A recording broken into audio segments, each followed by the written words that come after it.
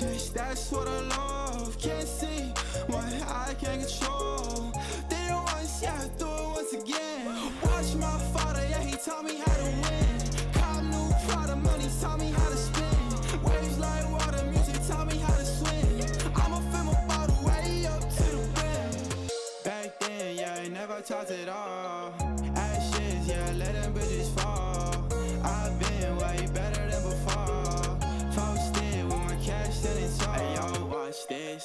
Got a foreign gold switching for my necklace. Got $100,000 on my checklist. All the money you made, that's my work sweat. You ain't learning. I be a new person. I be making money fast. They be so determined. I be working every day. Yeah, I'm up on my circuit. Get me another diamond chain, made it from the surface. I been hurting. Would you live with me straight till the end? Baby, don't leave my back. I'm too spent. This is what I got, yeah, it's how it been. But that's okay, cause I'm making ends. Don't like me, well, I'm on the road. High speed, chase, that's what I love. Can't see what I can't control.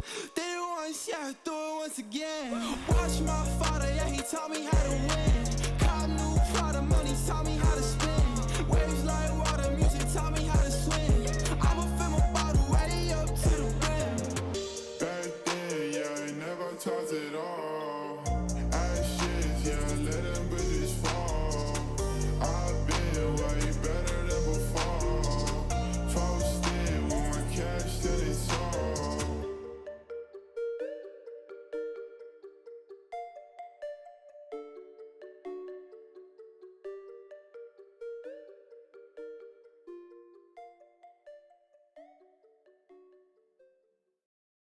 Do not come. Do not come. Okay, this is the most disappointing video I've ever seen. She literally attacked the two things that I like.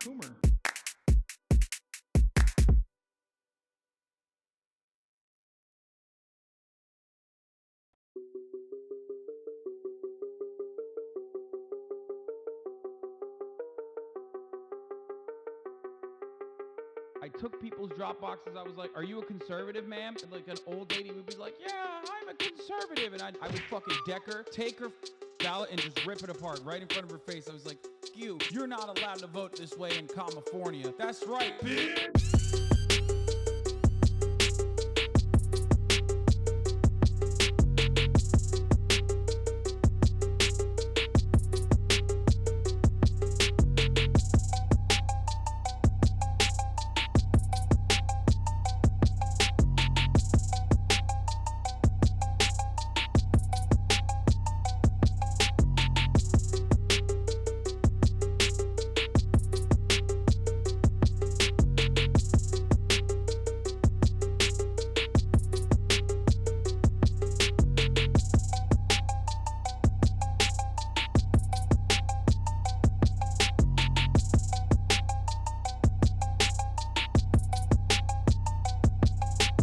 I got a funny one for you. Okay, here, look at this. With what we were seeing in the polling data going into this election about what people cared about and the order in which they ranked it. So we have had a lot of questions throughout this time about new voters, people that hadn't been in there before that were perhaps not getting captured by the polling. So maybe this is a sign that we're going to see a little bit more of that tonight than we Watch expected. this. We obviously don't know yet. And you know what's missing from this 1, 2, 3, 4, 5 top 5 issues?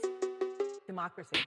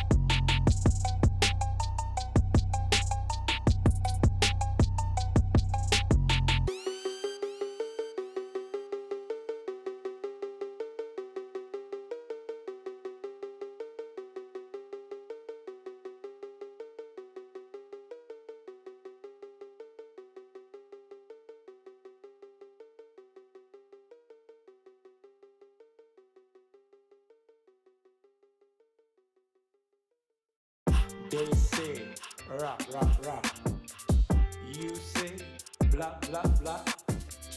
Talk is cheap, homie. Talk is cheap, homie.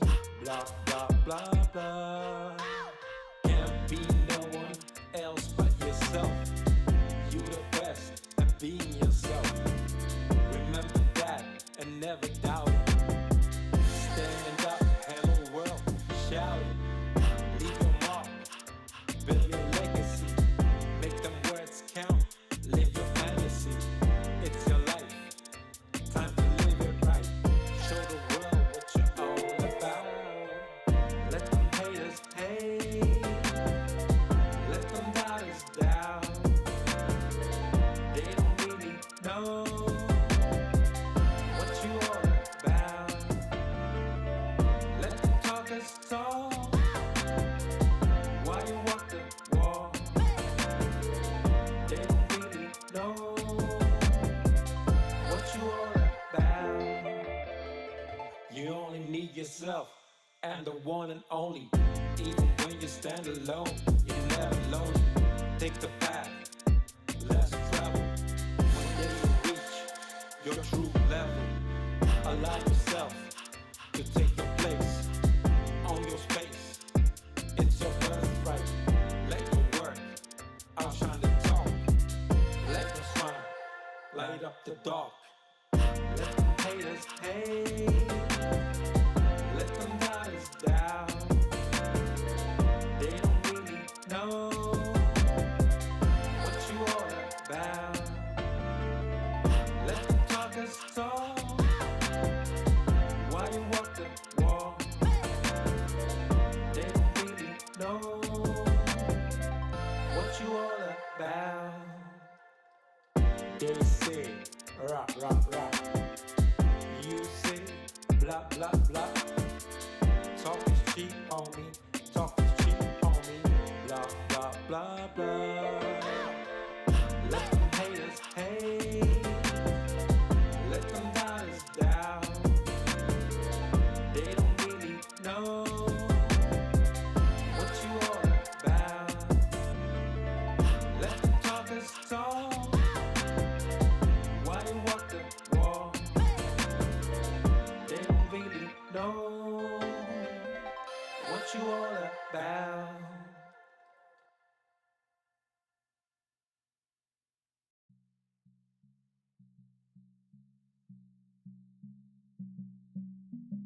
What a fucking liar, dude. What a fucking Weasley little liar, dude. What a fucking Weasley little liar, dude. Holy shit, dude. Holy fucking shit, dude. Literally lying. Still lying to his audience.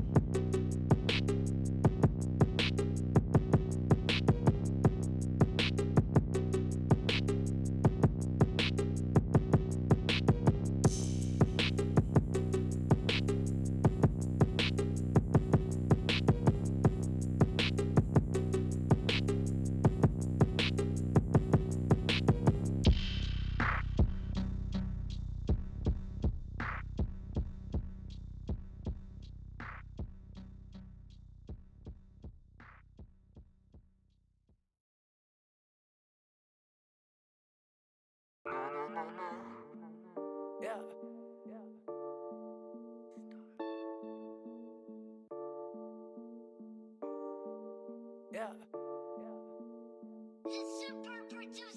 I need a smoke, where the matches. I'm a king, fuck your status. Getting dough, I pay no taxes. I'm a star in all fashions of the word, bro. I'ma flip the bird, bro. Coming through in foreigns and all you hear is skirt, huh? All polo with some white shoes. Funny thing now is I'm a nice dude, but when you cross that line, it ain't the right move. And my tender bitch is what I like knows. Oh yeah, can you feel that? I'm giving y'all that real rap. I'ma get the money, make the deal fat. Making hits with a steel bat. The Audi Quattro or that Monte Carlo. Which whip will I whip tomorrow? Got 6 chicks down to sip the bottle. Go coast to coast so I can ship the cargo. I don't really know if these people keep it real. I'm just telling all you fuckers how the homie really feel. And I'm looking up to God. Can you tell me what's the deal? I'm just waiting for your answer at the altar where I kneel.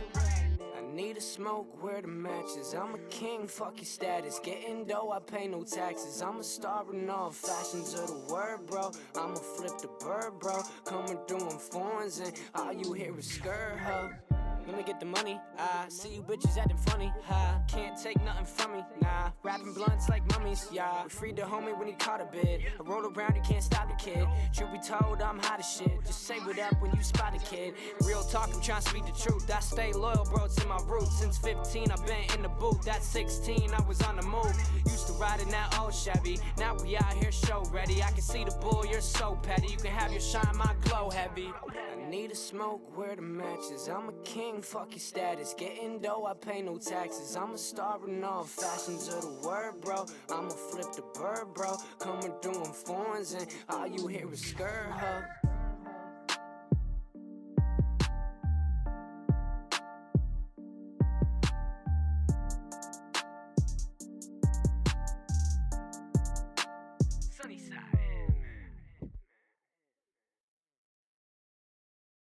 We aren't better because we want to be. Because the road to hell is paved with good intentions. All the do-gooders in the world, whether they're doing good for others or doing it for themselves, are troublemakers. We white Anglo-Saxon Protestants, British, German, American, have been on a rampage for the past 100 or more years to improve the world. We have given the benefits of our culture, our religion, our technology to everybody. And we have insisted that they receive the benefits of our culture, even our political style, our democracy. You had better be Democrat, or we'll shoot you. And having conferred these blessings all over the place, we wonder why everybody hates us. Because sometimes doing good to others, and even doing good to oneself, is amazingly destructive. Because it's full of conceit. How do you know what's good for other people? We can change society. We can get enormous enthusiasm going out of the idea that there is a revolution afoot, and that this revolution is going to set everything to right. Do you know a revolution that ever set anything to right? Whether the revolution came from the left wing or from the right wing? When we have a great system, great power to put it into effect, there is always more violence, more bloodshed, more trouble. Diabolical things are done in the name of righteousness. We don't change. We're doing the same thing today, but under different names. We can look back at those people and see how evil that was, but we can't see it in ourselves. So therefore, beware of virtue. We aren't better because we want to be. Because the road to hell is paved with good intentions. Because all the do-gooders in the world, whether they're doing good for others or doing it for themselves, are troublemakers. Lao Tzu, the Chinese philosopher, said, the highest virtue is not virtue, and therefore really is virtue. But inferior virtue cannot let go of being virtue, and therefore is not virtue. All the do-gooders in the world, whether they're doing good for others or doing it for themselves, are troublemakers. We aren't better because we want to be.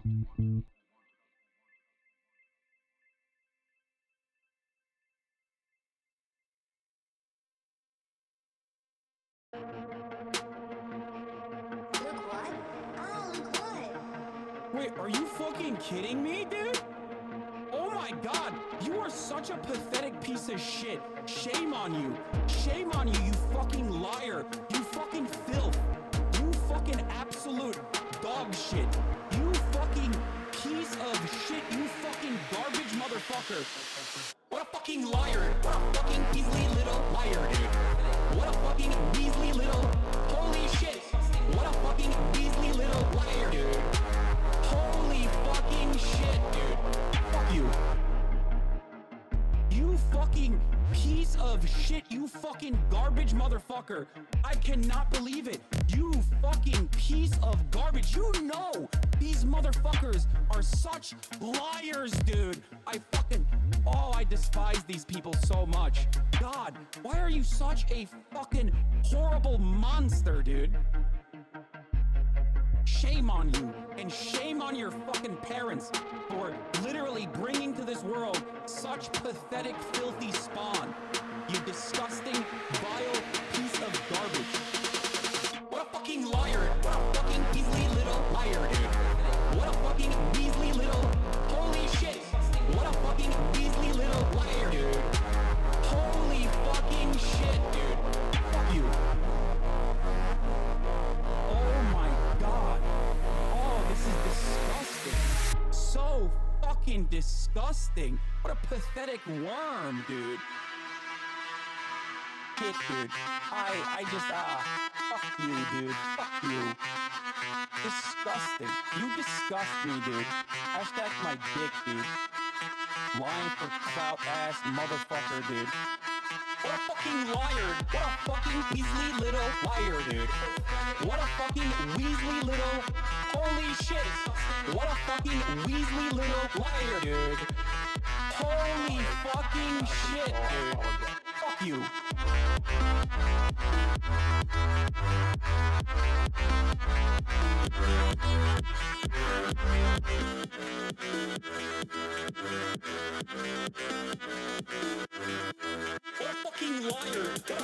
Hi, hey, hello.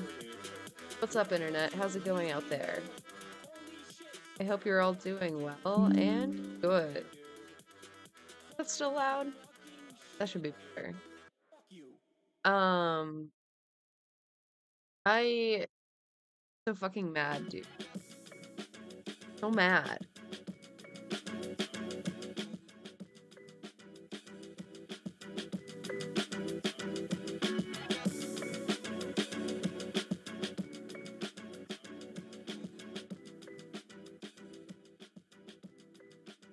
Sorry, I'm trying to fix the audio right now because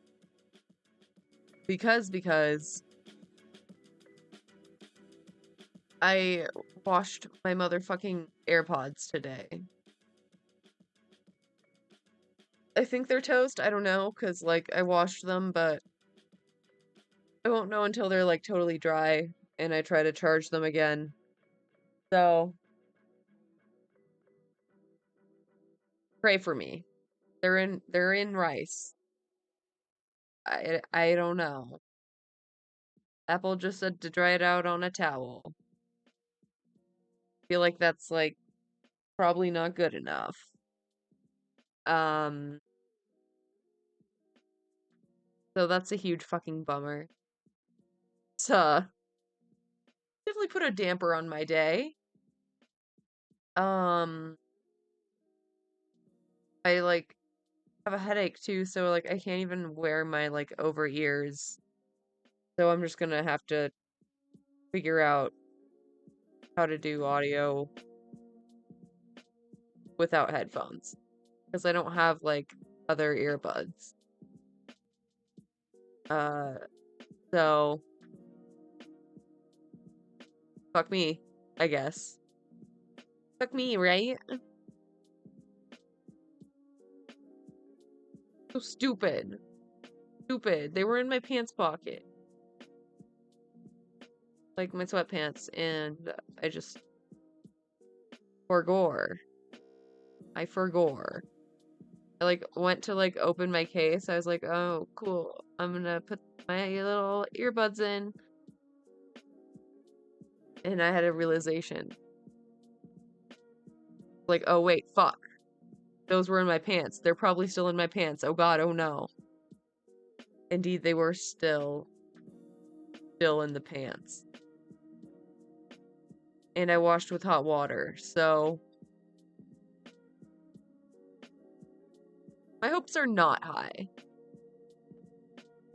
They say that they have, like, waterproofing.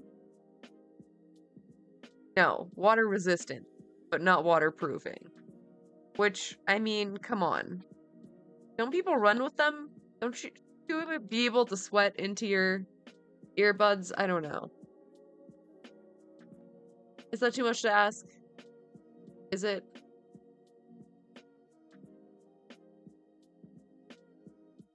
Go fund me. New AirPods, please. So mad. Ugh. I had to clean a whole bunch without my AirPods. Kept missing all the stuff on stream. Mad. I'm mad. Smash.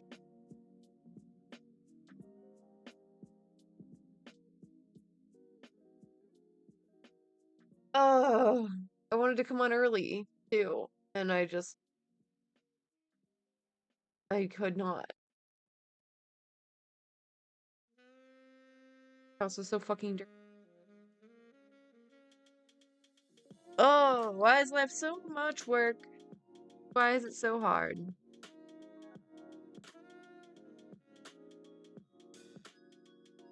Tell me why.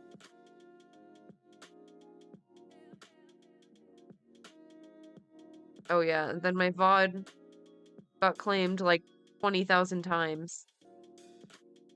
I forgot to edit it, and now it's just stuck in processing purgatory. Curse me. I am so cursed.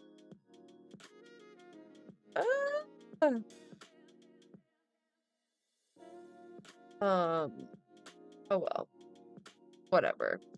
Tomorrow will be a day off for me, so looking forward to that. I mean, I don't really ever get a day off, but just a day streaming so I can edit and fucking catch up on everything. I need to learn how to use more AI shit for editing. Speed up my process. Yeah. Oh yeah, and my stomach hurts. My stomach hurts so bad, and I don't know why. I don't know if I got, like, kind of bug or food poisoning, something or other. I don't know, but it hurts very bad. It hurts so bad. Couldn't eat. And I hate that. I hate that for me. Stomach hurts. Washed my AirPods. VOD claimed. And blocked. I can't any W. 0 W's today. Like, pretty much none. So, that's where I'm at. Hope your day was better than mine. I just wanted to do some lighter stuff. I mean, not really. It's probably not, like, actually gonna be lighter, but, you know, comparatively. I'm really excited for this. This is, like, kind of all I want to do. It's 2 hours long, though. Probably won't finish it in any case. But we can start it. The Pharmacology of Pornography with Hamilton Morris. Talking to Janice Griffith. I don't know, but that will be like our fun time.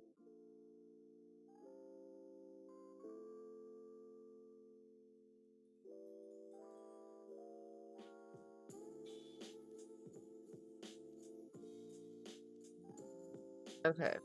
I don't know. So much harder to mix audio when I can't hear it.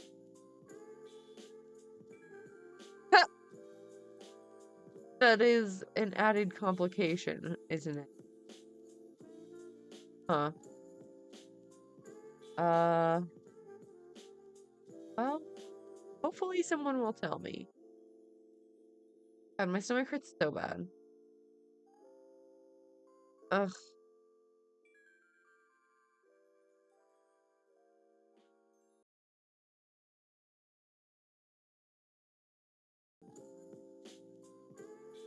I didn't mean. I hit the wrong button. I gotta stop doing that.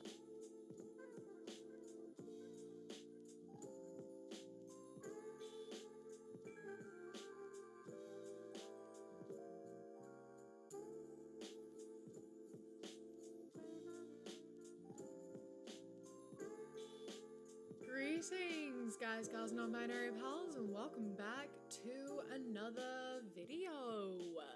A couple of months back, I did a video about the biggest hypocrite, gothics, and I said that if that video got 9,000 likes, I would do a video watching her video called Jesus is the Answer. And recently, that video hit 9k likes. So, I am here to keep my promise, and we're gonna watch this really fun video that I did not realize was 45 minutes long, and we're gonna talk about it. That's what we have in store today. You asked for it, so you're welcome. But before we get into it, I would like to take a moment to say thank you to today's patron of the day, Nyx of the Eternal Night. I appreciate you greatly, and I hope that you enjoy this video. Alright, let's get started on this fun, long video. The other content creators that make multiple videos about me throughout the month, and I get it, like, it's content creation, you gotta make content somehow. After a while of doing that, you would think that these people would figure out that I'm not going anywhere. Being, like, you know, directed towards people doing what I do, in a sense of, like, you know, I've made a video about her, I'm making another video about her right now, so she called me out right here. I'm not doing this in hopes that you're gonna stop making content altogether. This is me talking about what you're saying and telling you why you're wrong and why you're a hypocrite. And it is up to you whether you listen and internalize that or not. But for the most part, when I make these videos and I talk about people, like, especially at, like, the Daily Wire and stuff like that, I am very, very aware they aren't going to listen to what I say. They're not going to take it on board. They have no interest in changing or learning or listening or anything. None at all.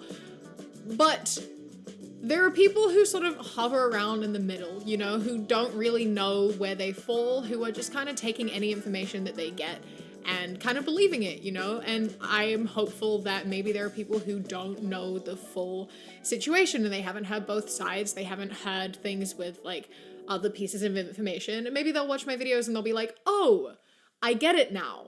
You know, like, my videos are here not to change your mind and not to make you stop making content, although that would be great. But it's more to provide context and help people understand. I feel like I missed a lot of context here. I am very confused. I thought this was something else.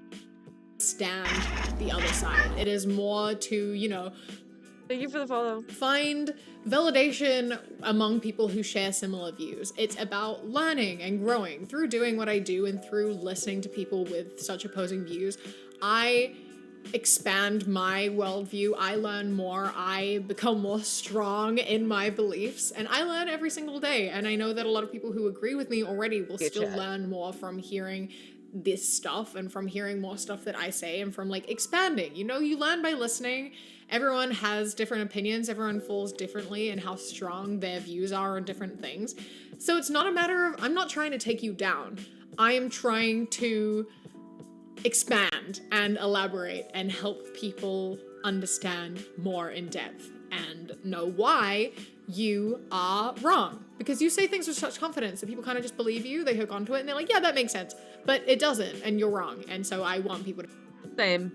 That's kind of same. I get so mad at people being wrong, and I just need I need to fucking tell them why they're wrong. Of course, they'll never see my content. But, I mean, their fans certainly do.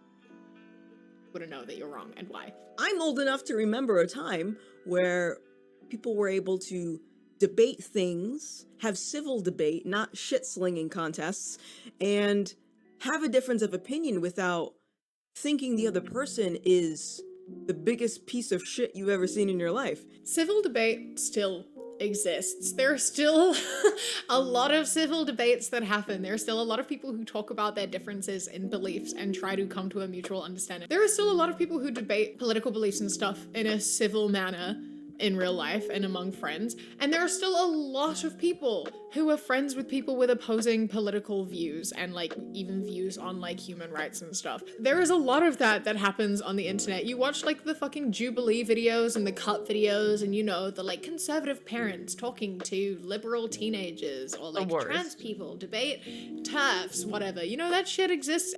There's so much. So much. Yeah.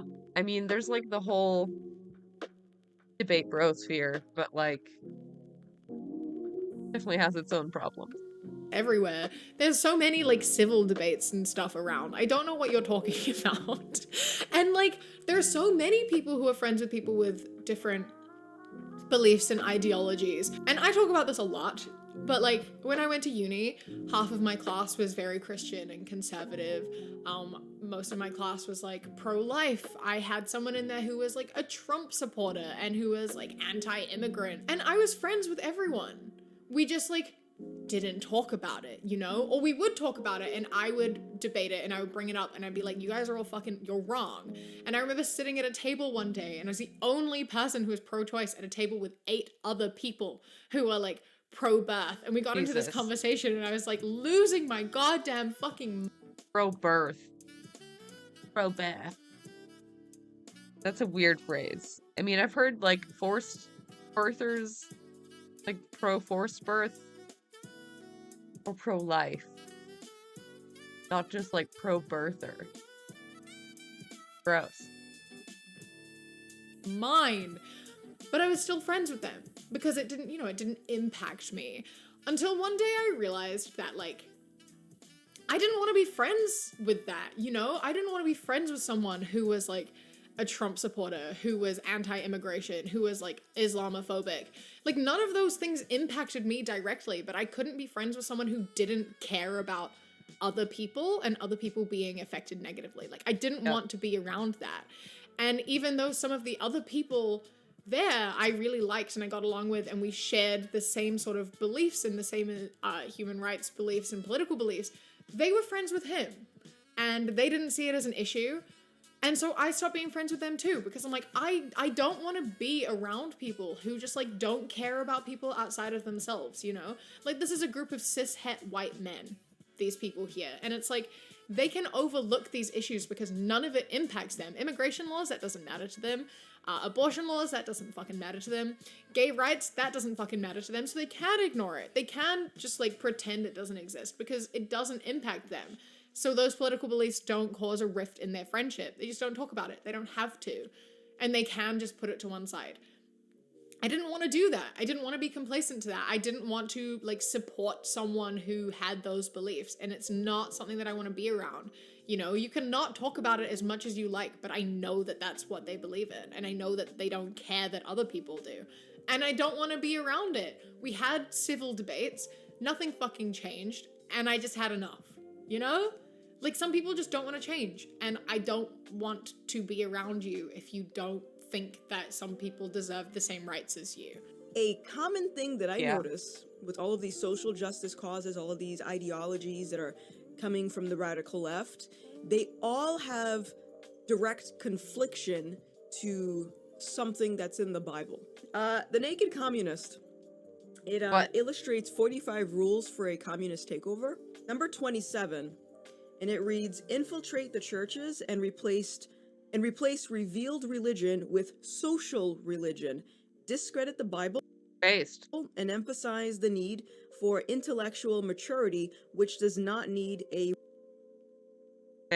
religious crutch. I have seen pastors tried to convince their churchgoers that Jesus was trans or non-binary. No, boo-boo, that's not a thing. I think a lot of the time when people try to No, yeah, that's true.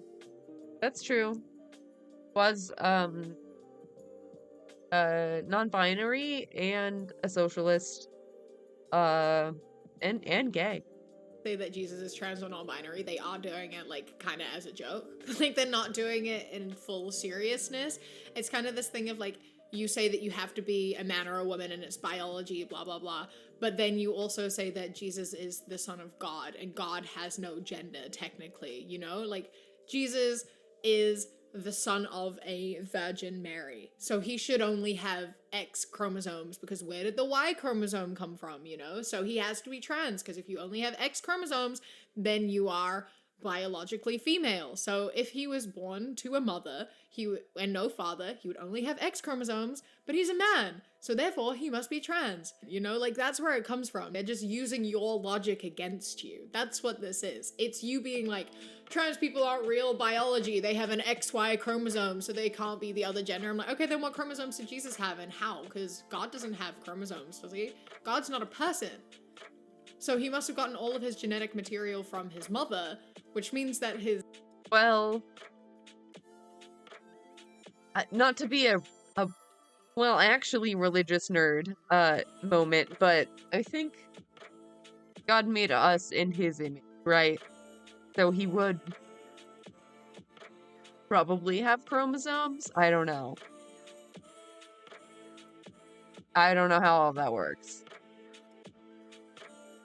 Any Christian scientists in the chat?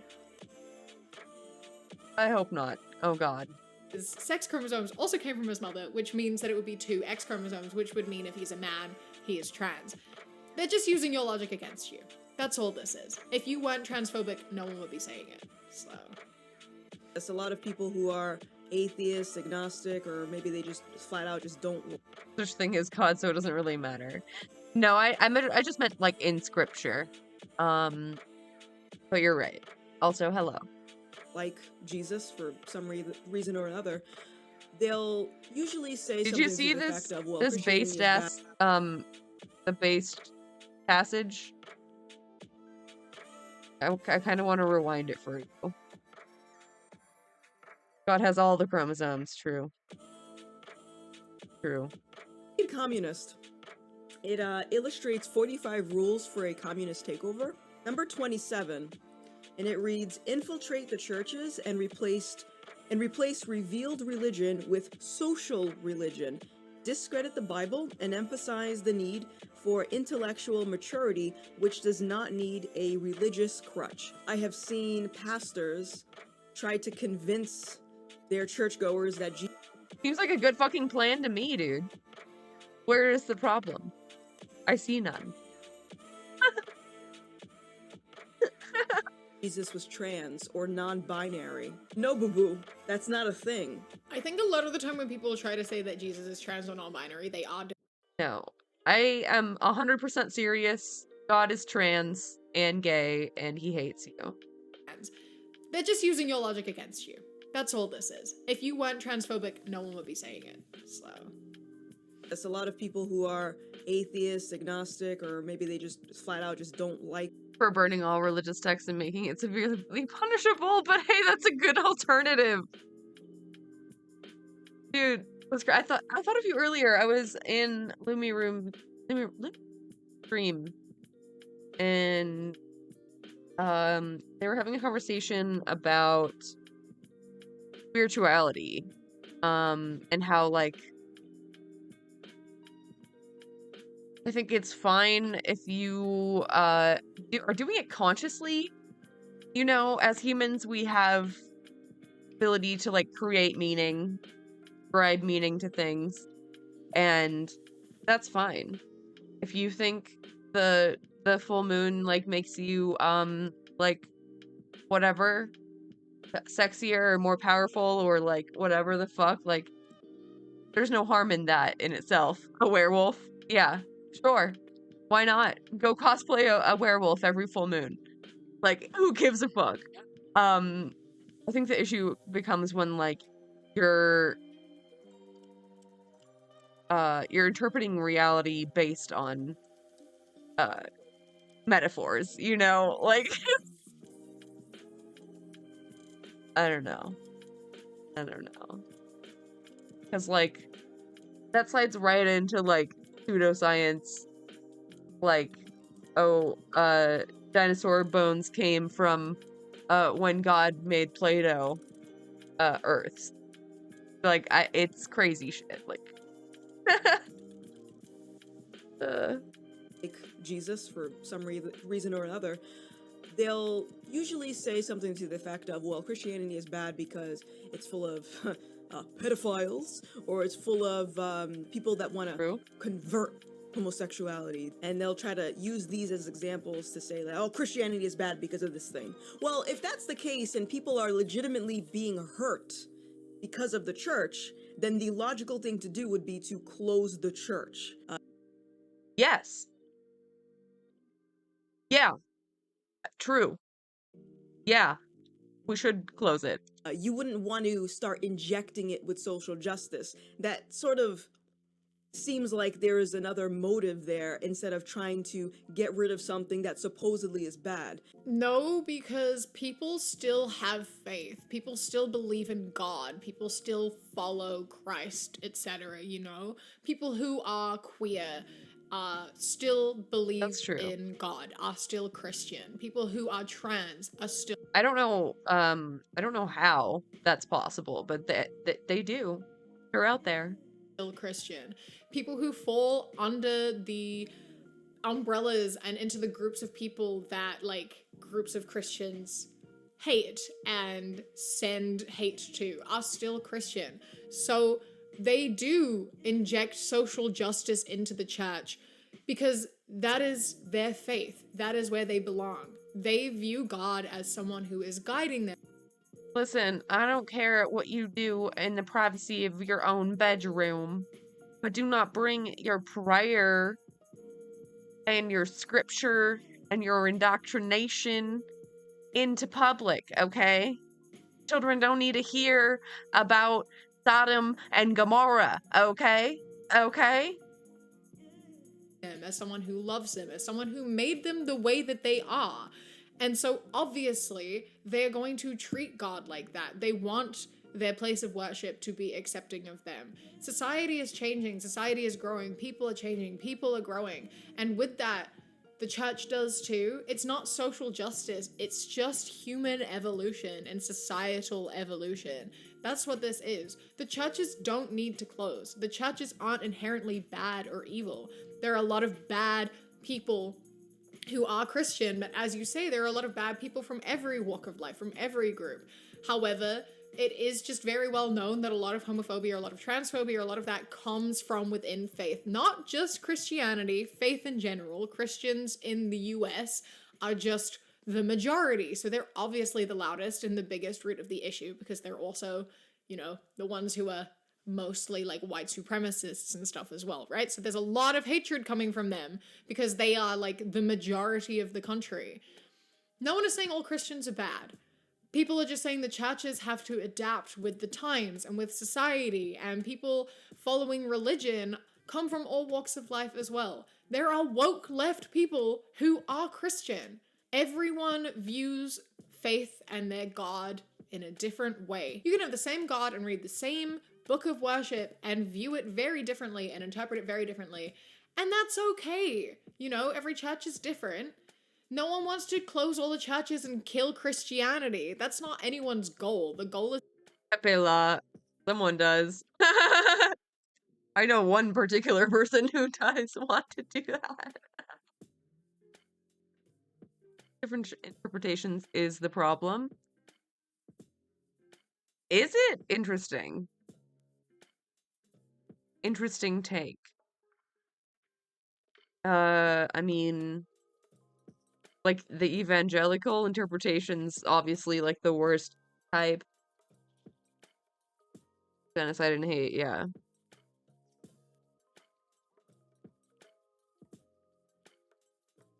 I mean, I guess that's true, but, like, it's a book of, like, metaphors and allegories. I don't know, like, how you could unify interpretation of something like that. Like, I don't know. I like no, I think like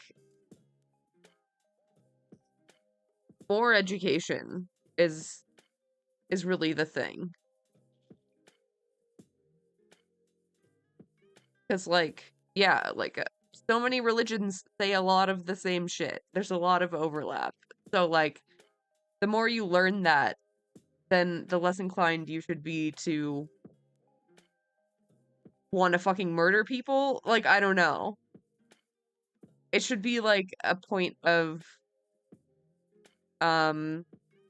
like a point that we have in common with other cultures. You know what I mean? Like the Abrahamic religions especially are basically the same thing with like a twist. So like I don't know. I don't know. That's like a gross over simplification, but I don't know. Like a lot of areas, especially rural areas, the church is the only place that's offering any sort of like food bank. Like they help with housing. Like it's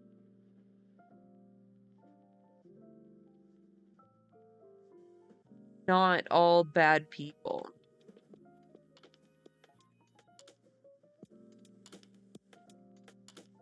Like a lot of faith leaders are genuinely like community leaders. I think we should tax them. We should tax the fuck out of them.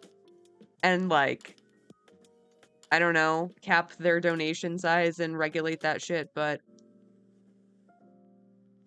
a lot of faith leaders are pedophiles. I mean Christians, yeah. A lot of Christians are pedophiles. Also, yeah. Investigate that shit. Like, do you think that the cops didn't know about any of these pedophile cases? The cops are going to the church. The cops are the problem there.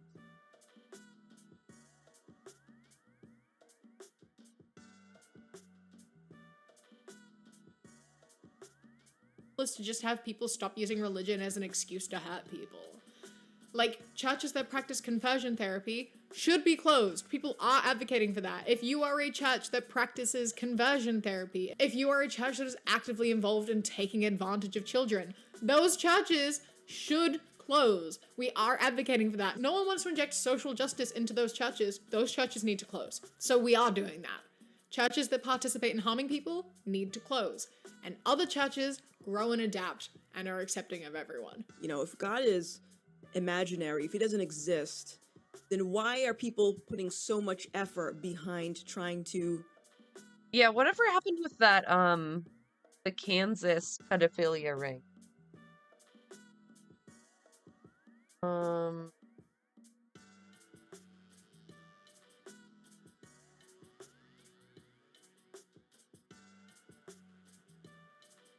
200 clergy and opened 125 criminal cases. Not a single person faced consequence. Sorry, what? Sorry, what? The fuck? Why is this all from January? Why isn't there anything newer? What the fuck? Wait, that can't be right. I'm sorry, what?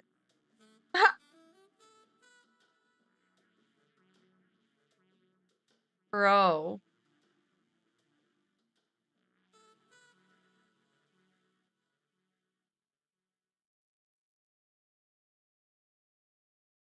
Holy. Okay, what about France? What surely France will do something, Copium.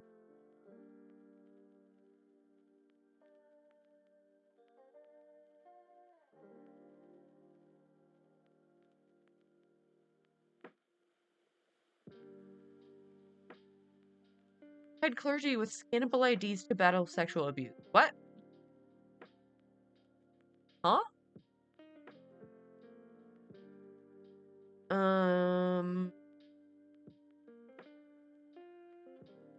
Wait, that's from 2021.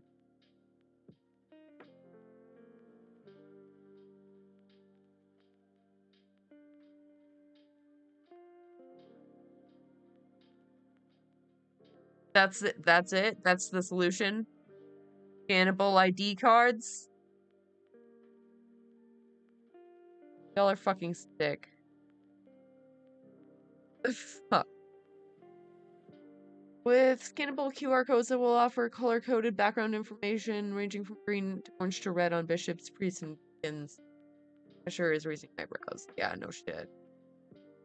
Old sins cast long shadows. After centuries of seeking, the French bishops' conference decided it will be transparent by equipping priests, bishops, and deacons with digital identification cards. No bigger than a bank card, the IDs will certify whether or not its holder is fit to perform or has the right to hear a confession.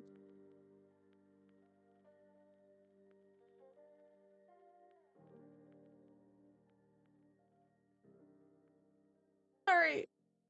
Imagine you're like, I need to confess, Father, for I've sinned. He's like, yeah, just hang on. I need to scan my card real quick. And it's like red. You're like, sorry. I'm not accepting confessions at this time.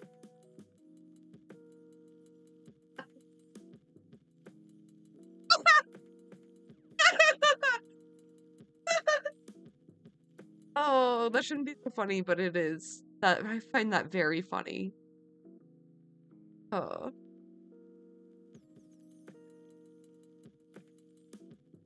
Allows and enables denial like no one else. Yeah. Will identify whether or not the church member is facing a charge. Interesting. And it's only the church that is responsible for updating this database. I don't see how that solves the fucking problem, but okay. Okay. This is the guy? You got this guy? Alright. Alright.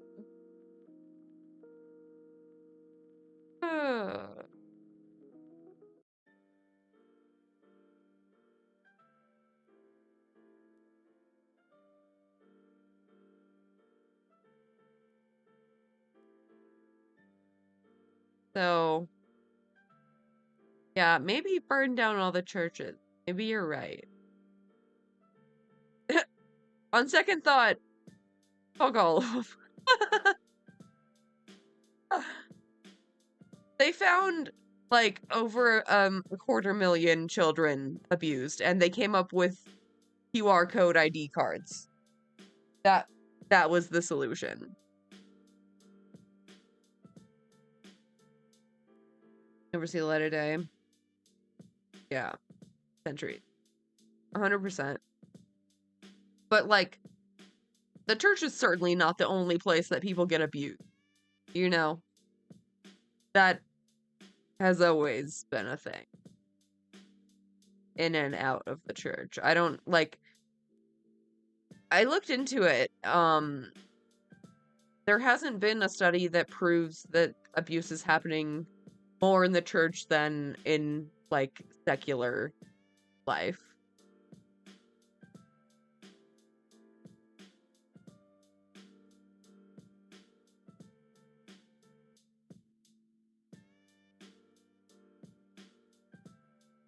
Send it over.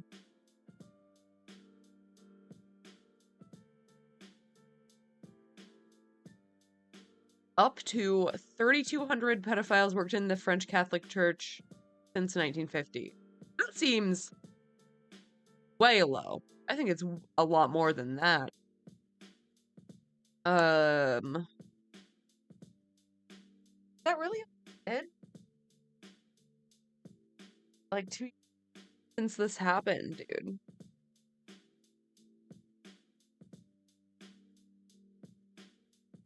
fuck?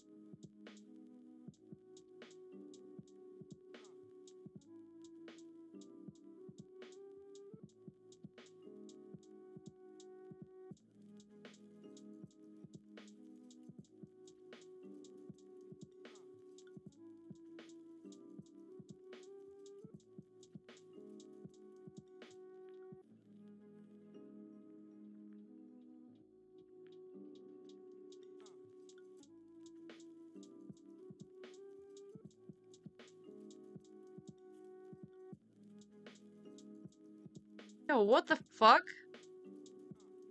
This article was way too fucking detailed. Jesus Christ, CBC, chill. What the fuck? Oh my god. I can't. Destroy the church. Because it's not just atheists and agnostics that are trying to destroy the church. It's literally Christian people. Pastors are changing. There are like gay pastors. There are women pastors. There are preachers of all sorts. There are people running churches of all sorts and all walks of life. Christian people are the ones changing the church. I'm not doing shit to change the church. You know, I complain about Christianity, I complain about religion, I talk shit about it all the time because I'm an atheist, you know? Like, I don't give a fuck. Do what you want, be religious. I don't care, I respect that. That's fine. If that's what makes you happy, that's fine. I'm not doing shit to change the church. There's nothing I could do to change the church. I'm not in there. I don't know the practices. I don't know how shit works. I'm not gonna be able to go in and then like change the church in the way they practice. No. People who are part of the church are the ones changing the church. It is Christians who are changing the church. It's not people on the outside. It is Christian people who are changing the way the church functions. So like, they're not trying to kill religion. They're trying to help it adapt and grow with the society as we adapt and grow as people. What I'm seeing is a symptom of a communist uprising. And that's not good. I know there's a lot of people in America that are in favor of communism, and these people were born here, I would assume. They're probably born here, they probably picked up on that information in college, but I know a lot of survivors that grew up in under communism, and their families starved. It's so wild, the brainwashing of the US, because like, you realize that a lot of the time communism in other countries doesn't work because the US didn't want it to work. Deadass, literally. We stopped all of the communist regimes dead in their tracks. On purpose. Yeah. So like, a lot of the time when communism starts being the function in a country, that's when the US is like, oh shit, we can't let that look good or our people are gonna fucking start an uprising here. What we're gonna do is we're gonna go in and we're gonna start a war. We're gonna go cause some civil unrest. We're not gonna stop intercepting and not get them food. We're gonna go throw some bombs around. We're gonna go cause some unrest over there because we can't be having that. We can't be having that look good because then our own people are gonna want that. So we gotta go fuck them up. We gotta go fuck them up. And it works because now you're here like, look at all these places under communism. Real. They're war-torn. They're starving. I'm like, that's literally because of you, though. That is because of what your country has done, because of how afraid of communism it is. It's so interesting to see because, like, you see it all the time, and I see it a lot in the videos that I do. You see these conservative, like, capitalistic Americans coming up with these, like, ideal situations in life, and it's like, I want to live in a small town in a community where we all love each other and we're all connected and we do things together and we do things for each other. Like, I'll bake my neighbor brownies and then they'll invite us over for dinner and we'll go out and work the field together and I'll go hunting for the whole town. And like, what do you think communism is? Because you know that the first part of communism is commune, because it's a community-based society. It's where you live and work together and everyone is equal and you do things to help each other because you love each other and you'll like connect. That's what it is. Everyone has their role to work together for an equal society. No one is better than anyone. That's the point. Love thy neighbor is community and community is communist. Like, you don't... It's just, I just want to know what they think it is and why they think it's so bad, because they're always so pro-communism and so anti-capitalism. That's like constantly, they show photos of capitalism. They talk about how bad it is when one person has everything and everyone else has nothing. And like, this person will live in a palace and everyone else will be in the slums. I'm like, that's literally the system we have right now. What you're asking for is communism, but you've been brainwashed your entire life to be told that it's like bad and awful and evil just because your government is terrified of it because they like having the power that comes with capitalism. It's so funny to watch. And it's hard for like a communist or a socialist society to thrive because the rest of the world is capitalist. Like, it's really hard to work. It's hard if you're the only country to be like true socialism or true communism or whatever. It would be difficult to do if you were the only country to do it. However, the US is a very influential country, unfortunately. So if they were to do it, a lot of places would follow suit. If you look at societies and communities where they focus on community above consumerism, they are so much happier. Like, the happiest people I've ever seen has been, like, when I go to Southeast Asia and I go through, like, villages in Cambodia and stuff, you know, where they work as a community. They all, like, work together, they all live together, they help feed each other, they help look after one another, and they don't worry so much about consumerism and what anyone else has. They just kind of exist and live peaceful, happy lives. When you take away consumerism and you take away greed, people are so much happier. So much happier. We are bred to think we need everything. We are raised in a society that teaches us that we need everything. We need the most, and we need to kill us. I want my treats. I want my little treats. Literally, Hassan. I always think of Hassan. I'm thinking about this, like, I love my little what can I say? I just love them. I love 32 kinds of Oreos.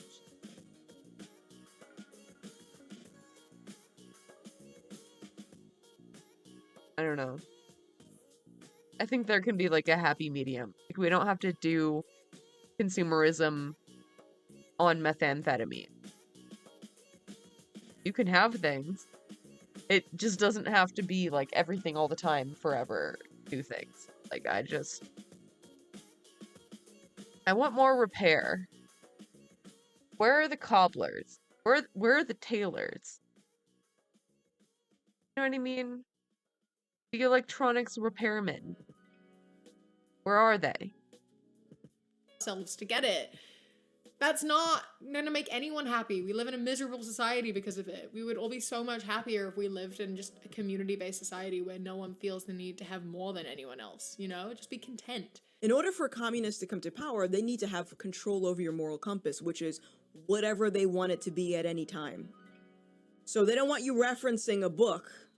They want you looking to the government and saying, this is what we should be following. So is that why in your capitalist country they've started banning books at schools and like banning books and stuff?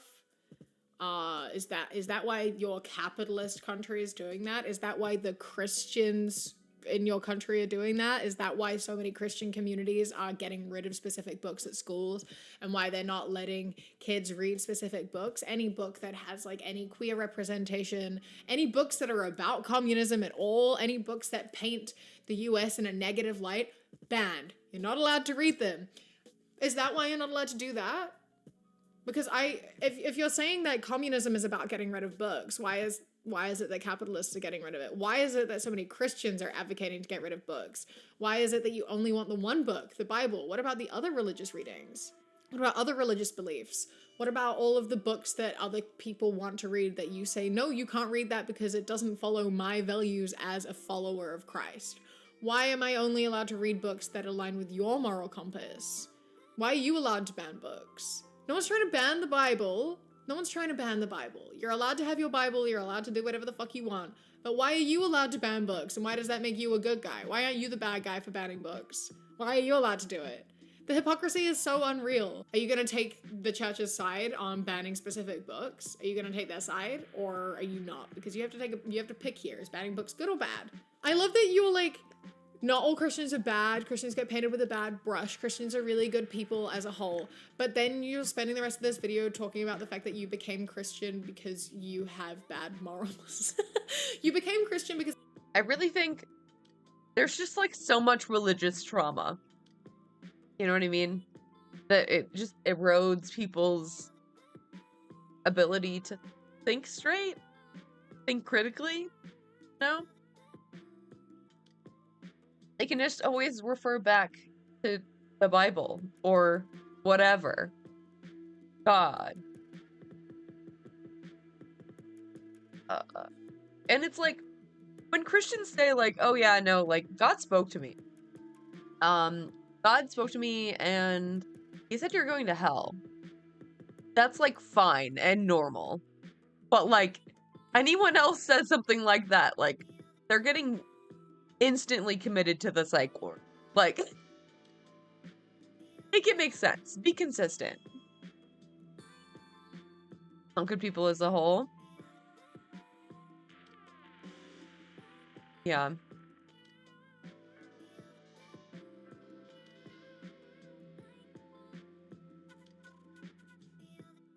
Yeah. But like, the Bible doesn't say that you shouldn't be gay. It doesn't say you're gonna burn in hell for being gay. That's like very specific fuckers. The Bible? No. Isn't the passage about you shall not lay with another man? It's actually about pedophilia.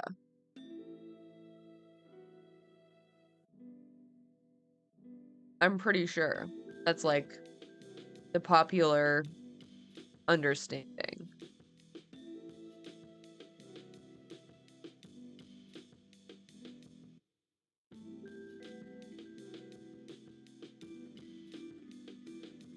Because it validates your bigotry, because you hate trans people, because you are anti-racism, because you are anti-feminism. You became a Christian because it validates that. You're not doing a very good job of selling it to... No, it's about homosexuality, and again, it's a problem. Different interpretations enable homophobia.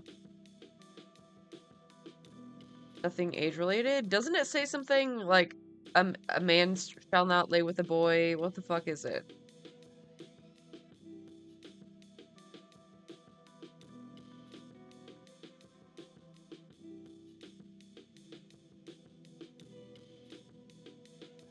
Leviticus.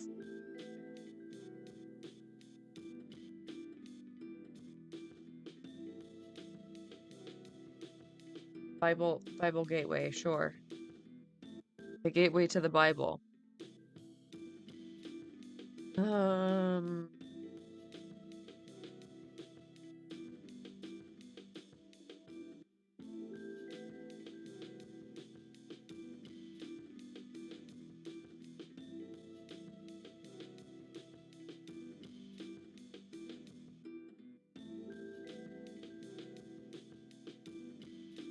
Yeah, no, I think that's like a translation.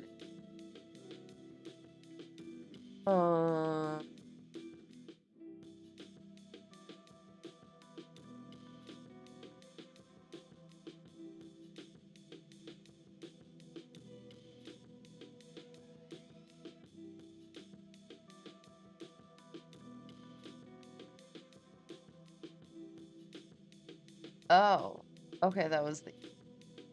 I don't know my scripture very well. Sorry.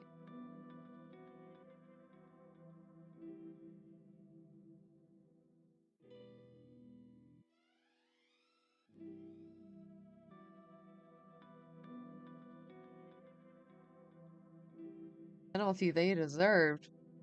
Yo, what the fuck?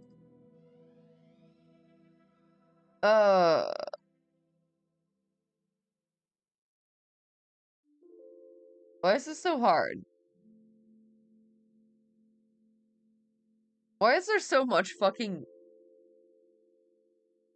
I mean, you're probably right. I don't know. I haven't actually read the whole Bible. I'm gonna be real with you, I got bored and gave up. So, I don't know. I do not know.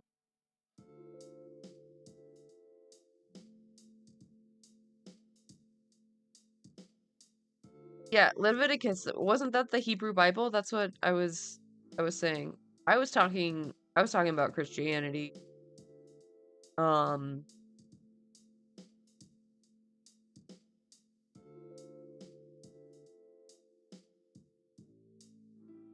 Old Testament is Christianity. You know what I mean?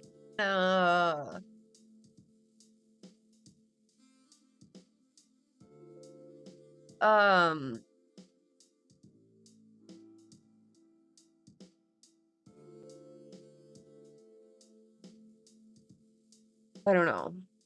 I'll have to like read into. I could have sworn that it was mistranslated.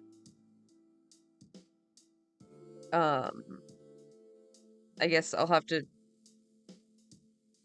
find somebody who speaks Hebrew. The passages from the New Testament, it's not much better. Oh. Okay. You're getting the time of the Crusades, you were put to death, Christianity would have been okay. I mean, yeah.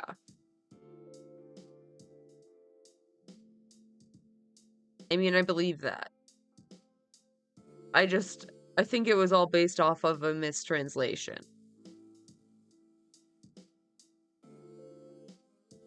And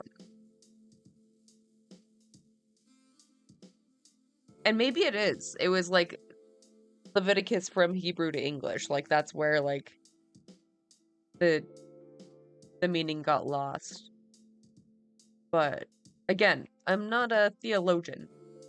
To me, all you're doing is actually furthering my belief in Christians not being the best. So you're not helping.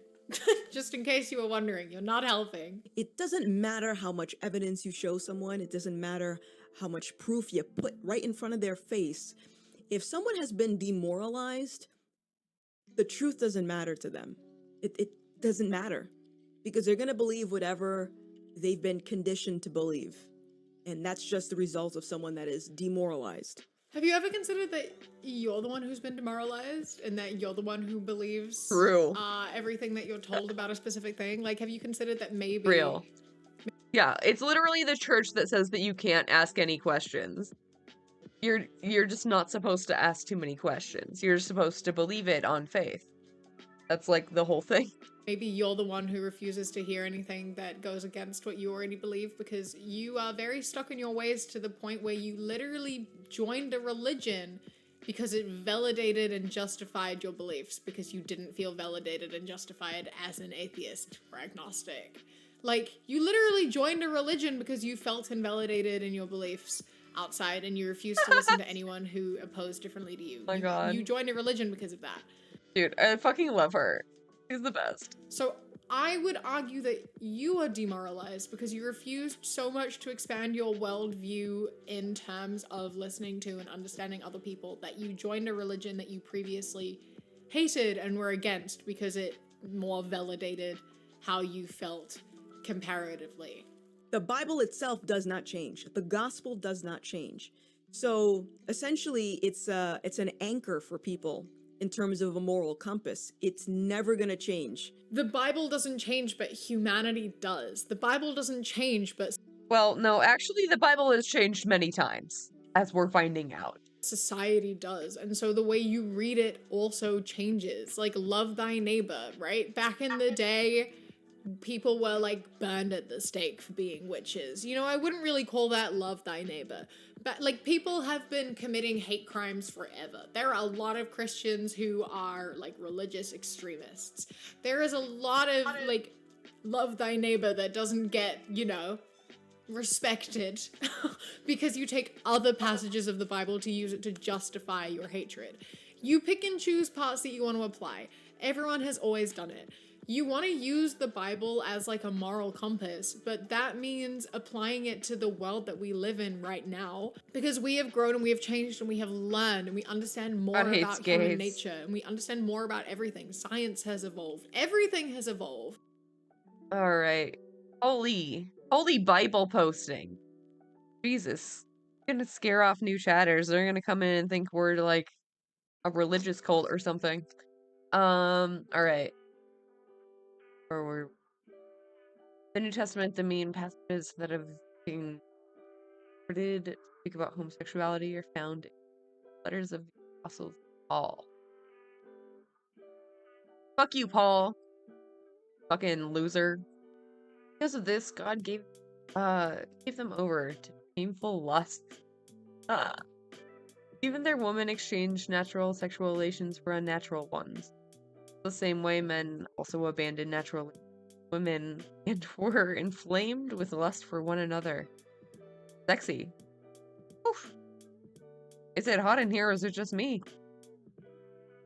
Men committed shameful acts with other men and received in themselves penalty for their error.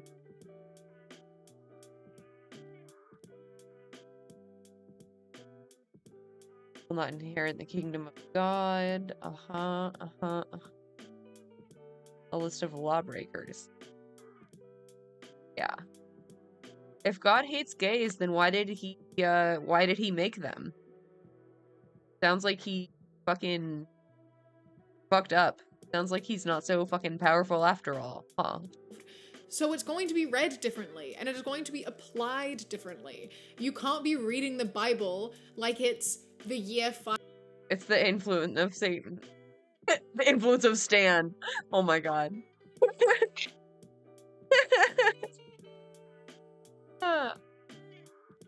Like the Eminem song. 500, because it's not the year 500, is it? People are always like, it didn't say anything about transgenderism in the Bible. I'm like, it also didn't mention cars or like light bulbs. It didn't mention the internet. It didn't mention fucking black winged eyeliner, and yet you're sitting here making videos on the internet with your black winged eyeliner. None of that was in the fucking Bible. So you can't be like, it wasn't mentioned in the Bible, so it's not valid. Like, shut up. Most of the shit we have wasn't mentioned in the Bible. Get her. It didn't exist. Things have been created. Things have changed. Things have grown. Fucking grow with it. Talking about how, like, you know, people have to follow the Bible to have, like, a constant in their lives. You have to have something that tells you how to live. No, I don't, though. Because I don't have a strict set of rules, I am able to grow and develop my own moral compass. I define my own moral compass. And what I value is I want people to be happy and healthy. And that extends out past people too, right? I care about animals. I care about the planet. I just want what's best for everyone. My moral compass, my values is what is going to benefit the most number of people. That is how I define my values and my morals. Is this going to make other people's lives better? Yes, then that is what I value. Whatever is going to have the best positive outcome, that is where my values lie. I value happiness and health. Oh, is that convenient out of blame Satan if something doesn't make sense? Yeah, like, didn't God also create Satan? Like, I mean, it's kind of his fault. He made an angel that fell from heaven. Make better angels. L. And peace.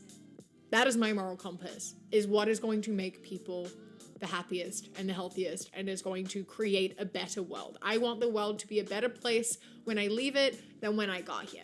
That is my moral compass. I don't need a book to lay that out for me because it's going to change. It evolves. It adapts. Time changes. I can't hold a specific set of values from when I was a kid and apply that now because I have learned so much since I was a kid. I am a different person now. I understand better how my actions have consequences. I understand what my words mean more. And I will continue to grow forever.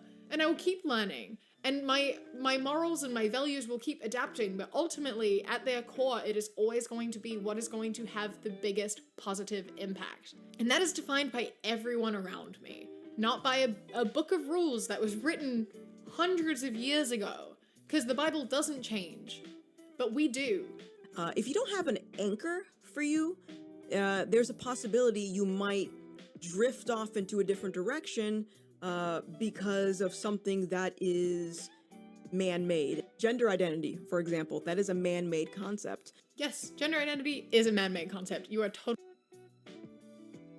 Just reminded of a Satan tweet I saw recently that was like, If you don't sin, then God died for nothing. So true. True. Totally right. Gender's not real, it's a construct. We created this binary. Like, yes, sex is real, male, female, intersex, obviously, that is real. Your genetic makeup, that is real. But we decided what it meant to be those things. We put labels to that. We put boxes to that. We said, if you have these chromosomes, or if you have these genitals, it means you have to do this. You have to fit into this box. We, as people, made that up. There is no rule book for that. There is nothing there that defines that at all. We decided that. We created that. We made those lines stronger and stronger as time went on. We created those boxes. We changed those boxes. They have changed so many times. What it means to be a man and a woman now is different to what it was thousands of years ago. It has changed. You just don't like to acknowledge that. You look at history in the past, like 200 years, not even. You look at history from the past, like since the 50s, and you're like, this is, in the 50s, this is what a man was, and this is what a woman is, so it should still apply today. No, it is made up. You're absolutely correct. You're absolutely correct. Gender's not fucking real. You're right. And every day we spend fighting with each other is another day that the people in power are able to further their agenda. If you think that the American government is like communist or socialist, I'm going back to my point of, do you know what communism is? Do you know what socialism is? I don't think you know. I don't think you know anything. If you think your government is like left-leaning or liberal in any way, Insane. Oh my god. Could not be farther from the truth. Even your like most left-leaning fucking candidates are barely left-leaning. Like, your country is so conservative. It is built on the back of just conservatism. It is such a conservative place. Yeah. Marianne Williamson is our most left candidate right now. And she's talking about ivermectin and hydroxychloroquine. Still, in the year of our Lord, 2023. So, promise there's not even a lick of communism in your fucking government, right? It's not there. You're making shit up. Also, the people in government are Christian. You're meant to separate church from state, and you're still like, they're trying to destroy the churches. They're literally Christian. No, they're not. 1 Peter 2:1. Therefore, rid yourselves of all malice and all deceit, hypocrisy, envy, and slander of every kind. When I speak on topics that, plushies, yeah. You know, a lot of the radical woke people don't like. I love everything about the queer Kiwi. Like, her whole aesthetic. Just iconic. They'll try to say that I'm slandering people. No, the truth isn't slander. It is, though. It is, though. The truth isn't slander. For all of those, like, woke left that say that I'm, like, slandering people, I'm not, because the truth isn't slander. Yeah, okay. Ma'am, I need you to understand something here. Your truth isn't the truth. I want to know how your ego is so sky high that you think that They're always so fucking confidently incorrect. Your beliefs and who you are is the only definition and the only version of truth. Why is your truth correct? How are you able to hold that value, and how are you able to have an ego so... Oh my god, these are so cute. Look at them. Is that an orca? Orcan eyes? Let's go. They literally think they're enabled by God, yeah. It's just a back loop. Bye, Lily. I love them.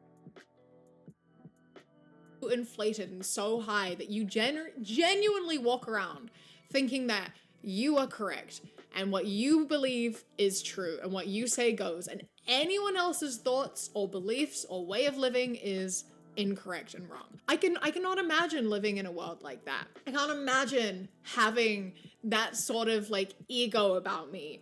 You know, like why am I wrong? Why is my belief system incorrect? Why are my values wrong? That's my truth. That's my truth. And so when I'm calling you out on your bullshit, I'm not lying. This is my truth. And you going around and like misgendering people, saying that trans people aren't real and that they aren't valid, you are slandering them because that is their Literally slander, yeah. truth. You are disrespecting their truth. You aren't lying to them because it is their truth. Just accept that everyone has a different truth. Everyone lives their life differently to you. And you have to respect that. And you have to understand that. It does not harm you in any way, shape, or form to respect someone else's truth. Just because something doesn't align with your views and your truth and what you believe doesn't mean it isn't valid and doesn't mean it's not their truth. By you disrespecting them, you are lying to them because it's not their truth. So it is a lie. It's not that difficult. And it's just mean. It's just rude. Like, love thy neighbor. Like, would you, if you loved your neighbor, just call them by the wrong name all the time? Like, come on. Difficult to understand, man. It's really not that hard. Just respect people. Ooh, this is a really good one. Jude 110. Yet these people slander whatever they do not understand, and the very things they do understand by instinct, as irrational animals do, will destroy them. But this is literally you, though. Yeah, you're right. This is a good one. People will slander what they don't understand. Who was this for? Yeah. I mean, it is a bit of, a little bit of internet war games. It is.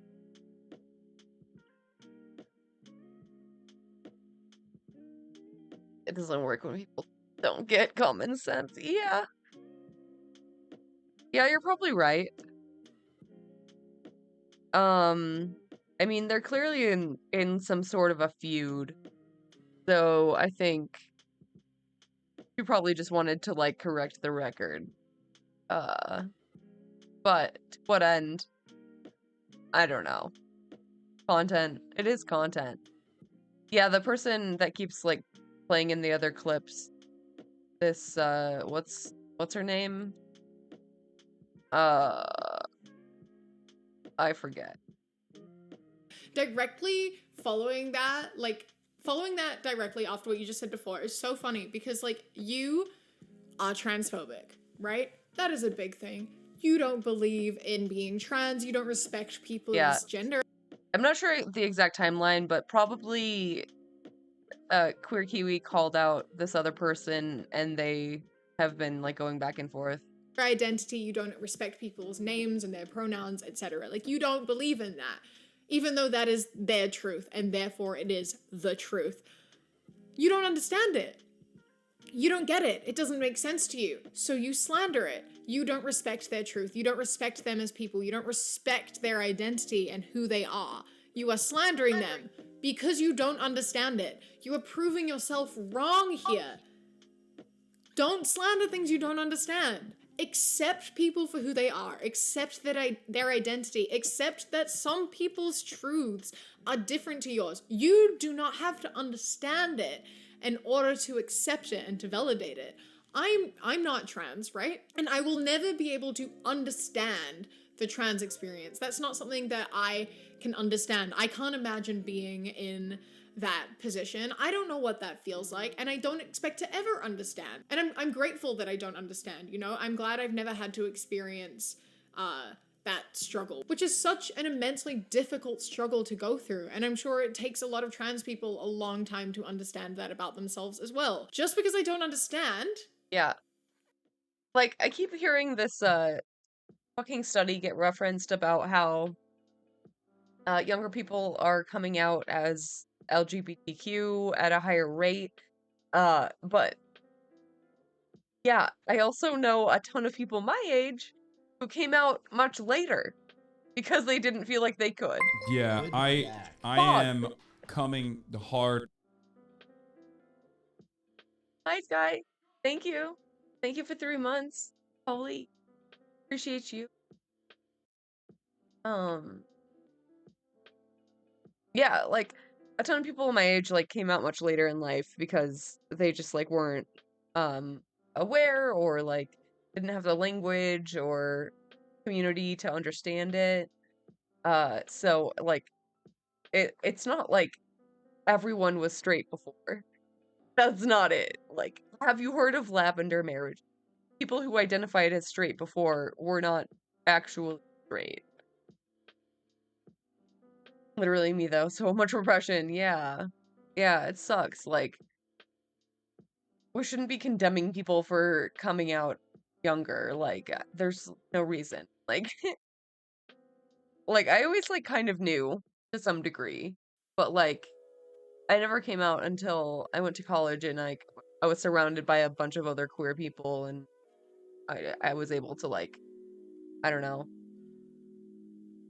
express myself for the first time. uh it's so simple. Like, come on. Why are they so threatened by it? Like, I think they're just like also repressed. They're just like so brainwashed by religion, like they think that they had a gay thought once and now they're gay and that's bad and evil. Like, came out like 15 times and expect to come out again at least as many. Yeah, it's like a lifelong process. Always having to come out.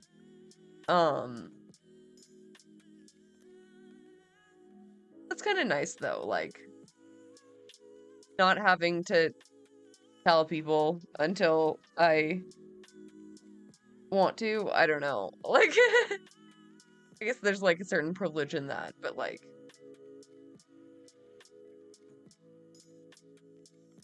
you don't owe anyone an explanation, you know? Doesn't mean I don't like it. Doesn't mean that I slander it. Doesn't mean that I say it's invalid or it's not real. It's not something that I've personally experienced. It's not something that I relate to. But it's something that exists, and I'm aware of that, and I'm going to respect people who are trans because they are people and they have their own truths and their own lives and their own values, and they are people and they deserve respect and they deserve to be seen for who they are. You spend your entire channel is about slandering people who disagree with you and who you don't understand. You don't have to understand people. Just let them exist. That's it. Please. For the love of... Yeah, and like stop calling people's existence indoctrination. Like, I'm not like indoctrinating your children because I exist in public. Like, I don't like what are you talking about? 100%.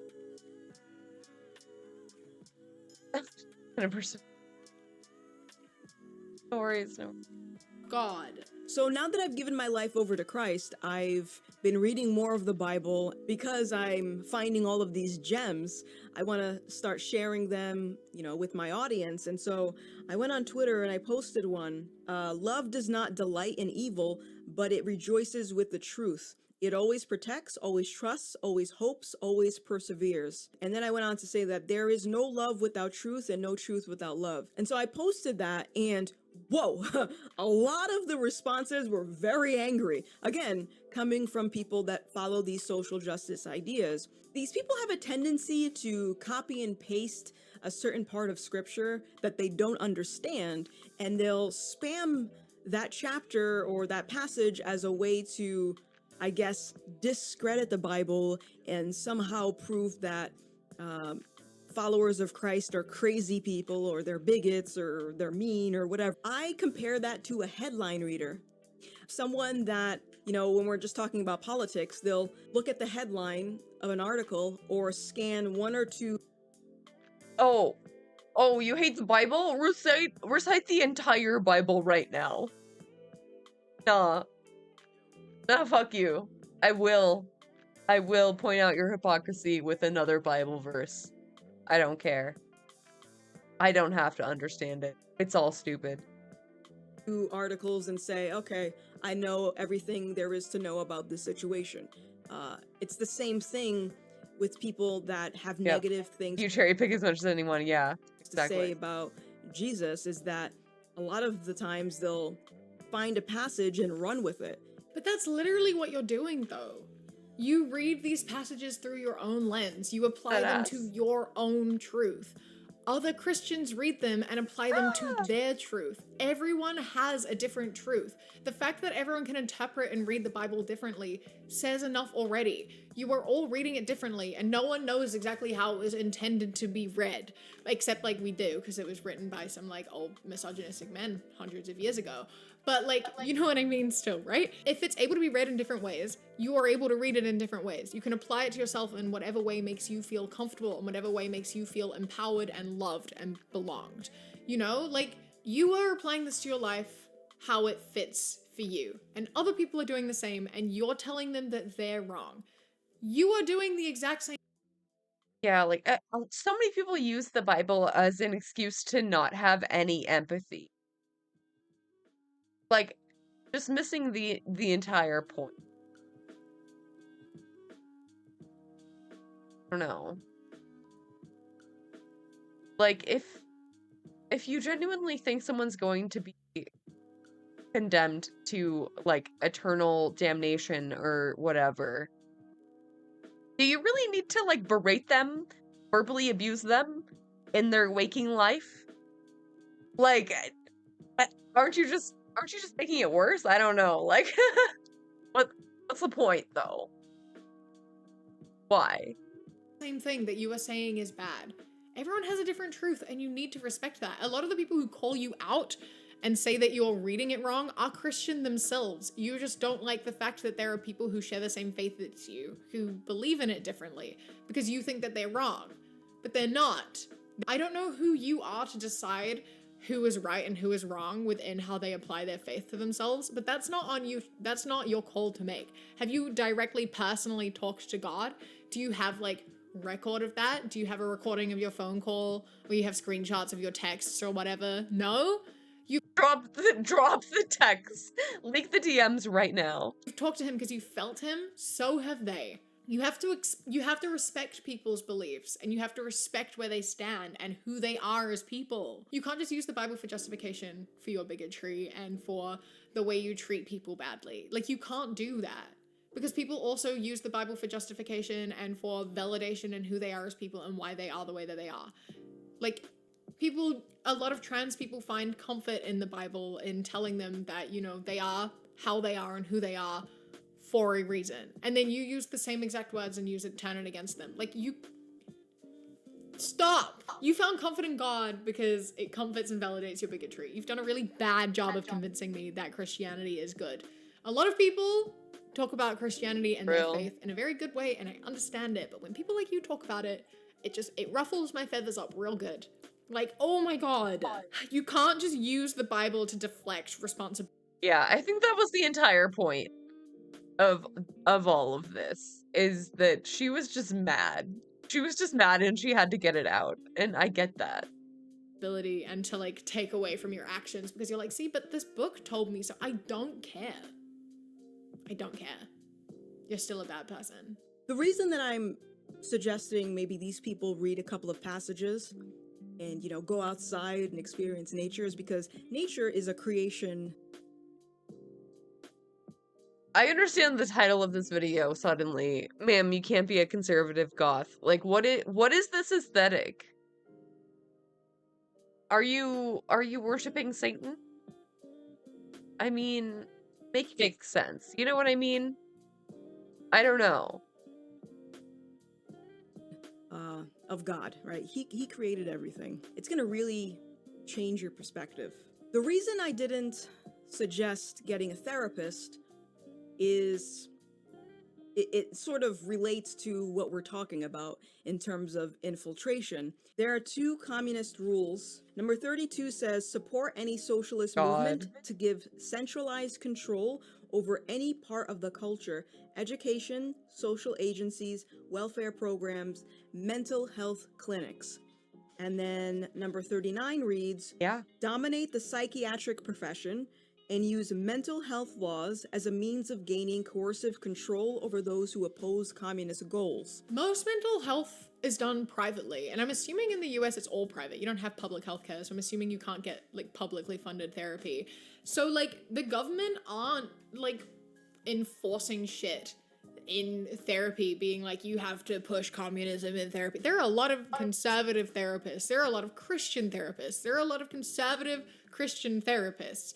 You are meant to take an unbiased stance in therapy. That is the point, is you are meant to go into therapy as a therapist with no opinions. You're not meant to give your opinion or input. You're there to like offer guidance, and it's to help you figure yourself out. It's about asking questions to help you reach your own conclusions. But there are a lot of Christian people who would rather have a Christian therapist. There are a lot of queer people who would rather have like a queer therapist. I personally will only talk to a woman in therapy. I do not want a male therapist. That is not something that I would ever feel comfortable with. Like, we all have our own specific needs when it comes to therapy, and it's helpful when your therapist shares similar values, because you are going to deal with issues in a more similar way. Like, if you are someone of faith, it might be good to have a therapist with the same faith, because sometimes talking about praying can be helpful for you, and that can be good to have in therapy. And so if you're seeing an atheist therapist and you're talking about prayer, they're maybe not able to empathize and help you as much in that field. You know what I mean?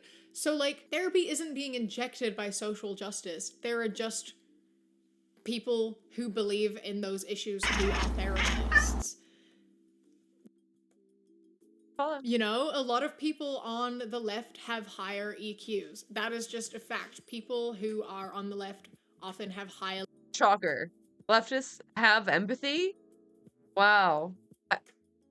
Who could have ever guessed? Levels of empathy, and people with higher levels of empathy are more likely to go into psychology as a field, because they care about people's emotions and they want to help people be better.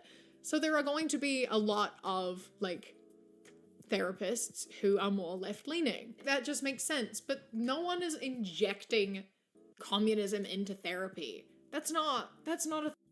I kind of wish they were, but they're not. House and oppose all federal regulation. The Occupation Health Administration and the Environmental Protection Agency. Oh.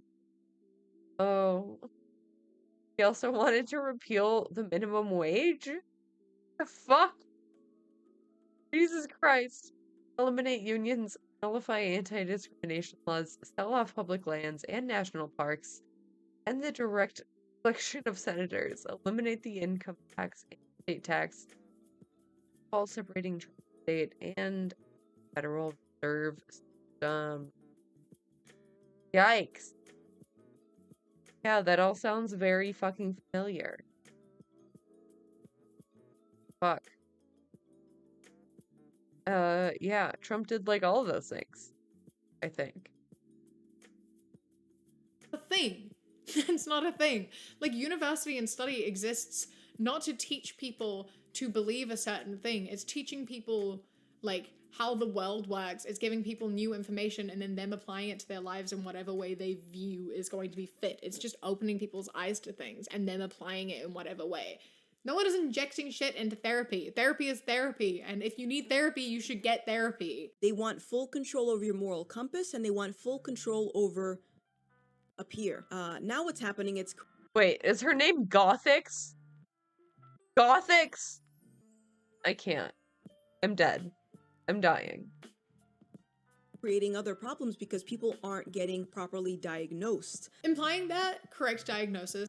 Did some basic research on this gossip. Please, spill the tea. Oh my god. This has been a thing is absolutely hilarious. Misdiagnosis has been happening for forever. Diagnosis now is probably the best it's been, like, ever. Because a lot of disorders weren't even named until recently. A lot of them weren't diagnosed in women at all until recently. Yeah, autism. Girl autism was just discovered. Just dropped. A lot of things have been misdiagnosed as a lot of things for a long time. And a lot of mental health disorders were treated with, like, torture. Up until... Got canceled like years ago for making comments about the black Ariel situation. God. Was that a couple years ago? Writing for all the white supremacists. Yikes. Isn't even relevant anymore. That's unfortunate. That's too bad. break for a while, and then came back and launched right-wing grifting. Damn. You hate to see it. Hate to see. Once I believe. Yeah, who knows? It could be either.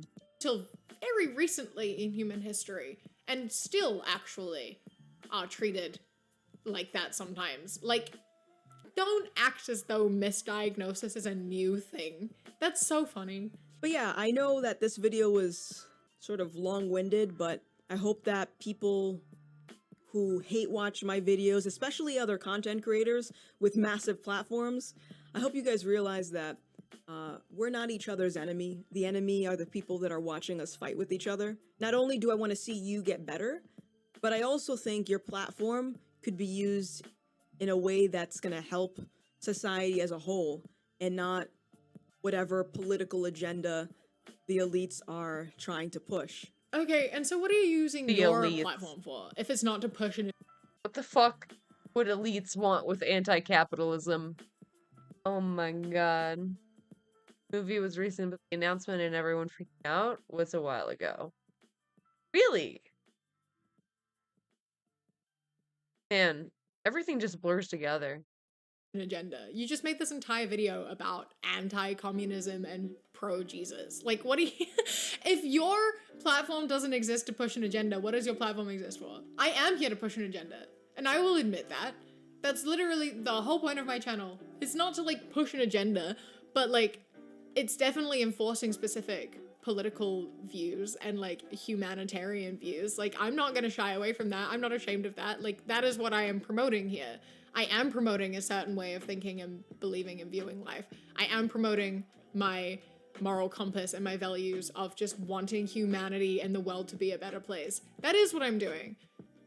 That is what I'm here for. Oh no. And is that not what you're here for too? Except, how could you? Like, not for bettering humanity, but just for your ego. Anyway, I'm going to leave this video here. That was very long. But you know, she gets me riled up. I don't... What a journey. Wow, that took me so long to get through. understand how you can be a goth and a conservative Christian, because you can't, but here we are. 2019. I hope that you... July of 2019. Wow. It's been a lifetime since then. you did enjoy this video. Let me know if you want to see me watch another one of her videos. A massive thank you to my Sprout and Above patrons whose names are up on the screen right now. And a huge thank you to my Kiwi Cat patrons. Toulouse, Bobby, Josh, Mandy, Robbie, Ikazel, Jessica, Eldo, Ida, Quia Corey, Raven, Danielle, Elias. Okay. Okay. I have a similarly themed video about the hipster turned conservative. How, The hipster. aesthetics do not matter. You cannot tell someone's politics based on how they look. So can we please, for the love of God, drop the blue-haired, purple-haired, pink-haired trope? Like, I'm over it. I just want to dye my hair again, and I don't want to be labeled an SJW, but I am also. So, you don't know. You never know. You could be talking to a fascist, and they look like a hippie. Nothing matters anymore. Talk about Gothics and Letter Channel. Dead, true. A word that went from defining American jazz lovers. Oh, we've been stuck in 2016 for a decade. Dude, I've been saying this. I have also been saying this. Has anything been real since 2016? I don't think so.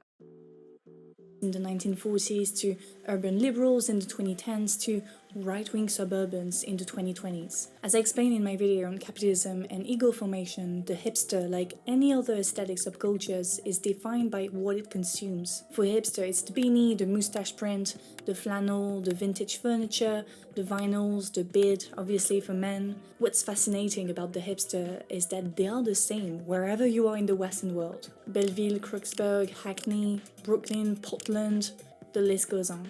You'll find them in co-working spaces, in vegetarian restaurants, riding bikes in the city. The hipster is simultaneously a fan of vintage and a tech enthusiast. Now all those attributes are part of what is called a habitus, a Oh, this vid, yeah, it's old. I am continually catching up So I try to like theme everything every week. Social habitus. Wikipedia gives us a very simple and clear definition of what a habitus is, so I'm going to read it for you. In sociology, habitus is the way that people perceive and respond to the social world they inhabit, by way of their personal habits, skills, and disposition of character. Never underestimate Wikipedia. In France, the term habitus was popularized by sociologist Pierre Bourdieu. According to him, the role of primary forms of socialization, so childhood and teenagehood, and secondary forms of socializations are very important in the formation of one's habitus.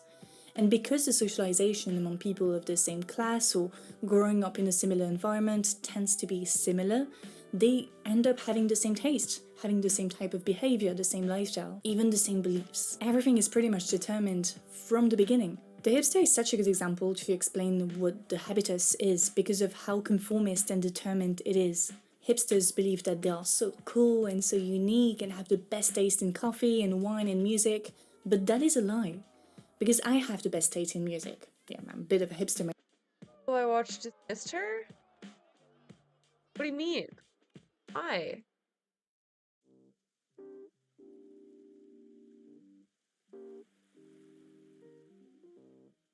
No, I love Alice.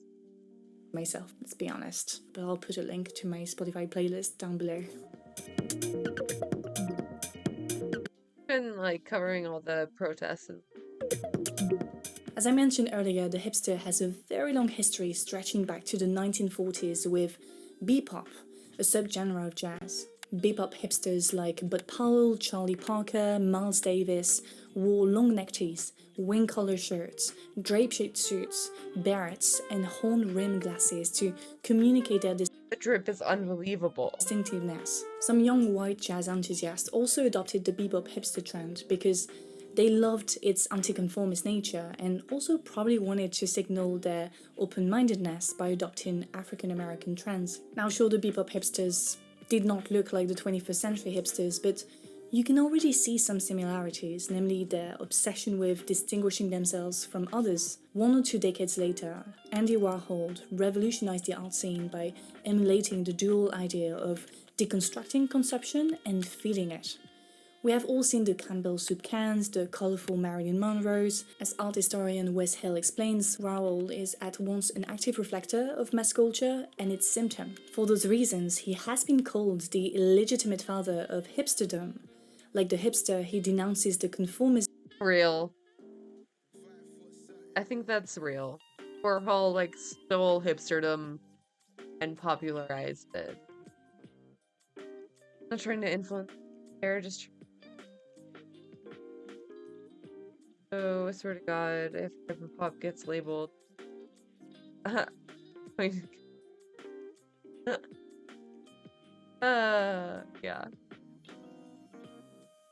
Of consumerist capitalist societies, but participate in that culture because of its mass appeal and the consumerism built around it. You know, the exhibitions and the immersions and the reproductions of his art, its use in commercials, the merch, etc., etc. Now moving on to the 1980s. I believe you won't keep political freedom unless you also have economic freedom. Here you see 2 trend lines. The red line on top is the increase in government spending. Neoliberalism, aka a radical free market, is unleashed. The economies continue to move towards services. Young people move to big metropolitan cities to work in finance, communication, journalism, and whatnot. Those people progressively develop a similar style which gave them a name, the yuppies, and not yuppie like I said in another video. Yuppie is cute though.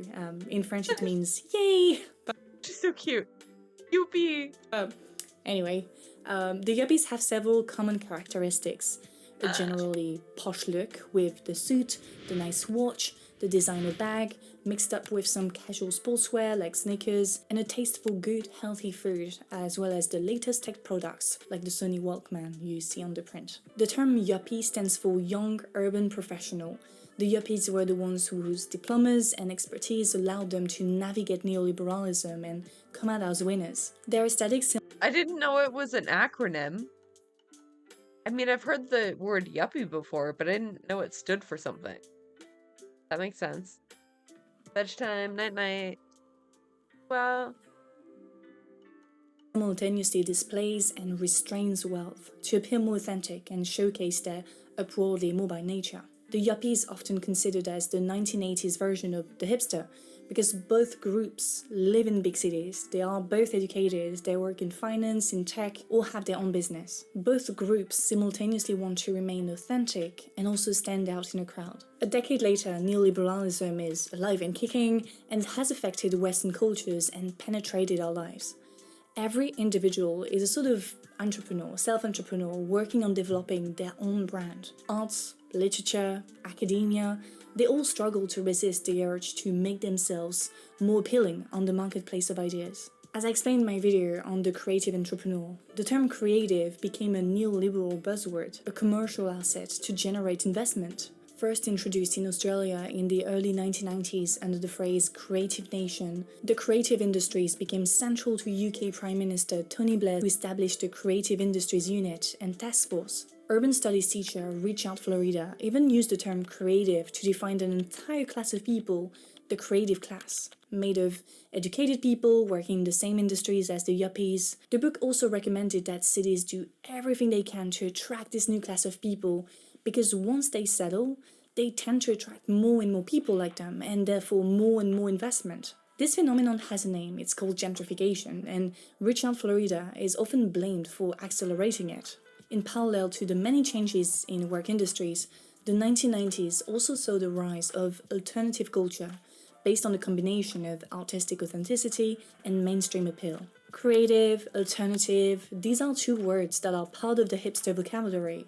It perpetuates this false belief that the hipster is anti-conformist, that it stands against something. Consumerism, capitalism, hustle culture, we're not sure. Shout out to all the SAG-AFTRA NWGA strikers. Now, after many attempts to remain relevant, after constantly adapting to cultural changes, the 21st century hipsters' desire to remain different has reached a point of exhaustion, Wes Hill says. In 2013, the website Yelp even created a hipster heat map meant to show the areas with high concentration of hipsters in order to avoid them. Literally, nobody wants to be called a hipster, especially A hipster heat map. That's hilarious. hipsters, because the hipster is a hypocrite. Flirting with the left, liberalism and neoliberalism, the hipster depicts the aesthetic of community, but is obsessed with the self, with being different from others. The hipster's desires and way of being is based on the perception of others' desires, the coworker, the neighbor, the guy at the bar. What those people in the neighborhood like is going to be what the hipster likes. Wes Hill concludes that, quote, the hipster is one who wants to be distinct, but is read as generic, who wants to be local and authentic, but is read as global and inauthentic, who wants to be global and multicultural, but is read as local and monocultural. People say that the hipster is dead, but I think it would be wrong to believe that, to think that it was replaced by other aesthetics like normcore or whatnot. Story time, but I grew up in the French countryside, and I would say that in the past, let's say 5 years, I've seen the rise of a new specimen, the suburban hipster. It convinced me that the hipster wasn't dead, but it also was quite clear to me that it had evolved into something quite different. Parts of its habitus remained. This new hipster specimen is still conscious about the environment, it remains a capitalist, but retains some of its anti-establishment sentiments. The thing that significantly changed, though, is its political views, going from progressive, alternative to conservative. So my question is very simple. How did that happen? How did the hipster go from urban progressive to suburban conservative? Or to put it simply, why are Ben Shapiro and Matt Walsh full-on hipsters now? To answer that question, we have to look at politics, communication strategies in politics, or to put it simply, we're going to look at how the right appropriates what the left does to appear less old school, less old-fashioned. There are multiple examples for that. Recently, the topic of natality has caught the attention of conservatives who are afraid that white women don't want as many babies as they used to, or don't want children at all. Some conservatives therefore chose to include social measures, feminist measures, some could argue, like increasing the length of maternity leave or providing childcare, in their political agenda. In a similar way, conservatives like Donald Trump have appropriated the left's discourse on what is called identity politics by victimizing the, quote, poor little white man neglected by Democrats. In France, far-right politician Éric Zemmour was inspired by feminist fight to impose the term feminicide in public discourse and invented the term francocide to refer to the recent murder of a white girl by an Algerian woman. The language of activism is also often used by conservatives in the hope of generating the same enthusiasm as social movements. So much of the time it feels like one worldview, and none of them will say what I'm about to. I'm a conservative influencer. One specific example that may explain why the hipster is becoming more and more right-wing, and I'll start with an anecdote. Now, as I told you earlier, I grew up in the countryside. I was quite active at tennis, at my tennis club. I played a lot, I taught tennis as well for many years, and so I was often surrounded by right-wing men, especially those who were part of the tennis team. Among them, one guy in particular embodied that new suburban hipster type. In a matter of a few years, he became completely obsessed with buying things that were made in France, or even made in French Flanders, where he come from. He became a preacher of localism, something that is often associated with urban hipsters who value local productions over globalized markets. It initially surprised me because those right-wing countryside men are usually the first ones to, complain about tofu-eating urban liberals, but somehow they started to value the same thing, buying local. What's even more intriguing is that both groups do it for the same reasons, in opposition to globalization. It's anti-conformist, it's anti-establishment. I mean, that's what the guy at my tennis club would probably say. He seemed very proud of buying local. It gave him a sense of superiority, the same sense of superiority as hipsters. But when you dig a little bit deeper, you realize that their motivations to buy local are more complex than it seems. Buying local is about putting money back in our economy, in that case the French economy. It has some nationalist undertones. Unsurprisingly, buying local has been reappropriated by French far-right candidate Marine Le Pen in her program for the environment.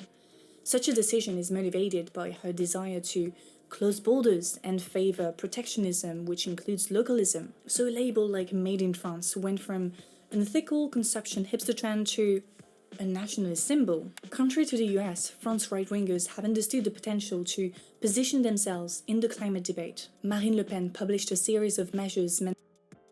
I got cereal. The default guy, yeah, it really is. NPC guy is just hipsters.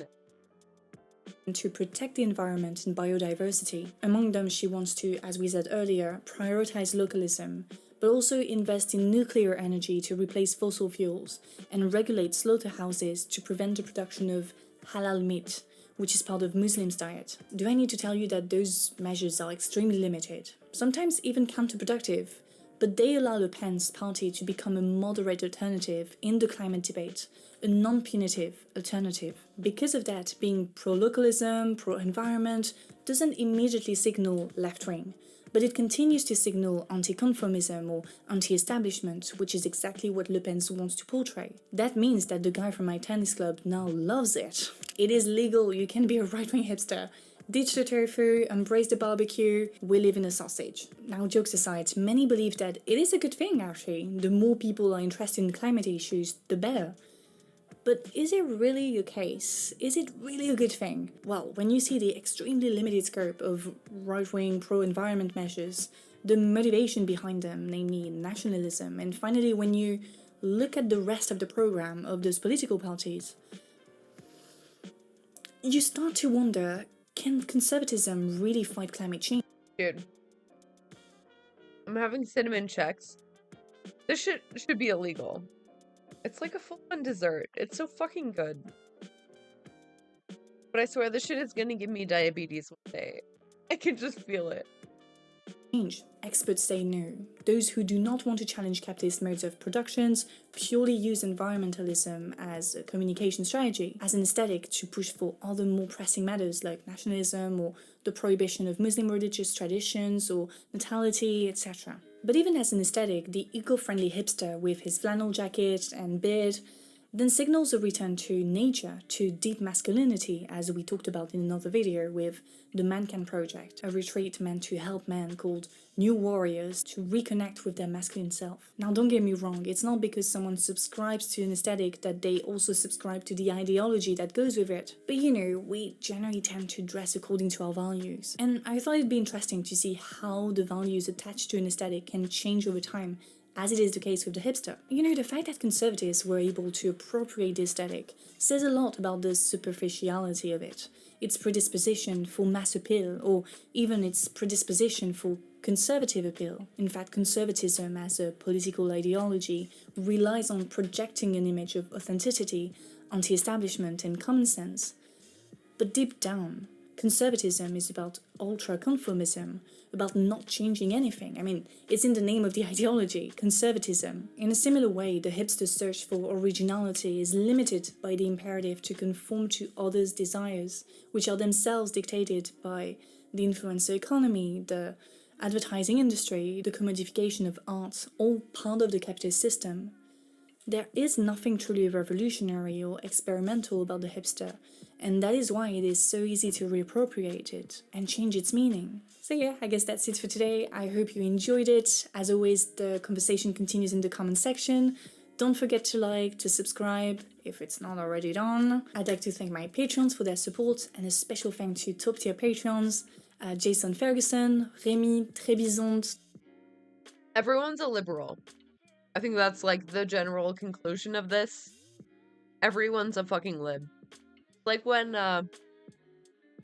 Chud started talking about 1984, like, they don't even know what they're talking about, but they're just like referencing cultural milestones for whatever reason.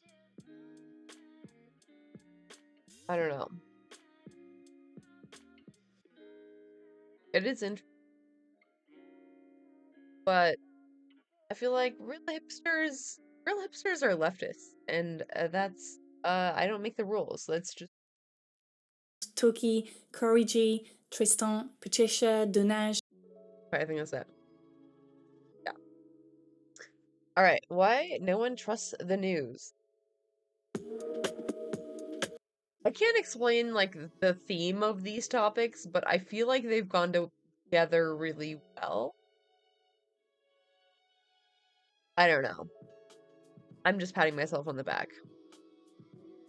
Feels really deep, but also a shallow take. That makes sense? Yeah. Yeah.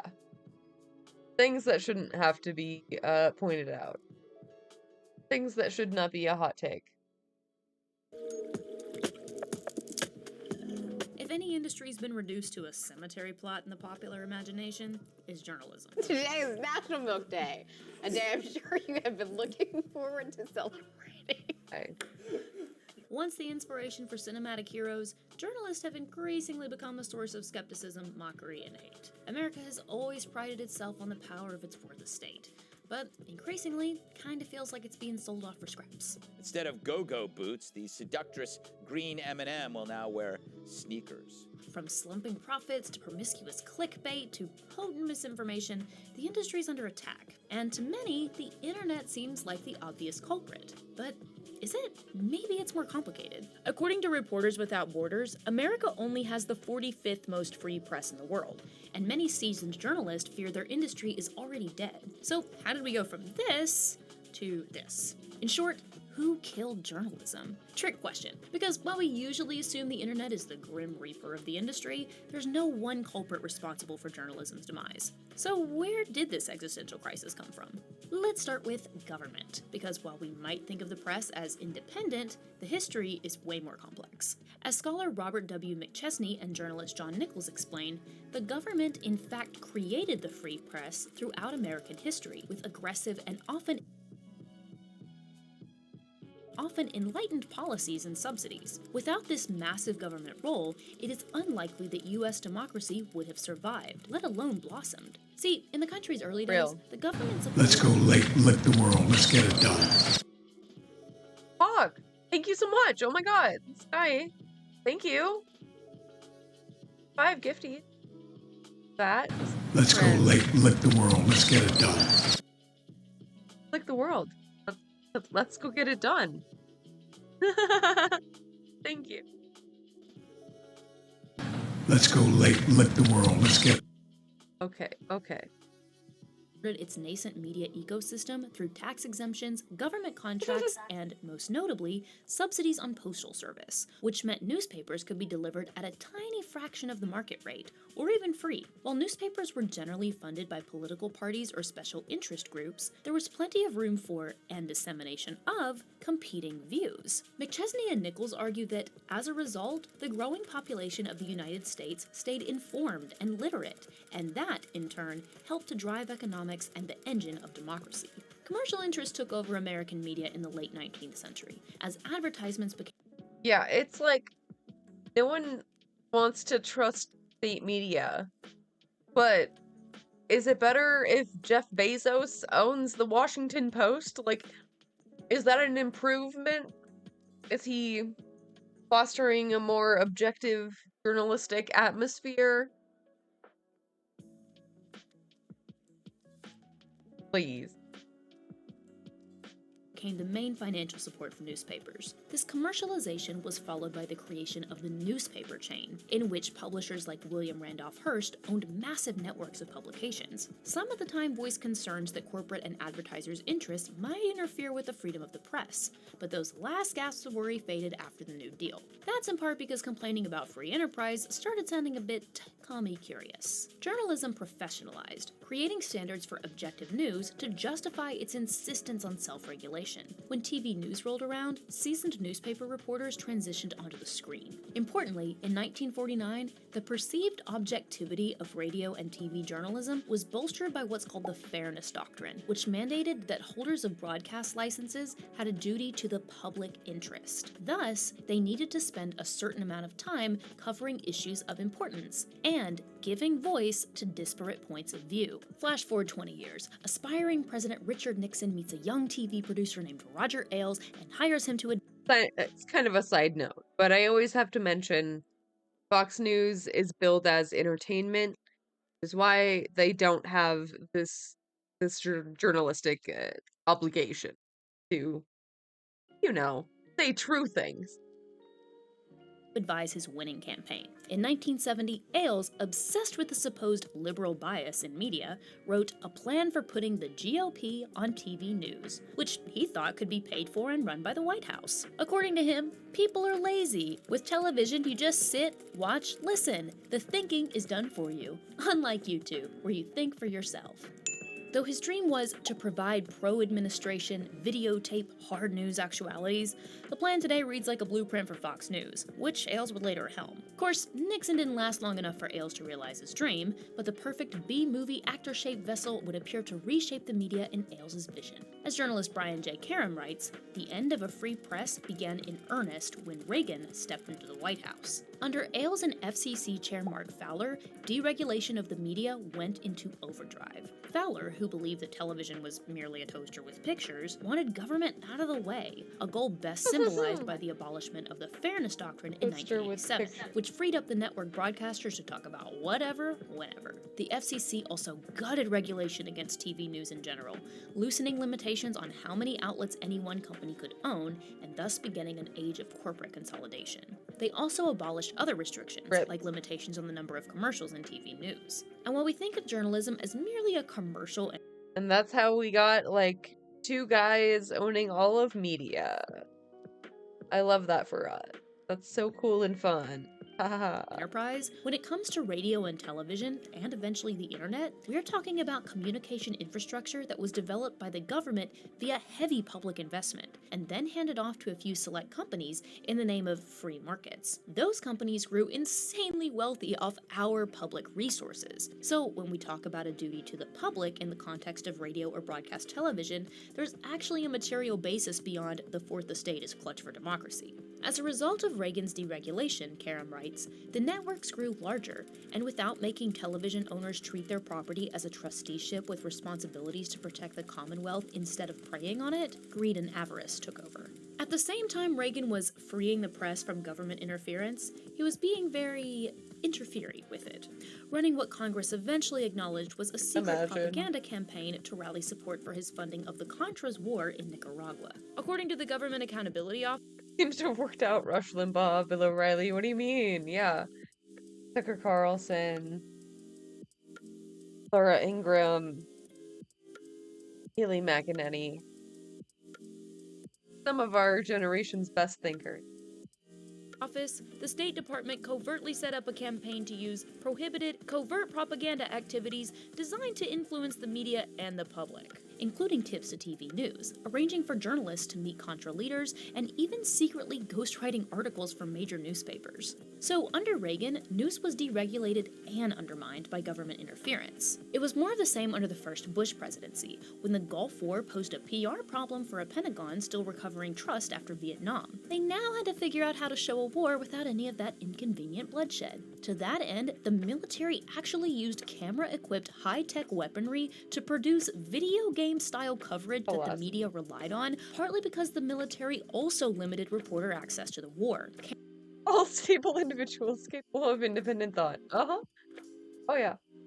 100%. Aram laments that true independence in the press was dead just after the Gulf War. By 1996, President Bill Clinton signed the Telecommunications Act into law, which fairness and accuracy in reporting described as a measure essentially bought and paid for by corporate media lobbies that opened the floodgates on mergers by further removing regulations.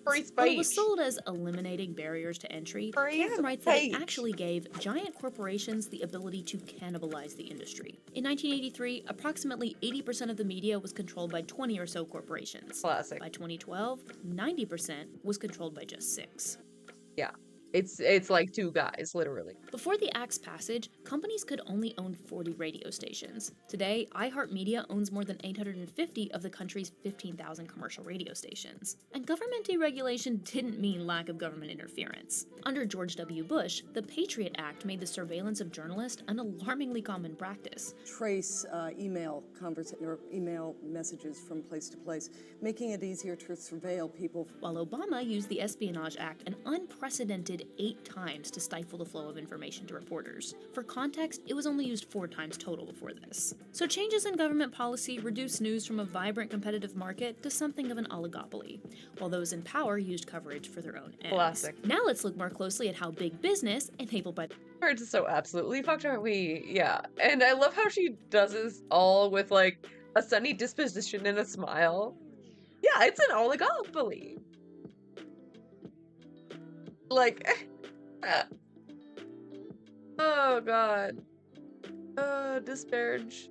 By the government took a machete to journalistic principles. As McChesney notes, from the late 1970s on, large corporate chains were eating up the daily newspaper industry, creating an environment rife with hyper-commercialism and denigration of journalism and public service. Further deregulation increasingly consolidated news platforms across mediums, but the effects have hit newspapers the hardest. These corporations then led their chains with what journalist Pete Hamill calls the abstract management techniques of other businesses: cereals, real estate, parking lots. This meant cutting costs with massive layoffs, and while that's been a decades-long process, it's really escalated in recent years, with employment at newspapers plummeting by 57% from 2008 to 2020. It's also worth noting what kinds of reporting gets cut. Profit-minded thinking means less investment in important but expensive positions, like foreign correspondents, investigative journalists, and science journalists. What? Fox just got rid of all of the investigative work. They're just fully making up everything now. Great. Why would you need investigative journalists when you could just make shit up? Classic. Follow level head. True. Do it. This rigorous reporting was replaced with an increase in shock and awe coverage and feel-good news. Meanwhile, the growing dominance of chain newspapers and consolidation of TV news meant that the same stories were being disseminated across the country, with no local or regional variety, which is why results have been most dire for local daily newspapers, where cost-cutting measures have left lone journalists to cover beats formerly manned by 25 reporters, according to Karam. This has real consequences. Research from Notre Dame and the University of Illinois found that when newsrooms institute layoffs, taxpayers actually pay more money because there's less oversight against government corruption. But it doesn't only matter if you're a Cincinnatian reading the Cincinnati Herald. Local news has always flown upstream, with its finest coverage inspiring anywhere between 85 and 95% of professionally reported news in national newspapers and television news. As scholar Oh yeah. Isn't there I think it was ChatGPT just released their new journalist tool for writing news stories. Surely that won't be a problem. Copium, surely that won't go wrong at all. Surely they're gonna fact check all of that. Nikki Usher writes, losing local news also leaves national news to pick up the slack, meaning many people in the United States do not see where they live or people like them authentically presented in the news. And when news starts getting sucky, people start tuning out. Media expert Ed Herman says, newspapers were once thought to bring communities together. That's not the case anymore. People aren't stupid. They recognize when their local newspaper loses interest in them as anything but consumers of advertisements. And multiple studies have found that the decrease in local news is correlated with declining public knowledge and political fragmentation. Combined with the Yeah, local news is really the backbone of all news. That's like how we get like the national news stories. They always come from local news. Like end of the fairness doctrine taking away all requirements for broadcast news to be public serving, this means political knowledge is filled in by advertising. By 2006, University of Wisconsin researchers found that local television news viewers got considerably more information about campaigns from paid political advertisements than from actual news coverage. Choices are doom or being completely oblivious. Yeah. I also struggle to find hope. I'll be honest with you, I don't have like a good answer to that. I don't know. I think like the best and maybe the only thing we can do is arm each other with like knowledge and like help each other like think critically about stuff, you know, check each other on your biases and what you like believe is true. I don't know, man. We're fully in like the post-truth era. It's not as fun as surrealism. It's a lot more dark.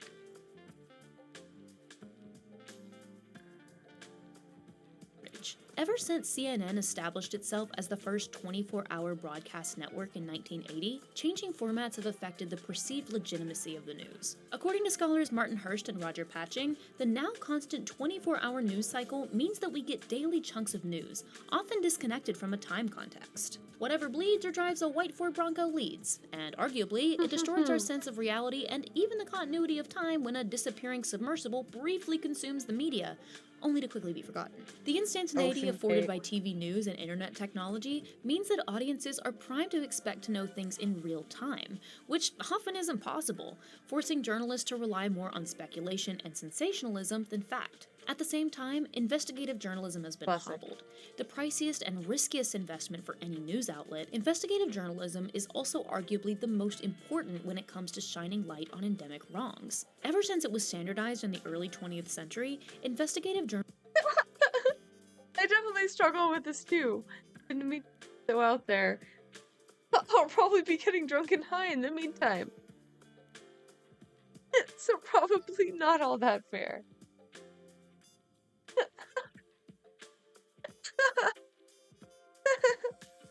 I mean, yeah. I mean, being drunk and high is the way. It is the problem, but it is also the solution. So. I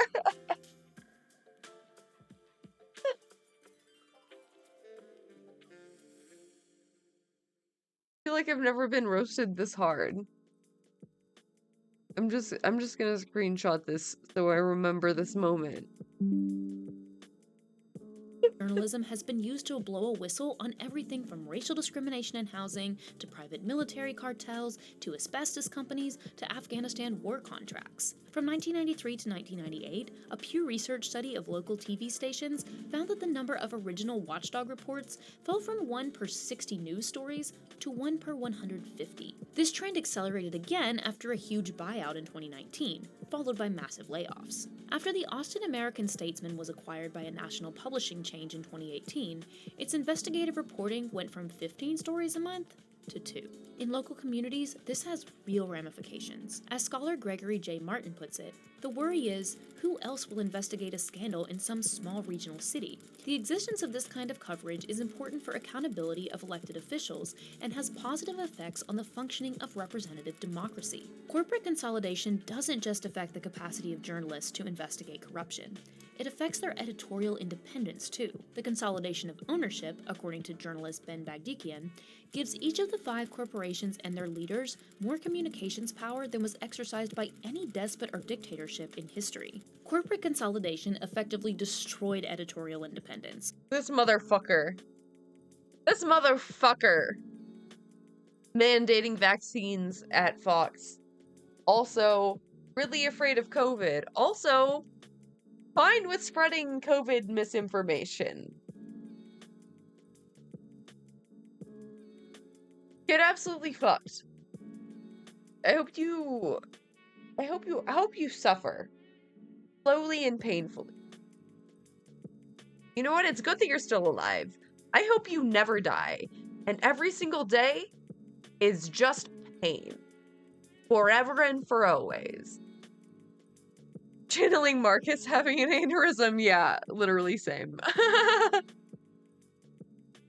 Once journalism's prime currency. According to Karam, publishers are increasingly meddling in editorial coverage, especially any content deemed subversive. As he writes, if you work for a large corporation covering the news, does anyone think the board of directors would want or allow inquisitive reporters poking their noses into the corporate business? No, sir. To make matters worse, strapped budgets and increased need to churn out copy has increased journalistic reliance on PR from corporations and special interest groups. Back in 2003, Professor Anne Gregory estimated that 80% of business news and up to 50% of general news was generated or directly influenced by PR firms. They'd provide copy in prepared journalistic form, thus empowering spokespeople to shape the story. You're not exactly going to get hard-hitting reporting on corporate America when their well-paid foot soldiers are the ones writing the copy. Given these conditions, it's no surprise that something like the labor beat, core to news coverage from the 30s to the 60s, basically vanished by the 90s. Research by Christopher Martin found that in the 70s, coverage started focusing less on unions and more on how labor conflicts affected upscale consumers. We can see this pretty vividly in a lot of the coverage of the current writer's strike, which explains which HBO Max shows you might not get to enjoy, instead of explaining why newbie writers are often no longer earning living wages. The focus on upscale consumers has affected news at large, because under the advertising model, news outlets are leveraging their readers' captive attention. And who are the most valuable readers? Rich ones, which is why news has increasingly skewed toward the interest of the wealthy elite in hopes of attracting luxury advertisers. And even if your publication... Yeah, that's how CNN became fully right-wing. Like, they were always kind of like center, but they definitely sold the fuck out. The free market provides. Yeah. Invisible hand. Jerking off the billionaires. Runs partly on a subscription model in which patrons subsidize you, you're likely still catering to the interests and concerns of the ones who can afford to pay those dues, the same wealthy elite. In the end, advertising and subscription models can both yield a myopic focus on issues that matter to the rich. But today's journalists aren't only pressured to write easily consumable media that appeals to corporate America, advertisers, and wealthy patrons. They're also disincentivized from criticizing the government, which media monopolies are dependent upon to make favorable policies or even offer subsidies. Karam argues that this leads news operations to refrain from criticizing various administrations or politicians. The supposed benefit of deregulating commercial media was what what McChesney and Nichols describe as the structural independence necessary to let the press criticize the government and politicians without fear of punishment or retribution. But instead, it just manufactured a conflict of interest. Chris Hedges, the former New York Times Pulitzer Prize-winning reporter, writes, "It is a dirty quid pro quo. The media get access to the elite as long as the media faithfully report what the elite wants reported. The moment that quid pro quo breaks down, reporters, real reporters, are cast into the wilderness." The lack of rigorous political reporting furthers the media's reliance on fluff, while reporters are being asked to produce more and more content. And since news hit the internet, this phenomenon, which journalist Dean Starkman calls the hamsterdization of journalism, has only gotten worse. There's infinite space to fill with infinite content, with none of the concerns of yore about providing value to readers. It's in the clickbait that makes you groan, the catchy headlines you feel magnetically compelled to click. As Starkman writes, the hamster wheel isn't speed, it's motion for motion's sake. The hamster wheel is volume without thought. It is news panic, a lack of discipline. And that's why AI is going to ruin everything. It's so Joe Overdue.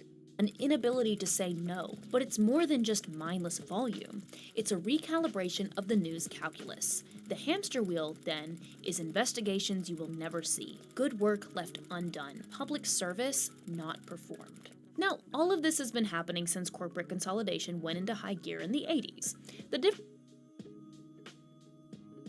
The Illuminati conspiracy is a lot of it's true, it's just hidden from view. Wait. You mean the Illuminati, the secret power group, not Illuminati, the YouTube creator, right? I hate that I have to clarify now. Money buys access. Yeah. It's not even all that hidden. We know who the richest men are. You know what I mean? We know who is lobbying for what and when. It's pretty out in the open. difference today is the internet, specifically because online ad revenue is a drop in the bucket compared to print. That's in large part because advertisers don't have to rely solely on traditional media, as we discussed in a recent video on the rise of commercialization. The loss of revenue has intensified all the old tactics, and the fast speed of the internet incentivizes outlets to be more hyperbolic and to spotlight high-octane opinions, undistinguished from facts. Meanwhile, the industry's attempts to recoup some of its lost revenue via native advertising, i.e. advertiser-funded or subsidized content disguised as journalism, further contributes to the hobo soup that is the current media ecosystem. Studies have found that the rise of opinion-based news, as well as the hyperbolic chaos of social media, increases polarization, decreases knowledge, and is overall bad for our democracy. Shocking. But not only that, it also undermines consumer trust in the news. When facts are mixed with opinion— Actual conspiracy theory crap, just actual have trying to throw triple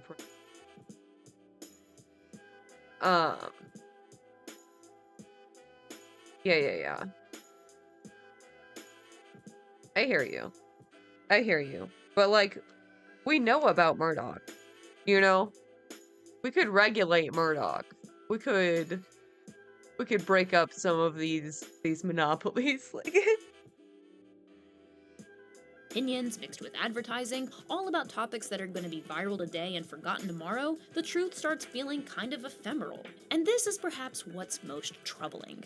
Because when we no longer have consistent information crafted with journalistic intent, it becomes a lot harder to know what's true, and thus to make decisions, political or otherwise. The whole premise of democracy, as the subsidy-happy founding fathers knew way back when, depends on a robust media ecosystem that's in the business of facts and public service. And it doesn't feel coincidental that when journalism becomes this— By the way, for all you kids watching at home, Santa just is white. Our politics start getting pretty nutty.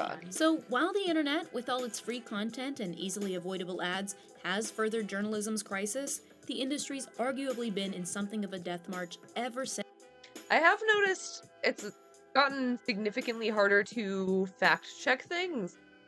Often things are only sourced from one place and then it's like copy-pasted everywhere. And then even Snopes is wrong sometimes. Like, I don't even know. What do we do now? Like, what was that? The New York City LGBTQ parade, they made it seem like they were saying, like, we're coming for your children, but it was really just a chant of, like, we are not going shopping or some shit. Like an old queer chant. But, like, the only person saying, we are coming for your children was the person filming the video who was, like, an alt-right influencer dude. So, I expected Snopes to know this much, but they just said that it was true. Just true. That's it. No notes. We're here, we're queer, we're not going shopping. Yeah, that one. Fucking... I wrote them. I don't think they changed it, though, so I don't know what to do about that. Since that fateful day, Roger Ailes met Richard Nixon. But what do you think? Who's to blame for journalism's current crisis? And is there any hope of reviving the American press? Let us know what you think in the comments. Shout out to our patrons for all your support, and if you want to support our channel directly and get some perks like extra content or videos without... Okie dokie. Alright.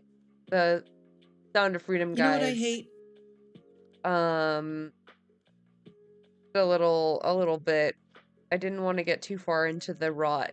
I'm sure there will be many a think piece coming out about this, but I like Rebecca Watson, so let's just look at what she got.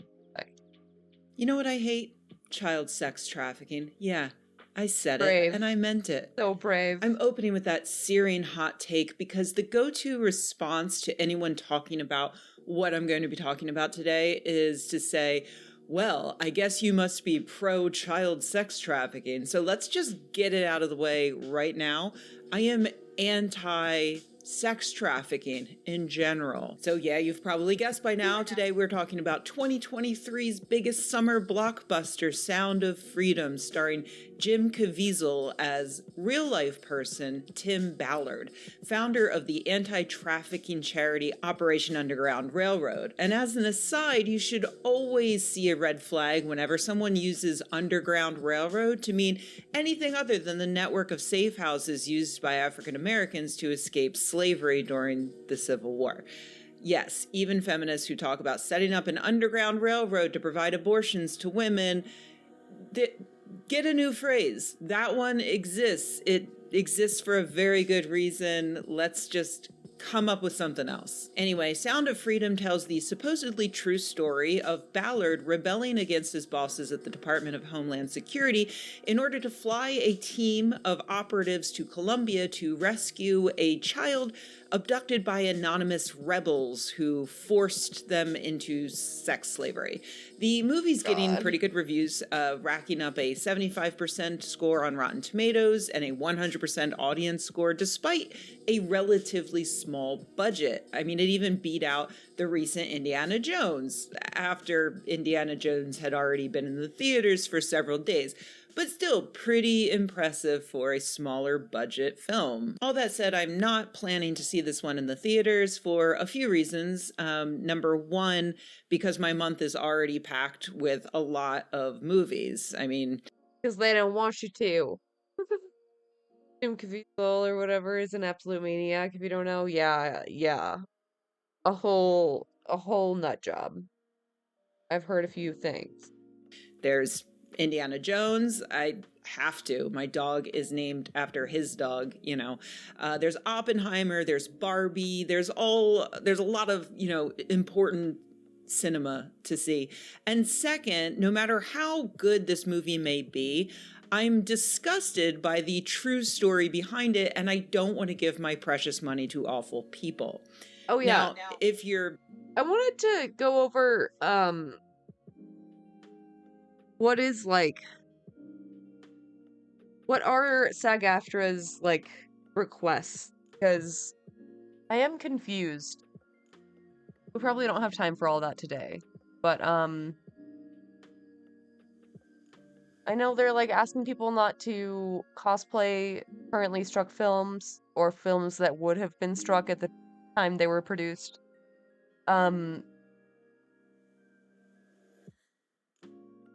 I want clarification. Aware of my channel's usual content, you might guess that the awful people that I'm Yeah, because cosplay is like considered promotion.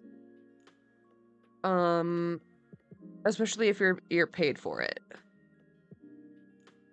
I think it's okay if you sign the contract before the strike, but not after. referring to are QAnon conspiracy theorists. After all, the QAnon cult has been laser focused on accusations of child sex trafficking and abuse for many years now. You know, Pizzagate happened back in 2016. That was when alt-right conspiracy theorists claimed that high-level Democrats like Hillary Clinton were operating a vast network of child sex rings, one of which was in the basement of a pizzeria in Washington, D.C. Also, apparently, Hillary Clinton ritually slaughtered a child. There was a lot happening in that. And sure enough, there are loads of conspiracy theorists who are super excited about this movie, to the point that they're even making up new conspiracy theories. We're gonna be hearing about this goddamn film for like another 6 years. I swear to fucking God. Why? Why did they have to do it? About the movie. The alt-right thinks that AMC Theaters, for instance, is behind a massive campaign to stop them from seeing this movie.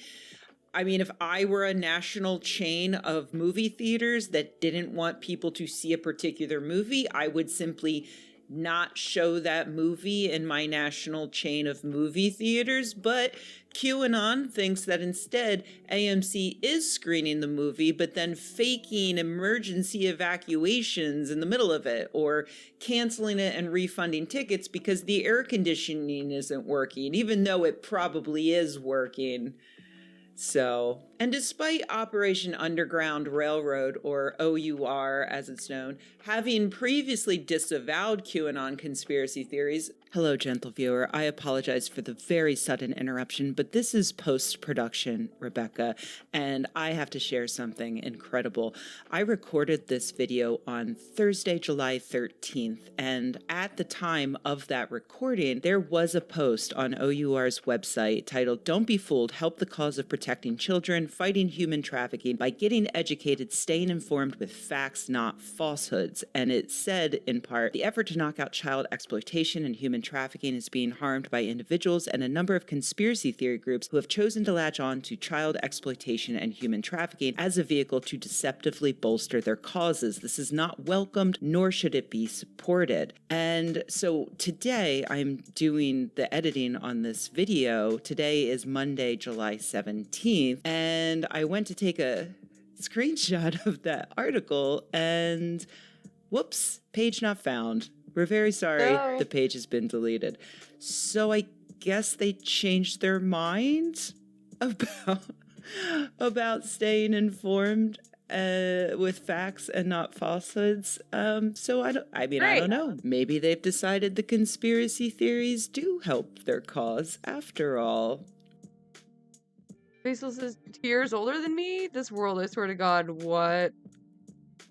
That's crazy. I thought he was kind of a boomer. Wild. Or at least it helps with the box office numbers. Anyway, back to the video. Some critics do think that Sound of Freedom seems to intentionally leave it up to the audience to determine who in the United States is funding this $150 billion child trafficking industry. As Charles Bramesco writes over at The Guardian, the first rule of QAnon, you don't talk about QAnon where the normals can hear you. But hey, you know, good movie's a good... What is this, fucking Fight Club? Oh my God. Movie, and honestly, if Sound of Freedom were 31. Dude, what the fuck? What the fuck? Man, maybe the internet was a mistake. Getting better reviews from outlets that I trust, and if that was all there was to it, you know, a few QAnon kooks, I'd probably carve out time to see it, but that's not all there is to it. You see, OUR is, as far as I can tell, a horrific organization that is not only not solving the problem of child sex trafficking, but is very possibly making the problem worse. Ballard founded OUR in 2013 and has claimed that in the years since, they have rescued thousands of trafficked children and young women around the world by literally raiding the areas where they're held captive and dragging them to freedom. OUR claims to be staffed by former CIA, past and current law enforcement, and highly skilled operatives. But several Vice News exposés have revealed that the organization is actually an amateurish operation full of... Uh-oh. Yikes. Why does that not surprise me at all? God fucking damn it. It's not, like, random, like, criminals. It's not random immigrants that are trafficking women and children. It's their husbands, their uncles, their cousins, their friends, their friends' friends, their boyfriend's friend. It's literally right under your fucking nose, like, bro. Unskilled real estate agents more concerned with looking like cinematic badasses than actually stopping the child sex trade. One man described the training he got from OUR, which included taking a random object and trying to sell it back to his fellow trainees, which is an exercise for people in sales. Also doing a scavenger hunt around a city and watching that old Psychology 101 Spot the Gorilla video with the... Turns out I'm really stupid. He worked since 91, born in 68. Okay, that makes so much more sense. It's so easy to know someone in literally every industry. Yeah. Dinky. Yeah. Math is so hard. Math with years is especially hard. People passing the basketball around. He also took a psychological exam in which a fellow trainee told him to just mention God to get past it. It took 10 minutes, he said trust in God, and sure enough, he passed. At the end of the training, he and his fellow trainees were informed that if they were to develop an attraction to the child sex trafficking victims they were going out to save, they should alert someone immediately so that they can be removed from the situation, because apparently... Ew! Ew! Or visual creatures. Jail.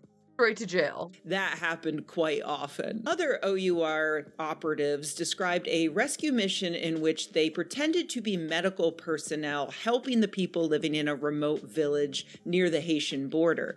Ballard was there and he had a camera following him the entire time as he wandered around the village secretly looking. I can't stop thinking about that. Just imagine, you are in the sex trafficking ring and you're taking down the guy and you free the women and you have to go to your buddy, your fucking colleague, and be like, look, this bitch she's too sexy. I'm gonna need you to handle this one, dog.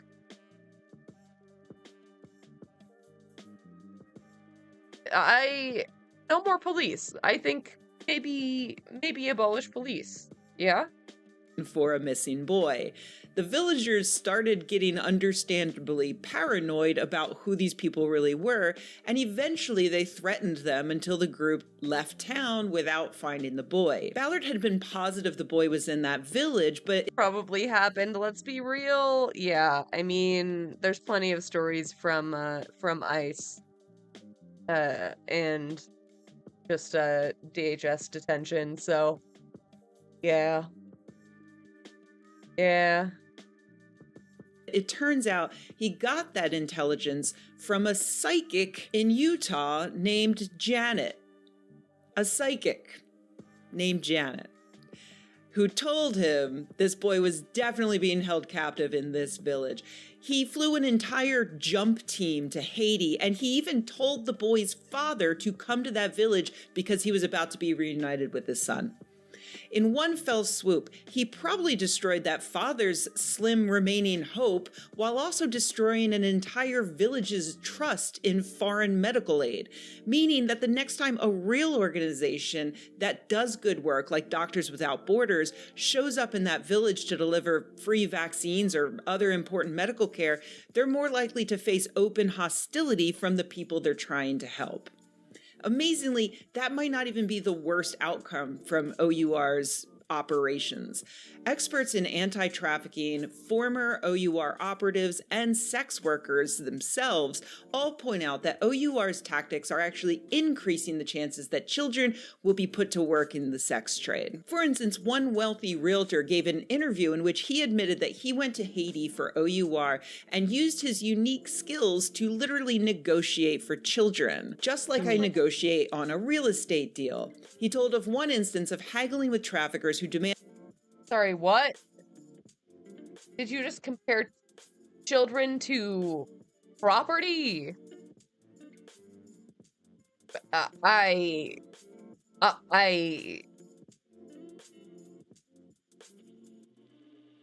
don't know what to say. Fucking speechless. What the fuck? Ooh, they eventually settled on 30,000.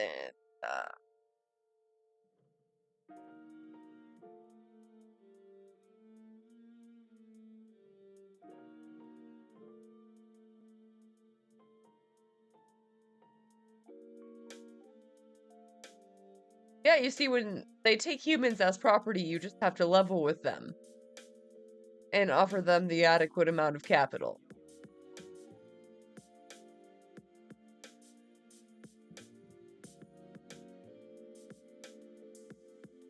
Oh, he was an op. Why did he haggle? Right? You didn't have to do that. You didn't have to do that. Bro. demanded $60,000 in payment for 2 children. They eventually settled on $30,000. Wow, great job, great deal. You did a trafficking. Also, OUR admits that one of their tactics is to go into a town and throw a bunch of money around at the local bars until they attract the attention of pimps. If the pimps only offer them adults, they then ask them to go get them children, at which point the pimps go out and get children for them. At that point, OUR calls the police to come arrest everyone, and they leave town, full of smug satisfaction about a job well done. They are literally increasing the demand for child sex slavery and then leaving without concern for what's now going to— Just feeding the market, dude. Holy fuck. —happen to those children, let alone to the adult sex workers who were just arrested. There are many more horrific details in that Vice article. I encourage you to read it in full before you even consider buying a ticket to see Sound of Freedom. I promise you that your movie ticket is not going to raise awareness or help anyone get out of the sex trade. All it's going to do is feed the ego of a bunch of wealthy white guys who want to believe that they're Rambo. I actually have a good friend who has worked in the anti-trafficking space for some time, and I asked him if he could recommend a better organization that's working to stop trafficking. And he pointed out that even the best NGOs are problematic in terms of sometimes actually harming sex workers, those who are there both voluntarily and involuntarily. So instead of recommending that you give your money to one of those, I'm just going to default to the Vice article again. They cite an organizer with Empower, which is a nonprofit that provides support to sex workers in Thailand, and it's run by Thai sex workers. And that organizer says to think about support for us all to be more secure and able to defend ourselves. Scholarships, apprenticeships, family payments for mothers, support for teenagers who have left home, because it's the same in Thailand and elsewhere as it is here in the United States. Real positive change rarely occurs due to action hero stunts.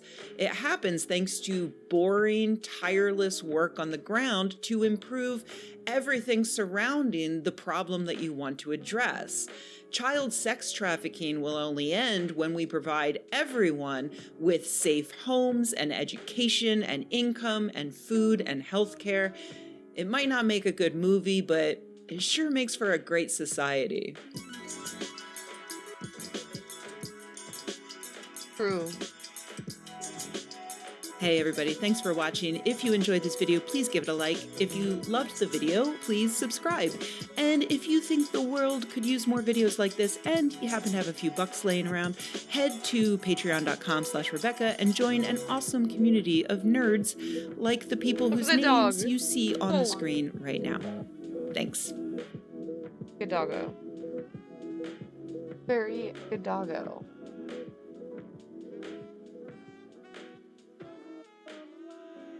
Oh god. I lined up too much content. I really want to watch this because it definitely like ties into everything we've been talking about. But it's also 30 minutes, which means like an hour for me. The PewdiePipeline, how edgy humor leads to violence. It's fine. I can probably incorporate this in another day. Another day. I also wanted to start this, the pharmacology of pornography. I am more curious about that. Fuck it. Okay. We deserve it. We earned it, okay? Find the link. Yes. I can link.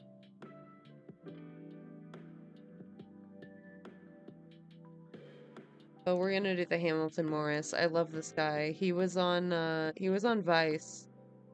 He's just a weird chemistry dude. Curious about drugs. Many months in the making. I share a friend with a famous adult actress, Janice Griffith. So good. And I wanted to interview her years ago, and we kept meeting to do the interview, and then we would both get too stoned to do the interview and then end up not recording anything. And then she moved to Berlin, then she came back, and I decided, okay, this is the opportunity to do it and not get stoned. We did get stoned immediately after the interview was done, and it was probably more interesting than the actual interview, or at least it felt that way, but, you know, I tend to not be intoxicated during interviews. Maybe I should experiment with doing an interview while stoned, but that's not really my style. This interview... It would be a lot cooler if you did. I think it would be fucking hilarious. ...is about drug use, adult entertainment, sex, and the many convergences between the world of pornography and the world of drugs. I think the world of pornography is endlessly fascinating in the way that it's treated culturally. Something like sex that, at least for the Patreon, true. I'm just doing it for free. In its typical manifestation, has no reason to be taboo, right? I mean, arguably, sex has a lot less reason to be taboo than drug use. Drug use is, whether you like it or not, occasionally responsible for death, and people do ruin their lives through their relationship with drugs, and it is not necessary to human functioning, whereas sex is necessary for the survival of the species, and every person exists as a result of sex or some sex-like act. Maybe, I suppose there are ways of conceiving without sexual intercourse, but obviously the norm for the generation of new human beings is sex. And yet, the idea of having sex with another person, recording it on camera, and making it available for public viewing is shockingly taboo. And anybody that does this must have something terribly wrong with them. And it is one of so many things in our culture that we've somewhat arbitrarily sanctioned and dismissed. In this conversation, we get into the overlap in the politics of respectability, which I think plagues both the world of pornography and the world of drug use. If you are part of an ecosystem that is stigmatized by the dominant culture, you feel it is your responsibility to show that you're not one of those bad drug users, you're not one of those damaged, abused porn stars. You're doing it because you love it. You're doing it because it's good. You have a really constructive relationship with drugs. You only use sacred plant medicines. You're not one of those people that uses heroin or meth, right? So in both worlds, there is this sort of insecurity that you sometimes Real. see where... Man, I love Hamilton. That's such a brilliant parallel to draw. That's so true. Man. What a brilliant fucking mind. Criminally underappreciated. Where people are so used to being criticized that they want to show that they are not what you think. But even if people do conform to stereotypes in the realm of drug use or the realm of pornography, so what? I've always been interested in the idea of hardcoreness, of unsimulated acts of one kind or another in film. I remember when I was in high school hearing about and watching the movie Cannibal Holocaust and hearing that all of the killing of animals in this movie... Pharmacopoeia, yeah, it was so good. I think it got canceled. Also, I think Vice's ending? I think it's like over or Jover. I think it got sold out or something. I don't know. Something like that. was real. And seeing it and being completely shocked that they could film such a thing, shocked that it would be in the final cut of the film. But animals are killed routinely. So why is the depiction of the killing of an animal in a piece of art so taboo? Would it be a problem if the filmmaker just said, I was in a jungle and was with people when they killed a turtle? No one would care. And in my various travels, I have witnessed a enormous amount of animal sacrifice. I've had chickens killed on my body. I have watched more chickens being beheaded than I can count. I've had a guinea pig rubbed all over my nude body. Yeah, I think Vice put their eggs in too many baskets. They had 20 channels. It was crazy. They should have just had it on one. I've watched some pretty gruesome pig slaughter, and on and on and on. And almost none of these shots have ever made it into a final cut of something that I've made. There was actually one shot that I think was one of the most spectacular things that was ever filmed for my show, which was just, this kind of $1 million perfect shot of a chicken's neck extended across the frame with a machete coming down and severing it and rockets of blood squirting out in the midst of a Buiti Iboga ceremony. Now, we didn't ask anybody to kill this chicken. It's part of their tradition, and it looked spectacular on camera. So why can't we show it? It happened, but for some reason, the hardcore animal sacrifice can't actually be shown. And I've always been fascinated by the art pieces that do contain these sorts of unsimulated acts. Some of you may be familiar with the Nicholas Roeg film Performance, which is widely rumored to have unsimulated sex as well as an enormous amount of unsimulated drug use. The rumor is that James Fox smoked DMT before a number of the scenes and was so impacted by performing in Performance that he completely stopped acting for years. And then there's the Gaspar Noé film Love, which we talk about in this conversation, which not only features unsimulated sex, but as a overarching theme discusses this question of why a romantic film can't include realistic depiction of sex. I think it's interesting that we draw these lines between what is acceptable for an actor to do in a performance and what is unacceptable. If Christian Bale loses 62 pounds to star in The Machinist, we congratulate his commitment. But if he were to have put another man's penis in his mouth, that would be unacceptable. So the life-threatening thing is okay and worthy of applause, but if he put a man's penis in his mouth, that would have been completely unacceptable by international standards. I have always thought of the chemistry that I depict as hardcore chemistry, as nerdy as that sounds. It was important to me that the chemistry be unsimulated. Of course, the task of making the show would have been 1,000 times easier if we just shot close-ups of food coloring mixing in water, or didn't actually film people doing the chemistry. But what's the fun in that?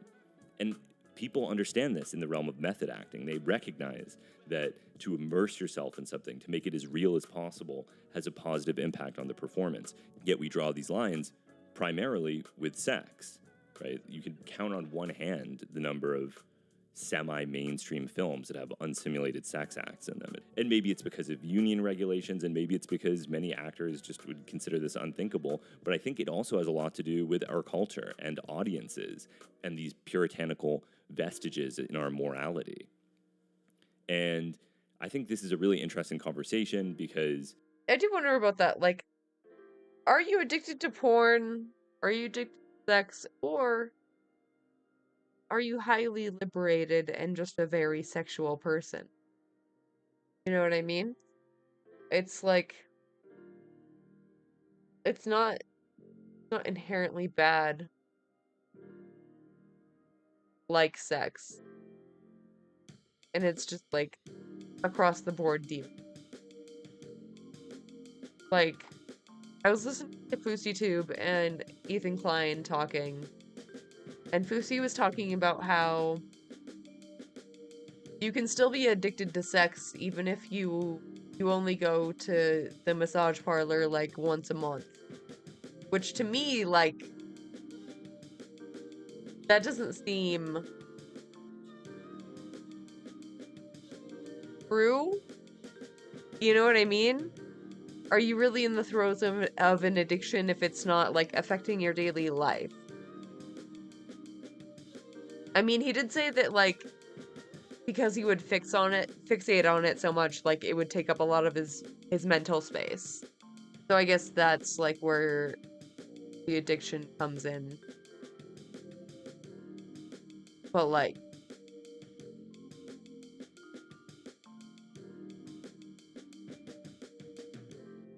I don't know. It shouldn't be, like, a shameful thing to, like, engage with sex workers. Like, it doesn't really matter the frequency. Like, I don't think it has to be inherently an addiction if you just like doing something. Like, oh, are you addicted to pinball? Are you addicted to scrapbooking? I don't like puritanical way to look at sex. Yeah, I lost a lot when I started transitioning. Yeah. It's sad. And then there's just like a whole industry of like sex therapists there to like fix all of your trauma. Everything sucks. Janice Griffith is a friend. She's a really interesting person. She has an interesting relationship with drugs in that she's probably the person I know who has used the most ketamine with the least detrimental effects. I've known a lot of people who have used ketamine excessively and had problems with it. I've known a lot of people who've used ketamine excessively, and at least according to them, the problems that they experience are better than the way things would be otherwise, right? Like, maybe ketamine's causing some problems, but if you would be suicidally depressed or even kill yourself otherwise, obviously having some ketamine-associated dysfunction is acceptable. But I don't know that many people that use ketamine somewhat regularly who seem to be genuinely very highly functional, and Janice Griffith is one of those people. This conversation touches on all sorts of things. I am interested in ketamine therapy, but I'm also, like, I've heard horror stories of, like, people who use too much, and it's, like, you, like, start pissing blood type shit. I don't know. Maybe there's something better. I don't know. Let's keep maybe trying other things. Things ranging from psychiatry to ketamine telemedicine to an accidental overdose that I had on a chemical that may have been CP55940 or may have actually been the C8 homologue of CP47497. The world may never know. What? And so, yeah, I think it's a great conversation, and I hope you enjoy it. That was so abrupt.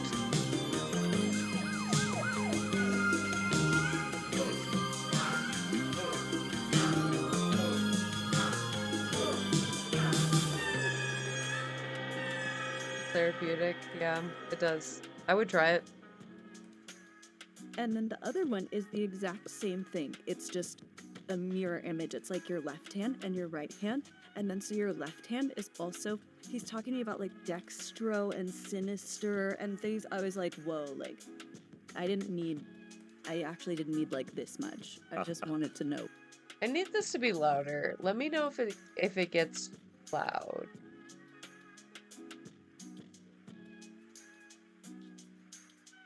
What it meant.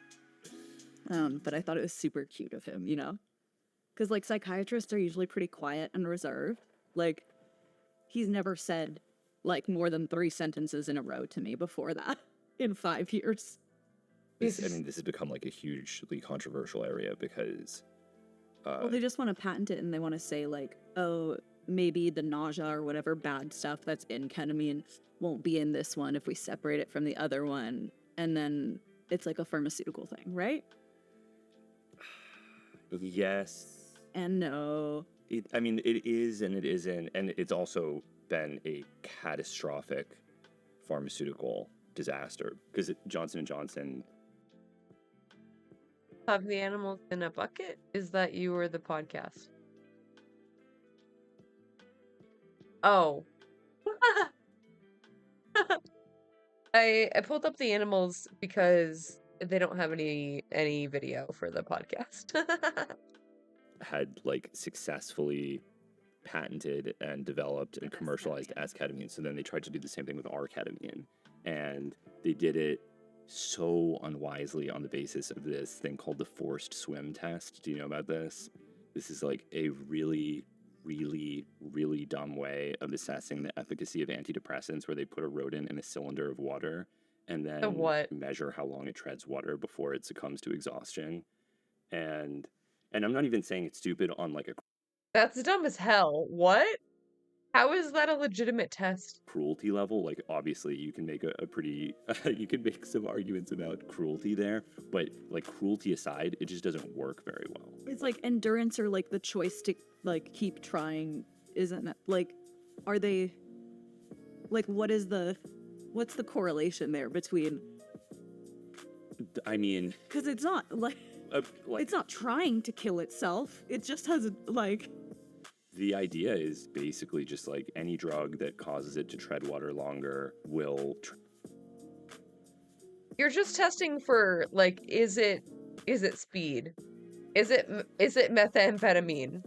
Like what? Translate to antidepressant activity in human beings, but you can already imagine like any stimulant, for example, like will work amazingly in the forced swim. I was gonna say speed isn't an antidepressant, but so then like right off the bat you have this issue, so you can't use stimulants in this test. And sometimes ketamine can be stimulating. Like to some people it's stimulating, and to others it's like exhausting. Yeah, and it's all dose dependent, and this was really a bad idea, and then it just failed in phase 2 clinical trials, causing the stock price of the company that was developing it to absolutely crash. And people like, oh, we're gonna give up on this psychedelic research. I mean, that's kind of a concern, like failure, because it's at the end of the day, it's like to get something through phase 2 costs like, I don't even know, probably somewhere in the ballpark of 50 million. But isn't ketamine like such a cheap drug to make? Like it's so worth, you know what I mean? Like it's not like they're spending a lot of money on like I get that tests and stuff cost money, but it's not like the drug costs money. No, yeah, the drug does not pretty much ever cost all that much money, but the cost is insurance, development, the clinical trials themselves cost enormous amounts of money because you need all these physicians and you pay patients and you have to have all this oversight, and which is good. Like, you want there to be regulation and safety standards in place, but it's like one of these hard to solve problems where the way to make it more affordable is to reduce regulation, but reducing regulation also makes people more vulnerable to to predatory pharmaceutical companies making potentially false claims or not adequately assessing the safety of drugs. Well, it's like, isn't in May all of the telehealth like rules that were suspended for like the state of emergency for COVID are getting reversed? Like, all of these at-home ketamine people are like gonna be fucked come May. That's what my psychiatrist said. He's like, all of it's like changing. They're going back to like pre-COVID. I didn't know that it was happening in May. I mean, did you see the New York Times just published a scare story about telehealth ketamine? I didn't, but that tracks because it's way too easy to get. Okay, so I did like an interview or like an intake with this one thing, and they were like, okay, cool. And then at the end of the intake, the guy goes, actually, like, I recognize you. Like, this is so unethical. I can't do this. And I was like, you didn't think about saying that like 5 minutes in? Also, how is that unethical? What the fuck? Wait, what? Well, I mean, like, he can't be my doctor if he jerks off to me. You know, I don't know. I think he can. I'd prefer he wasn't. Okay, that's fair. Hamilton, no. I mean, maybe, but like probably not. Probably not. Are they high? I mean, he said they weren't, but it seems like it. It seems like it. No. If you don't like it, that's fair. I mean, I kind of don't care, but I think it's something where, like, maybe he shouldn't have told me. Like, if it doesn't matter, then you don't have to tell me. Actually, I understand what you're saying. I've had that happen before as well. Not, like, I remember I was getting my foot x-rayed. Opium, we were sober, right? And someone was like, step on something He does usually record videos, so I do wonder. weird looking for drugs in the Amazon. It's like, you know what? Just x-ray my foot. Can you... You didn't have to say that. No, I could have gone my whole life without hearing that. And also, I think probably in both of our instances, there's something vaguely unsettling about, like, a medical professional being into your work. It's where it's like, I know what I do, and now I know you know what I do. But we can't say that because then we're shaming people. I don't know. I mean, of course, it's fine. It's fine, but there's also a little bit like, nah, if I could choose between the doctor that isn't a fan of my show and the one that is, I might choose the one that's not a fan. Exactly. Yeah. But, you know, the New York Times story annoyed me because... I didn't read it, but it's just my phone. I don't think I read that either. I don't read much of the New York Times anymore. If I'm being honest. Okay, this little sloth being fed is so cute, but I also feel weird. Feel weird having animals on the screen while they're talking about sex. So I'm sorry. Maybe I revoke the and I just put sand. What about that? It's my end. It will probably annoy you. It's just, it struck me as a little too I'm gonna skim alarmist. it real quick. They're making this claim where they're like, patients are receiving prescriptions from ketamine from physicians after a single consultation without ever meeting them in person. Yeah, that's how medicine works. Exactly. And it's like, did no one point that out? Yeah, like the New York Times, like, what do you think? That normally a psychiatrist hangs out with their patient for a few days and really gets to know them and learns about them before writing a prescription? Like, if you spend 5 minutes with somebody before writing a drug name on a piece of paper, you're already spending more time than most psychiatrists. Is the New York Times app always this bad? Yes. Like, there's no search. Where do I go to search? I don't know. I would just do it through Google. Like, I would Google it and then click the link that'll open it in my app. Yeah. That's stupid. Yeah.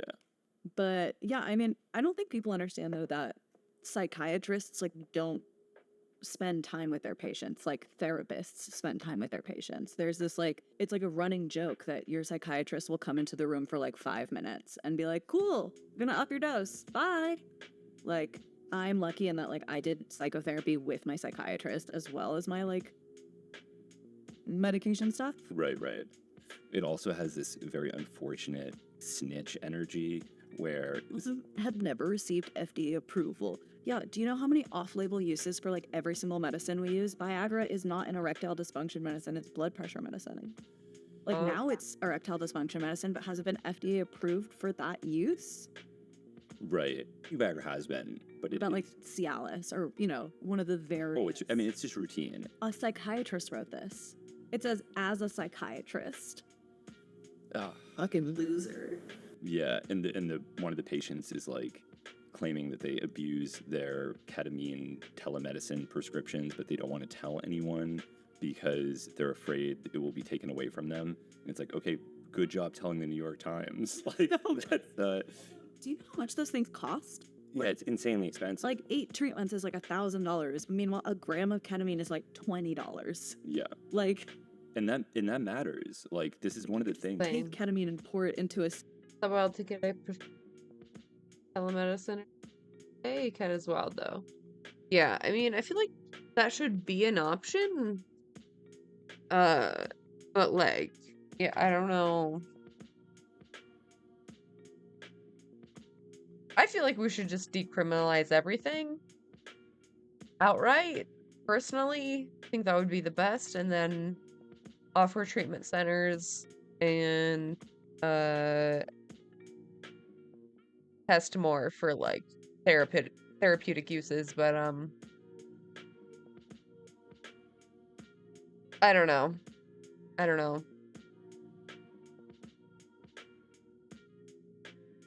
People are going to do drugs. They are going to do them. If they're going to do them, I prefer that they do Adderall instead of meth.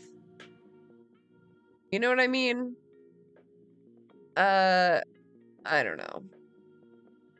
Need to do like 100 times what we're doing right now. 100%. So much more. We still don't understand our brains at all. And that's kind of embarrassing, bro. Call yourself a developed civilization. I mean, come on. Saline nasal spray, and like you'd have your own little thing. Like you don't have to snort it, but yeah, you could watch enough YouTube videos or like go on Reddit and figure out how to make those little lozenges yourself. Yeah. Like I know people do crazier shit all the time. Yeah. Yeah, and people never talk about that. They always talk about addictiveness of a drug as if the drug... addictive? Like psychologically, but not like... Some people get really lost with it, but not many. But some people do. Yeah, I mean, I've seen it. Yeah. But it's not, obviously. It's not me, though. Be safe. No, you actually seem like... You seem to do well. I think I do well. Yeah. The only drug I've ever had a problem with, actually, is Whippets. I got crazy on Whippets once. Was this during COVID? Yeah. And you were ordering boxes on Amazon? I was ordering boxes on... Oh my god, dude. I only did Whippets once, and I didn't like the way I felt like my brain was gonna explode. Like, way too lightheaded. So lightheaded, your brain it's gone. Your head is rolling off. You're the headless horseman. It's on Uber Eats. Oh, shit. 30 minutes, they're at your house. Wow. You can get a new like a new whipped cream machine, too. Like, you could get all of it. And a box of Haichu. Like, it was super... Oh my god. Oh, I think maybe I visited you during this period. I think I did a Whippet with you during COVID. You did Whippet with me, but that was, like, before my Whippet era. That was the beginning of the Whippet era. And it got worse. Just smoke weed. It got spooky. What was it like? What were you doing? Just so many Whippets. But it's so bad for your brain cells, dude. But I got serotonin syndrome, and I think I saved my own life by doing Whippets, because it was so cold. I was doing it right out of the thing, and like I was overheating, and then I wasn't. Oh, right. Was this like the weird pill that you took? Yeah. The pill was fine. I took another one like What? like a week ago, and it was great. But I took Zofran, which is like an anti-nausea medicine. Right. That happens to interact with serotonin. Yeah. Interesting.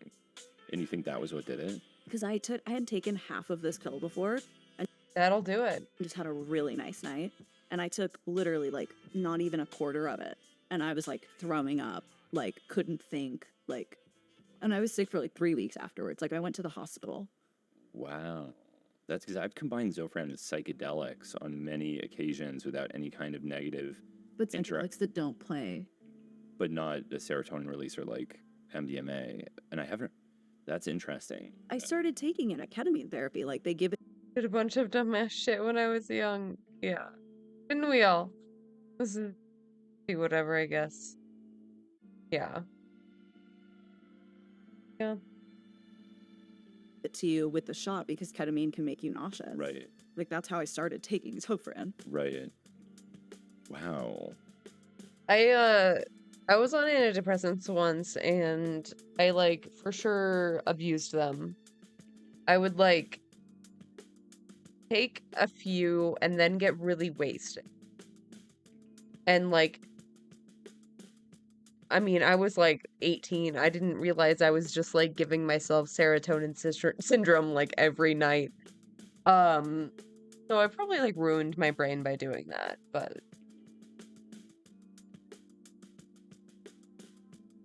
we all make decisions. Some are worse than others. Oh, I guess I'd forgotten about that. That's scary. And you think the whippet saved you? I think the whippet saved me because I was like, I'm cooking from the inside out, right? Like that's what happens to you when you get serotonin syndrome. Well, and not like exactly. I couldn't think. I had like the confusion. You know how like the first symptom is like confusion. I couldn't like think. I couldn't read. And in my little gremlin brain, I was like, what if I do a whippet though?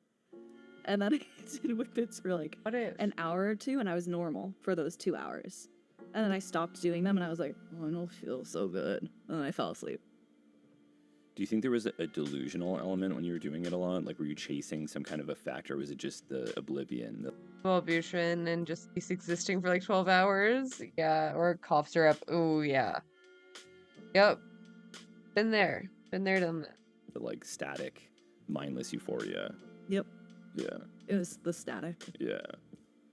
I got Meniere's like 2 years ago. So I spent a lot of time in the dentist's office and a lot of time on nitrous at the dentist. So I got like a taste for the... Oh no. The nothingness. Yeah. The void. I've never gone full... I've always been very neurotic. The void, it calls to me. About nitrous. Nothing I'm really proud of course, yeah. Yeah, same. I don't know. Learning experiences or something like that. I don't know. Like, because you know in Philly it's like a thing. Well, so I don't do like breath play whippets. Like I'm not into the asphyxiation aspect of it. Like I like asphyxiation sexually, but not as a whippet thing. Yeah. True. I think maybe that's why I hated it. Maybe that's why I hated whippets, like the panic sensation. Still here, let's go. Like a lot of people are like, oh, whippets. Like I love getting like blasting off and like almost passing out. And I'm like, you're doing breath play, not whippets. Like you could breathe, you don't have to hold your breath. It doesn't make a difference to my understanding of like how we like absorb it. Like you breathe it in and that's it. Yeah. Like holding your breath doesn't make it stronger. It makes you feel more because you're holding your breath. Yep. Interesting. Yeah, I don't know. But I mean, maybe like marginally more, but I think it happens pretty fast. It definitely is not necessary to deprive yourself of oxygen to get. Yeah, but so every time I've done a whippet, I'm always It's the same with weed. Like, you don't have to hold in your weed forever for it to work. Like, don't like exhale it right away. But it doesn't have to be like a full ghost to get the high. Like, I love a little breath of air in it. Yeah. That's good. That's a good technique. I mean, because it's usually co-administered with oxygen under In a medical setting. circumstances. Yeah. And so, how'd you break out of the spell? I just stopped. I have a pretty, like, I don't have an addictive personality, usually. And at one point I was like, oh, it's getting kind of spooky. You should chill. And then I did. And now I can do it, like, here and there as, like, a little treat. And I don't really have the desire to go crazy on it. Yeah. That was a pretty common fate during COVID. There were a lot of people that fell into that. Because it's legal. You can get it delivered to your house. Like, I didn't realize you could just get it on Amazon. That's crazy. and, you know, I think it's kind of fucked up. But also, I got Whippets in Europe, and they were way cleaner. They didn't make your mouth taste bad. I wasn't, like, coughing up weird brown sludge, like, which the Whippets did make me do. Right. Yeah, there's like some kind of lubricant on the external surface, maybe, or who knows what. Yeah. Have you ever seen the inside of a whipped cream canister after people do a lot of Whippets? Yeah, there's like a brown oil. Yeah. Yeah. Yes. Yeah. Ew. No, I haven't. I have not. What? That's a little frightening. It started to freak me out. I started reading so much about the interaction with B12. I was gonna say, when you Is this like that popular? you stop absorbing B vitamins, even if you're taking them, because your body can't. It's just like destroying them in your body. Yeah, and then, you know, I was talking with all these people who got really intensely addicted for a while. I had physical withdrawal symptoms. Really? What were they like? I was Why like would I a know little that? bit shaky. I was just like, you know, like I didn't feel right in my body. I felt a little nauseous. I had a weird headache. That's so interesting. I didn't know it could give you anemia. That's so interesting. I wonder if I got my anemia from like one of my other addictions. Like, I didn't even consider that. Drugs are a hell of a drug. There was like this one dentist who I interviewed who had lost his medical practice and had just like lost his family, lost everything. Blood chemistry. From just like after the doors closed at night, he would just get in the dentist chair. And he said it wasn't nitrous oxide or listening to Prince, but the combination of the two was like a sensation so magnificent that he couldn't control himself. And you like straight up the like Prince nitrous synergy was like so good he gave up everything, and now he like tours medical schools and gives talks about nitrous addiction. I know people who have like, especially musicians who have gotten into nitrous, who like they get the sound, that like weird like sound. They're like chasing that, like they're trying to figure it out. I find that ketamine does that a tiny. Why? I hate that. I hate that. That's terrible. It's probably just blood rushing through your ears. What? Why would you want that? But as well, it gives it like a metallic tinny quality. But then when you do both, I don't think I've ever done that. oh, they're best friends. I can imagine, yeah. I can imagine that would be good. So do you get ketamine from these telehealth companies? I used to. I don't anymore because they recently, like, one of them closed in New York and the other one, I think another one also closed in New York. And then I moved to Berlin, so. And that just doesn't exist in Berlin? Do they have ketamine clinics in Berlin? There's one, but I went and I did the intake and I was super depressed. Actually, I lost a friend to an overdose over the summer and I was just like, I was having a bad one. So I was like, okay, we're going to go to this clinic. And I went there and the psychiatrist was basically like, you said you have agoraphobia, but you're here. And I was like, this is a last ditch resort. Like, I'm like, this is like me, like, digging my teeth in, trying to save my own life. And he was like, I don't know, like, you seem fine. Oh, are they more conservative? Like they What the wanted fuck? they wanted it to be like your last resort. Like you had to be totally dysfunctional in order to qualify or something. I think so. I was like, hey, so they were like, okay, tell me about some of your irrational fears or anxieties. And I was like, I'm scared of gun violence. And they were like, okay, but did you know that the odds of you or someone you know being in a shooting is actually way lower than you would think? And I was like, first of all, I'm American. Yeah, maybe for you. No, it's not. Second of all, both of my parents are police officers, so it's extremely not. Like, Pepela.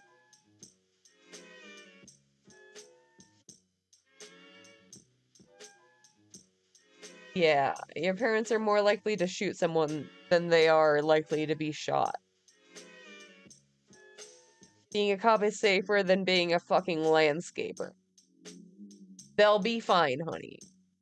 Like, damn, I hate her all of a sudden. So it doesn't even matter whether or not a fear is rational. It's a fear. It's rational. Yeah. I know it's not like normal. That's why I'm at the fucking psychiatrist. Like most phobias are not rooted in legitimate concern. No, exactly. And even if I know that, my brain, like, it doesn't matter if I tell my brain that, because we know it on like a surface level, but I still feel it in my bones. Yeah. That's interesting. I guess it just hasn't caught on that's in Germany. But yeah. So in Germany, they're super conservative. Like, there's a running joke that, like, if you go to the doctor and you're dying, he'll be like, have you tried tea? I guess it's a lot of the world. I mean, even in the UK, there's like no Adderall that's really prescribed. They also joke that, like, Americans love, like, antibiotics and stuff. Yeah. Which, I mean, personally, I hate antibiotics. Like, not a big fan of taking them, but we love Western medicine. Yep. Yeah. It's a weird culture. I don't know. Well, a lot of adults, like, don't know how to take antibiotics, which is scary. Like, they don't finish their course of antibiotics, like, especially specifically in porn. Like, there's been, like, 3 or... Yeah, that's how we're gonna get a fucking super virus or a super bacteria. It's you have to finish. You have to. I hate it as much as the next guy. But just you have a bunch of yogurt, some probiotics, some fiber. It'll be okay. But you do have to finish it. 3 or 4 instances in my now, like, decade-long career where people have created a fucking antibiotic-resistant super strain of Also, we do overprescribe. gonorrhea or chlamydia, and it's annoying. Wow. Just because someone took, like, 4 days of an antibiotic instead of 7. Wow. Or they take antibiotics all the time as a preventative measure. Wow. I mean, there are What? specialists? What the fuck? I did not know that was a thing. That cannot be good for you. That sounds terrible. Porn doctors, right? Who consult with the industry, are there? Yeah, there are, but, like, in the last few years, like, I left LA. I'm kind of out of that scene now, but it's really scary. So we used to have this system. It's called PASS. It's the Performer Accessibility or Availability Screening System. And then our 2 testing companies or whatever would then report our test results to PASS, but not, like, detailed, just like a thumbs up or a thumbs down kind of vibe, like a check or an X. Yeah. So you could go to set and your director would type in your name and see if your test results were good or, you know, you were cleared to shoot or not. Now no one is reporting results to PASS. I think because when they started COVID testing, the COVID tests were 48 hours and our testing protocol is 2 weeks. Oh, I know. My mom's a nurse. Covered with the horror story every day. Damn. Shout out to your mom. Shout out moms and shout out nurses. The real backbone of America. Weeks. So I don't think they knew how to, like, update the system. Oh. You know, and now they're doing swabs because there's a ureaplasma outbreak.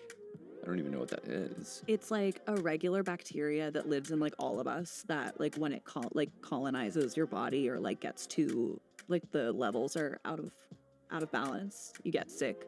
And it's not technically an STI or STD, but it is transmitted sexually. Huh. It's like having a really shitty UTI. What is I've it? heard. Huh. I haven't But heard of it's- this. You get sick. And it's like all of us. I don't even know what that is. Because there's a Oh. you know, and now I think they knew how to like update the system. Oh.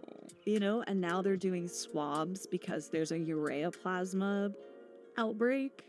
I don't even Urea plasma. know what that is. It's like a regular bacteria that lives in like all of us that like when it colonizes your body or like gets to like the levels are out of balance, you get sick. Dang. And it's not technically an STI or STD, but it is transmitted sexually. Oh. Huh. It's like having a really shitty UTI, is what I've heard. And are these specialist doctors helpful, or are they... I mean, I assume they're not advising people to take antibiotics continuously as No, they're not. prophylactic, yeah. But there is this one porn doctor guy, and he's like famously kind of a dirtbag. And This is someone in LA. yeah, and you can like go to his office and just get like a steroid shot in your butt and like a Z-Pack to kind of like boost whatever's in your system out. Oh, wow. And he's in like a regular doctor's office. Interesting. And are there situations where just everyone is taking like PrEP, even if they're... So the porn industry is really segregated, or like it's getting better now, but it was quite segregated in terms of like the heterosexual and like gay porn sides. Yeah. And like obviously, lesbian porn doesn't count as gay porn to heterosexual men. Right. So, like, you know, none of us have, like, there are people who don't know what PrEP is. They don't know that you can have sex with people without HIV if they have, like, an undetectable viral load. Like, they just don't know that stuff. Yeah. There's still a lot of stigma for, like, straight performers shooting with trans performers or bisexual male performers. It's getting a lot better now, but when I first got into the industry in 2013, it was very stigmatized, and it still is. Yeah. Well, I'm sure it's like a fear that a lot of people have just in general. I mean, you're already kind of in this potentially frightening realm. I mean, I could see people getting, even if it's not rational, just getting like afraid. Yeah, I mean, I get scared all the time of stupid things. Yeah. Yeah, I mean, I find that world very interesting, and it has obviously so many parallels with the drug world, where it's like just endlessly controversial for reasons that often strike me as unnecessary, like, or like all these like justifications that people Yeah, it's not just unnecessary, it actively hurts everybody. need, which I find like at some point, like I just get so tired of listening to people justify why a certain type of drug use is good and should be allowed. And it's like, I don't care whether it's good or not, or I don't care whether it's therapeutic or not, or normal or not, or traditional or not. Like, Well, it's just splitting hairs at that point. Like, oh, when you do this, it's okay, but when someone else does that, it's not. Right. yeah. And I like the moralizing Yeah, of things like anyway. I'm kind of wary of the medicalization of ketamine and shit, because it shouldn't just be allowed in treatment. Like, you should just be able to do whatever the fuck you want. Thought this was a free country, brother. I think most things are more neutral than we would like to pretend they are. Like, drug use is morally neutral. It's all good and it's not bad. Like, I don't believe that it's like the holiest thing like a lot of people do, and I also don't think it's evil. Yeah. And the same with pornography or sex work in general. Right. And it's like, I guess the other parallel is that there's all this like politics of respectability stuff where like people feel like in order to be recognized as legitimate, they have to say that nothing bad happens or only talk about good things. Yes. And it's like, well, no, of course bad things happen routinely, but this should still be allowed. It's like, okay, even it's okay to do bad. I don't know if I'm full legalization. I think decrim is better for both sex work and drugs. I don't want Amazon sex work delivery, and I don't want Amazon heroin on demand. You know, miss me with all that. Decriminalize it all. Things, or to accept badness as like part of something that is okay. Part of life. Part of the reality of being human. Yeah. Yeah. Yeah, that's something that I like struggle with, especially with my work, is people don't leave room for me to have bad experiences. Or if I have a bad day at work, all sex work is legalized rape, and I'm a digital prostitute who's selling my soul, and that's why, you know, whatever. And if, you know, someone who works at the bank has a bad day at work, they're allowed to have a bad day at work, but I'm not. Right. Yeah, I could totally see that. Because they're looking for that. Like, they want to show that something is unethical so they can be like a savior or like a like protector, exactly, a preventer of badness. I actually had some fans who were like, "Oh, you can tell Janice Griffith is shooting up drugs, blah blah blah," and like it's so clear she's a meth head. And I was like, that's crazy, because they were saying they could see track marks on my arms, and I had bruises because I get STI tested to shoot. Like, that's what that's what that here would be. Right. And it's just crazy because those are like the two drugs I don't touch. Like, if someone had been like, "You look like you did 10 too many whippets," I would be like, "Fuck, you got me," you know, like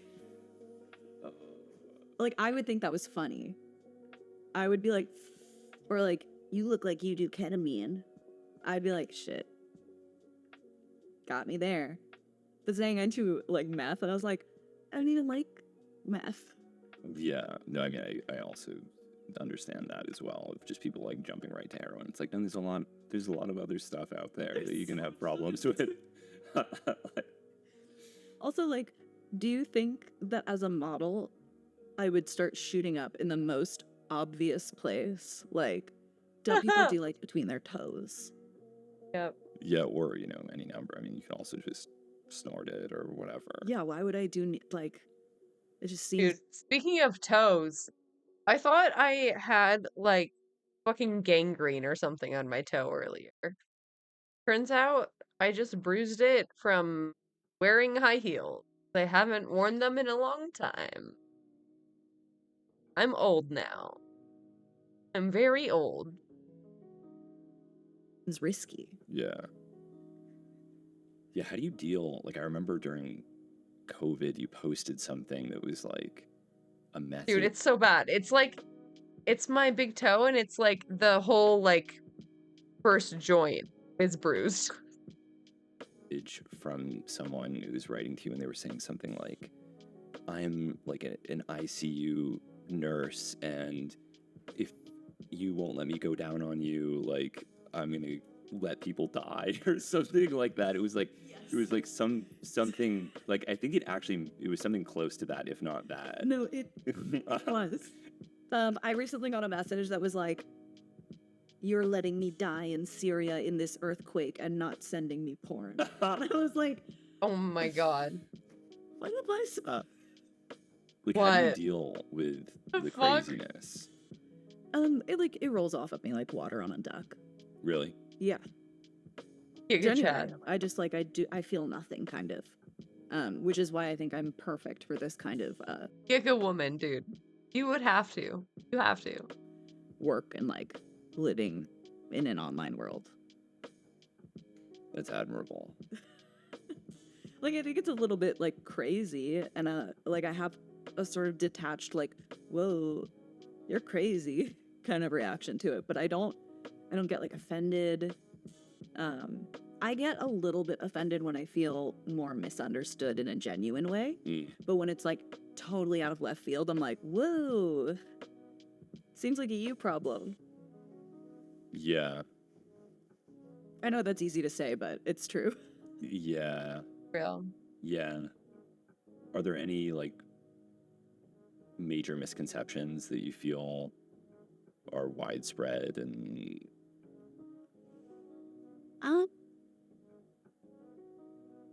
sometimes people are surprised that I'm nice or like down to earth, I guess. Like not super about a high horse or however you want to describe it. Like people expect me to be really self-centered and high ego, and I don't know, like I meet people all the time and they're like, wow, you're nothing like I thought you would be. And I'm like, I don't know how you thought I would be. Like I have no idea how to, you know, manage your expectations or even understand where you're coming from. Do you think that that's Yeah. more common? Yeah, like, what do you mean? I hate that. I get that a lot, where people think I'm, like, super mean or just a huge bitch. Then they get to know me and they're like, oh, you're, like, actually super nice. Like, I don't know why I thought you were such a bitch. I'm like, I don't know either. I wasn't trying to be. I'm just...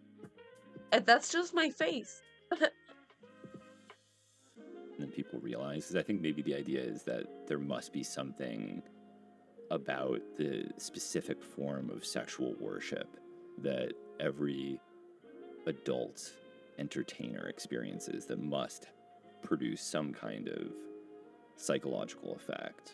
Well, it's kind of crazy when like sometimes I meet people and they recognize me and I can see their face changing. Like I can see the gears in their head turning.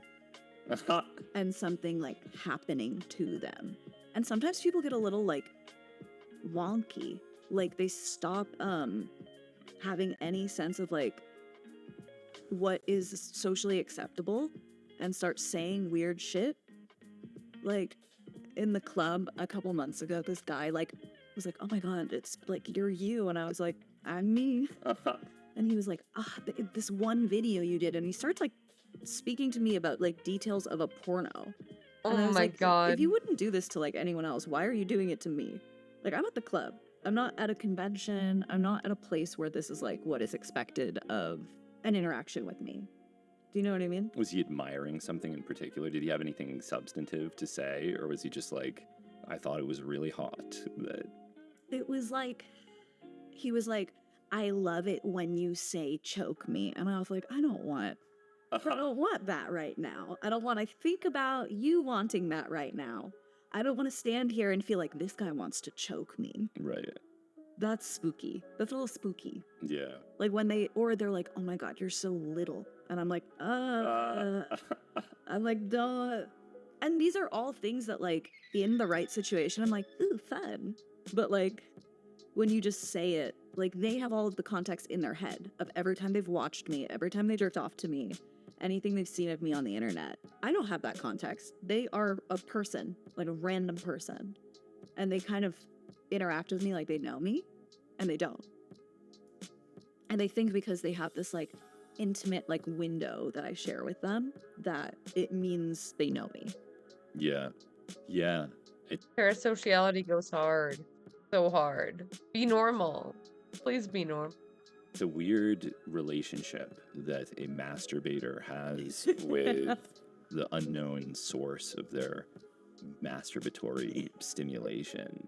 Because what can you say? Probably nothing. Like I don't think I've ever encountered someone in public who said they jerked off to you. No, I haven't. No. Yeah. What about online now? Online, yeah, occasionally. People are real horny on the internet when people can't see them. Right. And it's anonymous. There's no like cost associated with it. Yeah, a little bit of that. Do people ever also feel like they know you or they have an intimate view like of you because of what you share?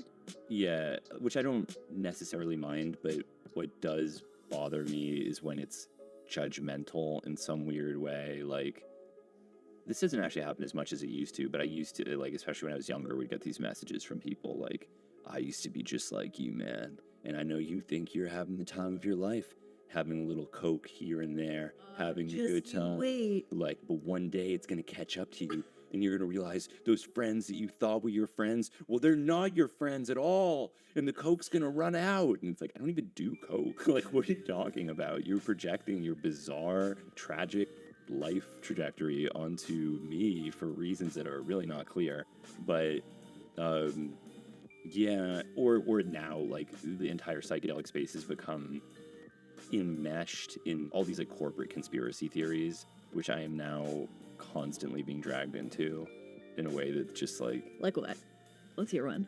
That, like, I'm an evil corporate shill who is accepting money from Peter Thiel in order to prevent indigenous people from having access to psychedelics, or some variation of that has become like a prominent one, which is like a result of just pure astroturfing in the psychedelic world. Like, this one That's crazy. oil billionaire has invested immense amounts of money into creating this like faux activist crusade to prevent anyone from patenting psychedelics, but then himself has psychedelic patents. It's just like dumb shit, but it's had a big impact on the way that people like see what's going on. Which can happen with porn as well. I mean, it's like the same deal. Like, all it takes is Ted Bundy, like, before being executed, saying like, porn made me do it. Exactly. And then suddenly that becomes part of the conversation, even though it's not real. It's just something that a legitimately insane person said who should be. God. Literally.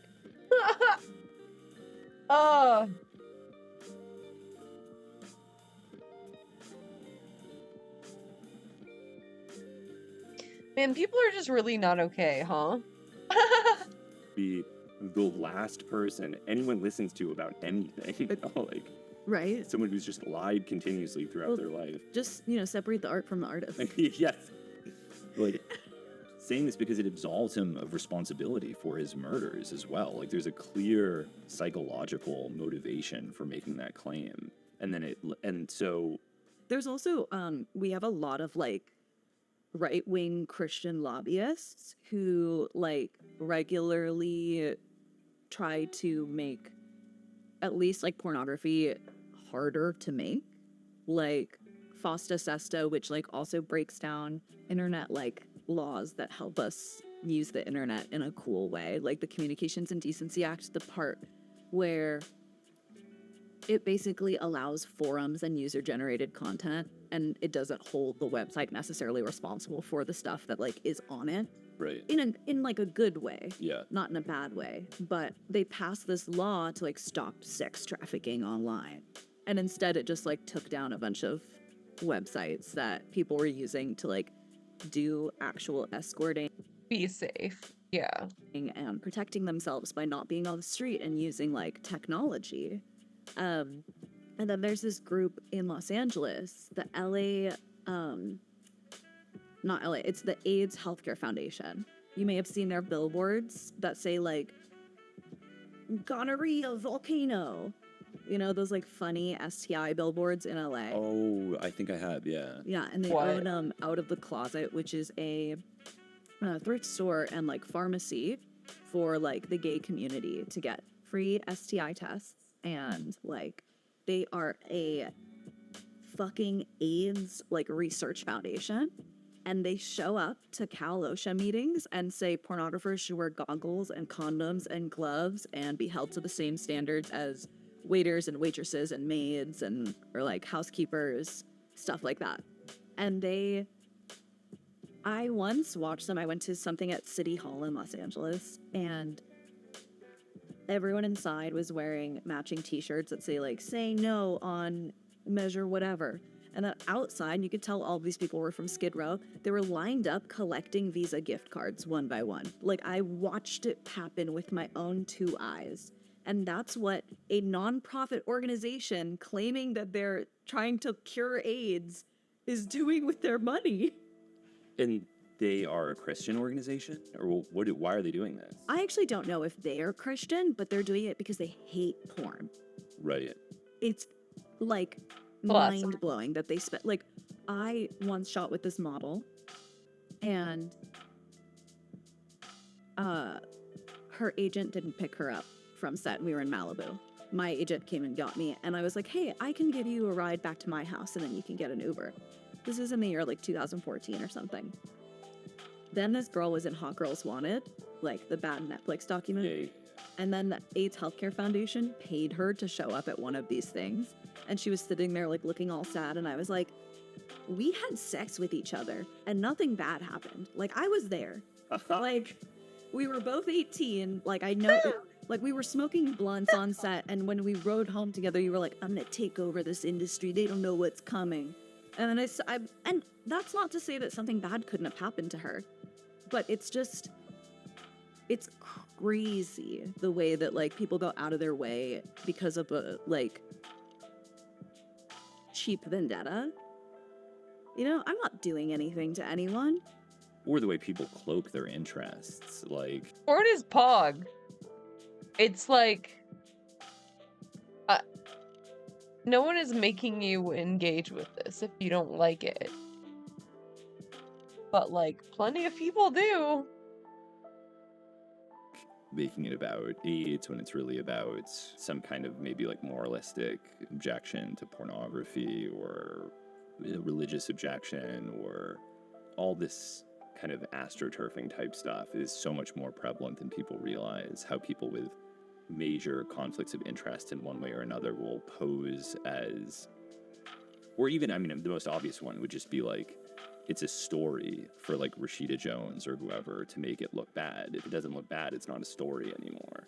Well, the best part of, not the best part, but the craziest things about like Hot Girls Wanted is they used like content that like legally they had the right to use. It was like legally sound, but of models who didn't consent to be in it. So they made a documentary about like supposed exploitation and used like B-roll footage of models who did not consent and put people who like maybe had 500 followers on Twitter in front of millions of people on Netflix. Crazy. One of them being someone I'm friends with. Like, she was like, cool, I have to call my entire... Barely hanging onto the thread here. Yeah, they had to have been high. This is a very meandering conversation. Entire family and let them know they might see me on Netflix because Rashida Jones is using this content from MyFreeCams or whatever that it legally allowed because of, you know, she uploaded it to Instagram or whatever, but it's not like just because something is legal doesn't mean it's right. Right, yeah. And the opposite is also true. Just because something is illegal doesn't mean it's like wrong or bad. Yeah. And is there a reason that you left LA and that scene was just annoying? Oh no, I left LA because I'm from New York and my sister had a baby last year. And I just wanted to be like around my family. And it was COVID and I wasn't like shooting very often. Like I was already on OnlyFans. I was like, I'm kind of spending a bunch of money to live in a city that I don't love. And I love New York. And I also have wanted to leave America for a while. So I was like, if I'm going to leave the United States, I want to live in New York one more time before I go. Right. I still haven't been. I want to go. I want to have kids eventually and not send them to school to get shot. That would be nice, yeah. Wouldn't it? Yeah. So Germany's better. At least Berlin is a place where I don't have to speak German. Yeah. I have a 3-year visa.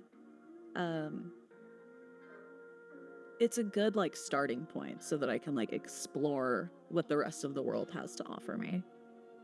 So I don't know if I'll have kids in Germany, but I definitely want to do it in America. Yeah. And what are you doing there? Like, what is like this? Same shit I was doing here. Yeah. Yeah. And is the industry any different there? Yeah, it's more like indie and a little bit cuter. I like it. There are also, Berlin is a good sort of hub. Like, we have industry events there. They have conventions and award shows and stuff where, like, the entire European industry comes together. So that's nice. I don't know. It's novel to me still. So, I don't know. Talk to me in 5 years. See if I hate it. Yeah. What about the history of porn? Is that, like, have you met any? I'm sure you've met a ton of these legendary. Oh my god, yeah, but a lot of people get spooky. Like Ron Jeremy just started doing GHB and wandering around Hollywood Boulevard and groping people. Like I think he went to jail. Oh yeah, there was a controversy. Yeah, so he like groped me once at a thing. Like he just came up and like grabbed on me. And I like kind of pushed him away. He seems to have a glassy, far off look in his eye. A lot of GHB. Like literally everyone has a story of like watching him like almost stumble into the street in Hollywood. Like he would hang out around the Rainbow Room a lot. And just not there anymore. Interesting. Is GHB a thing that... I don't think so. Yeah. I feel like it's too much work for most people to do. Right. And what about weird, like, do you know anyone that takes bremelanotide? What is it? What's like PT-141? This is like, it's like the only drug that is, or maybe it's one of two drugs approved by the FDA for treatment of hypoactive sexual desire disorder in women. It's like an FDA. Female hysteria. Yes. Yeah, frigidity. Yo, let me get some of that. I actually have some. I have wanted to try Should it. Try it? I mean... I'm fighting it, okay? Well, the weird... Okay, again, sort of like... Well, one of the side effects is that it is a sunless tanning agent. So, this is... What is it, like play with melanin? Yes. Yeah, that was how it was developed. It was actually for sunless tanning in people who were... And his side effect was... extreme horniness. Wow. Interesting. Yeah. No, I think that... No one I know is taking that. But that's crazy. Yeah. I'm very interested. Also, I don't understand. But I don't have to understand. It's not something that my brain could... How this works, I don't understand either. I mean, it like binds to some melanocortin receptor. Why that induces extreme horniness is not clear to me. Like, I'm sure there's some... What? Is it like a circulation thing or a form... A chemistry Rizzler, literally. And it's working. Own thing. The idea is that unlike Viagra, which is arguably not truly an aphrodisiac, is just like a vasodilator, that bremelanotide is actually an aphrodisiac, that it like causes Desire. Yeah. Interesting, because sometimes I take like horny goat weed because I'm like fatigued most of the time, and I don't love to drink caffeine. What? Like I'm just not really a stimulant person. Does that work? And I have like medium bad circulation. Like my hands and feet are always really cold. So I went to like a traditional Chinese medicine doctor, and he was like, "You should take this." And then I like Google translated it, and it was horny goat weed. So I just take that sometimes, and I like it, but I don't know how it works. It's a PDE5 inhibitor like Viagra, but It's just circulation. yeah, it's a vasodilator, same deal. Yeah, because I don't notice, like, I'm not like horny from it. I'm just like a little more energized. Yeah, I know women that have taken Viagra, and it doesn't, they say it causes like a vaginal rushing sensation. Like it's like a hurricane of blood flow vaginally, but it's like, they described it as being neither positive nor negative, just kind of like... Just interesting.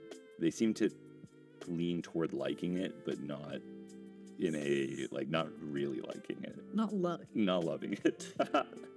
Have you heard of like dudes who have dick implants? Like not for like growth, but for erectile dysfunction? And you get like a little pump? Yeah, I've heard of that. How common is that? Is that I've heard of this. I haven't come across it IRL. a thing? Medium common, I think. Go on. I've encountered it like 3 times on set and once in real life. Wow. I know. And he was like, he started to explain himself to me, and I was like, oh my god, actually, I know what this is, and you're all good. He was like, what? And I was like, yeah, I'm familiar, actually. Oh man. And there's that other one, the one that like Harvey Weinstein was using. What is it? It's like a prostaglandin that you inject directly into your penis. Ooh. Oh, there are a lot of people who do, we just call them dick injections. It's probably that. There's one, the brand What? is Caverject. Yeah. Yeah, that's it. Which sounds like a super villain cartoon Sounds comic terrible. book name for Wait, some. an injection directly into your dick? That sounds like, unless you have that kink, that sounds terrible. You have to have so much faith in your surgeon in mind, but I also kind of get it. Something you inject into your penis. Sounds spooky. Jacked. You've seen this I- action. I've experienced its effects. I don't like, they usually go into the bathroom and do it. Right. No one, like, there's this huge stigma around needles. Like, it doesn't matter what you're using them for. Yeah. I think it's just, like, society has not gotten over, you know, like, what it's like to have needles. Right. That's interesting. I wonder why. I mean, I guess I understand why, but Well, a lot of people have, like, a bad reaction to it. Like, they get a vasovagal response to just, like, seeing. oh no, I mean like why you would go all the way to this injection as opposed to Viagra. Oh, it's when you've done all that and it doesn't work anymore. Yeah. Right. Wow. I've seen it actually, the progression from Viagra to the injections not working, and someone took like months off and got the implant instead. Damn. And interesting. Do you think that that there was any role that being a porn actor played in that, or it just was like their medical thing? I think it could be like a combination of both. I think that if you like participate in strenuous physical activity that you know to not be like 100% comfortable for yourself, Right. like it'll have long-term negative effects on your physical health. Like if I would go to set and have a bunch of sex while I wasn't feeling up to it, I would probably accrue scar tissue, and like that could lead to, you know, not getting wet anymore, or like experiencing pain and like pelvic floor issues. Like, and even if I'm like just having a lot of sex and I want to do it, sometimes it hurts, you know, like Right. it just, like, I've worn myself out enough times to be like, all right, that's enough. So Yeah, I mean, there's like an upper limit to how much you can do any physical activity, including sex. That's for sure.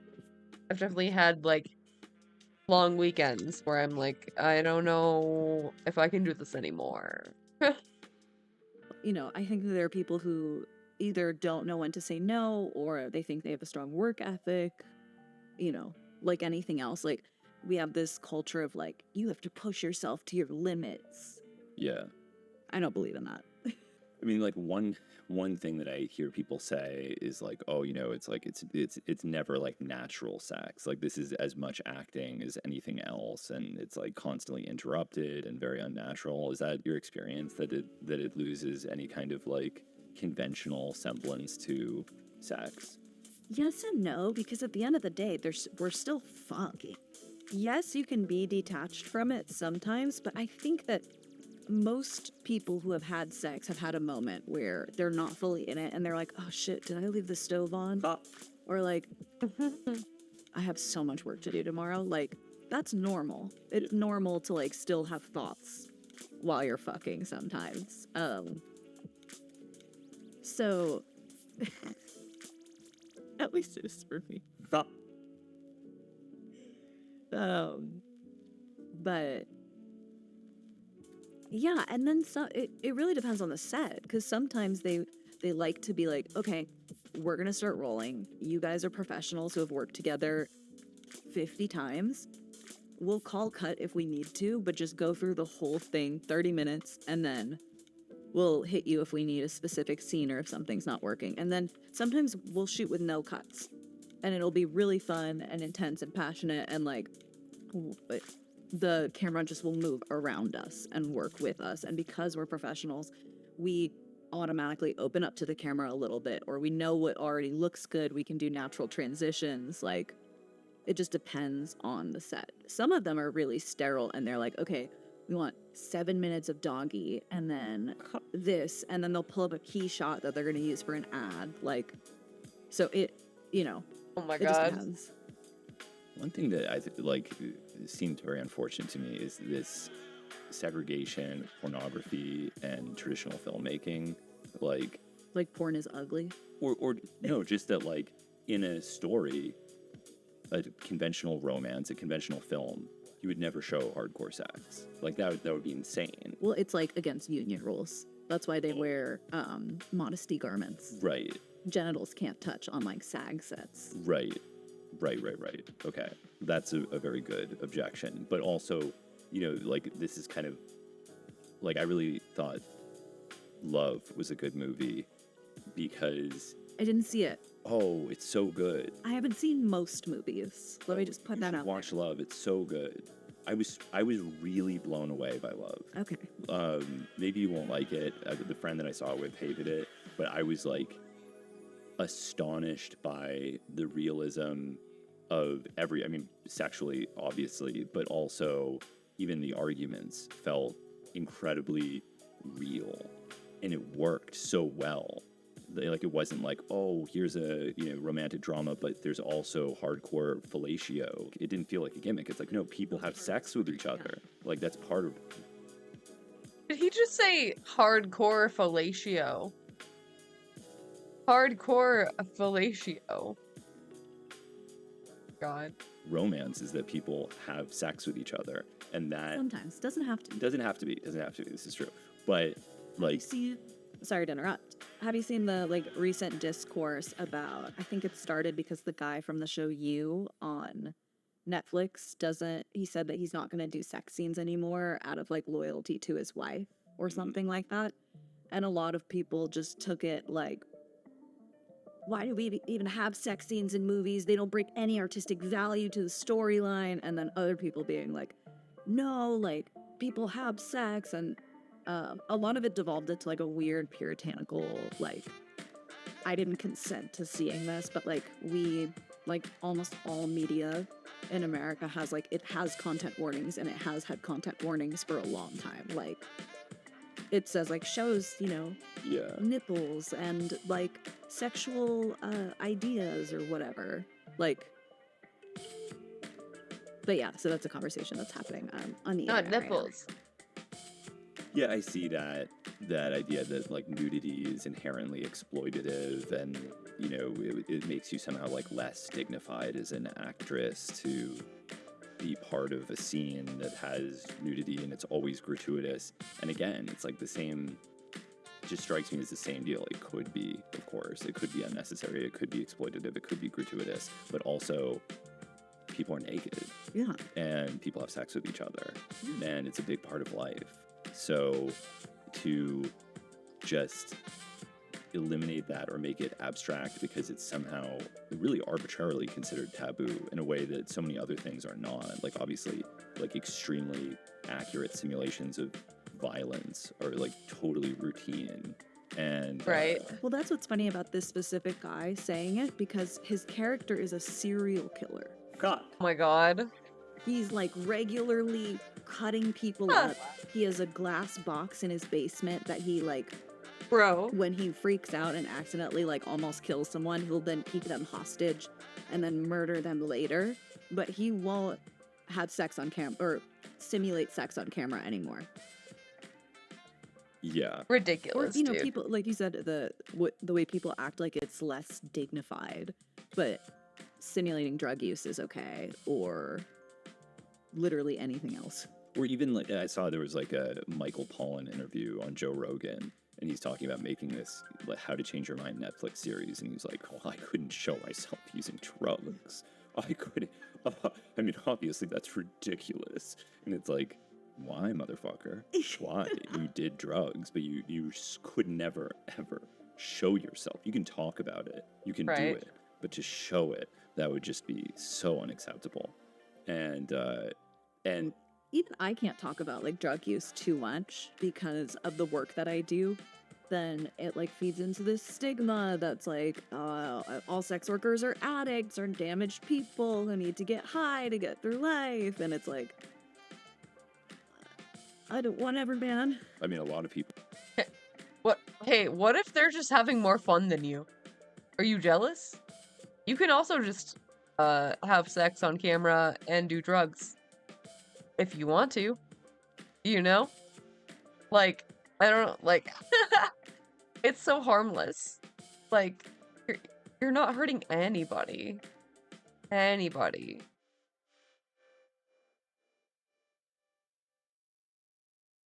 Or damaged people that need to get high to get through life who aren't sex workers as well. So it's like It's only bad when you're a sex worker. yeah, You know?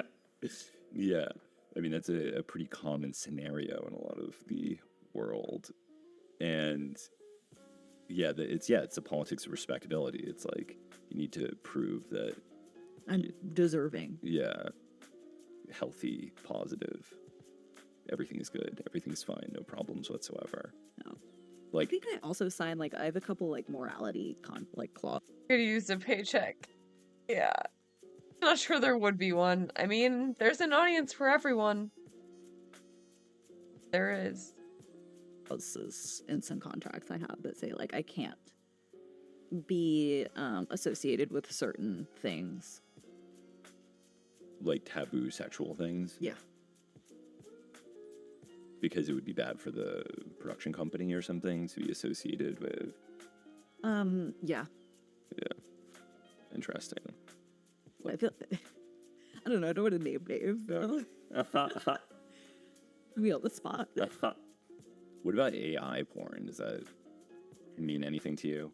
Okay, so like you can't like where's the consent? So if you like say you consent to your image being used, like your face, and then the male performer consents to their body being used, then okay, weird, but okay. Right. But like this deep fake porn stuff where they're taking people's faces. Like, you're just using sex workers' bodies and like random celebrities or influencers' faces. None of those people are consenting. Isn't slapping it on pornography. I don't think it's cool to the people who made the pornography, or and especially not okay to the people that they're sexualizing without their permission. Right. But people are weird and awful and the worst, and people have also been projecting their sexual desires on the closest similar thing or person for as long as people have had sexual desire. Like, I can't tell you how many times I get a message that's like, you look like my girlfriend or the girl at the coffee shop, or like, that's why they jerk off to me, because I remind them of this other person in their life. Or they'll see another person in their life who reminds them of me. Or friends, reminds them of me. And they will seek out relationships. Not to mention how weird it is, hella fucking weird. Relationships with them because they're projecting that onto them. Like, it's not new, it's just a new manifestation of an old concept. Yeah. Well, that's kind of the flip side of the idea that people will say pornography is problematic because it's serving some. I think that's why, like, in a lot of porn, you're not seeing, most of the time, you're not seeing the porn actress's face. You're not gonna see her face unless, like, she's actively coming. Like, most of the time. And it's so that you can, like, project your fantasy onto her, you know? Kind of sexual template that normal people will follow, and so whatever is normal in pornography will then warp people's perceptions, and they will seek that out in their personal lives. And like the flip side, I think, is that at least for me, like I want the pornography to be close to reality for me. Like I don't want to watch porn with a guy who's like a muscle bound bodybuilder, like giant, like beefy dude, because it's like doesn't really, it feels, You can't put yourself in his shoes. yeah, it's just not like, it's weird. Whereas if it's like some like emaciated like guy in Russia or something, it was like a sick Victorian child. yes, a sick Victorian child. I'm like, yeah, nice, good for him. I can imagine how that would be. That's so funny. Oh, I love it. We don't hold all media to that same standard of example, though. Like, you know, we watch movies about cartels and violence and the mafia, and we understand that it's media. Pornography is held to this weird separate standard where we're left to be sex educators, we're left to be intimacy coordinators and teachers and people who tell you what's okay. And the craziest part is people are not consuming all of the porn the way that we make it to be consumed. They're getting little bits and pieces on free tube sites because we are not respectable enough to pay for. So they're not even getting like the bigger picture, the context. Like sometimes scenes have beginnings where we're like, hey, this is what we're doing today. Like we know each other. We've talked about our yeses and nos and hard boundaries. And when it gets clipped and put on a tube site, they take that part out because no one's watching. Right. But if you would pay for it, or if you would think that it was Real. valuable enough to pay for, you would see the bigger picture, and then you wouldn't blame us for all the bad stuff in the world. Or maybe you wouldn't. Yeah. Yeah, it's true. It's all totally decontextualized.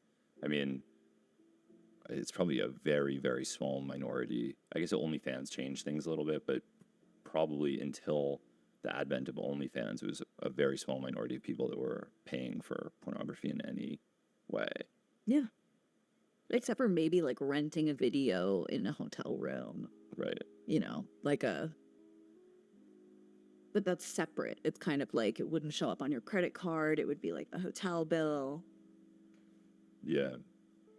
I mean, we talked about this a little bit, but I'm curious. Do you want to go into like your ketamine therapy and how it helps you? Because you do seem like an example of someone that's used ketamine frequently for a long period of time, and it's had a positive impact in your...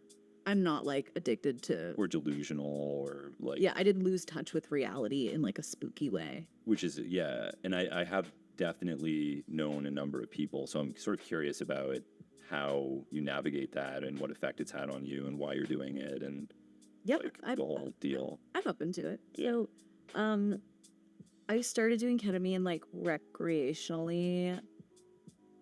I don't know like what year exactly, but I had like one of my childhood best friends she's a psychedelic researcher, and she's a therapist. She's like an art therapist. That's her job.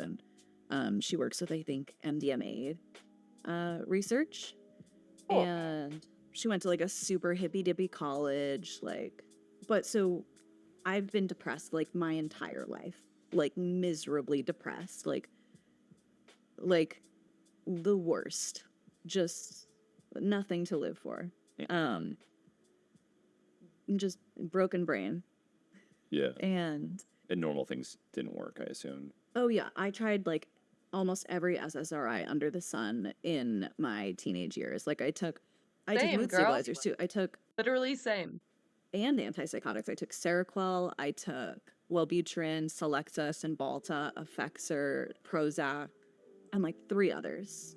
But that's a lot of medicine to give to like a teenager. Especially, I probably weighed like 75, 80 pounds at that point in my life. And I still have side effects from taking those, or like in my early life. Like I have ringing in my ears and stuff that I never experienced before taking these drugs. Was there any positive element? Did it do anything for you? What did it feel like taking all of these SSRIs?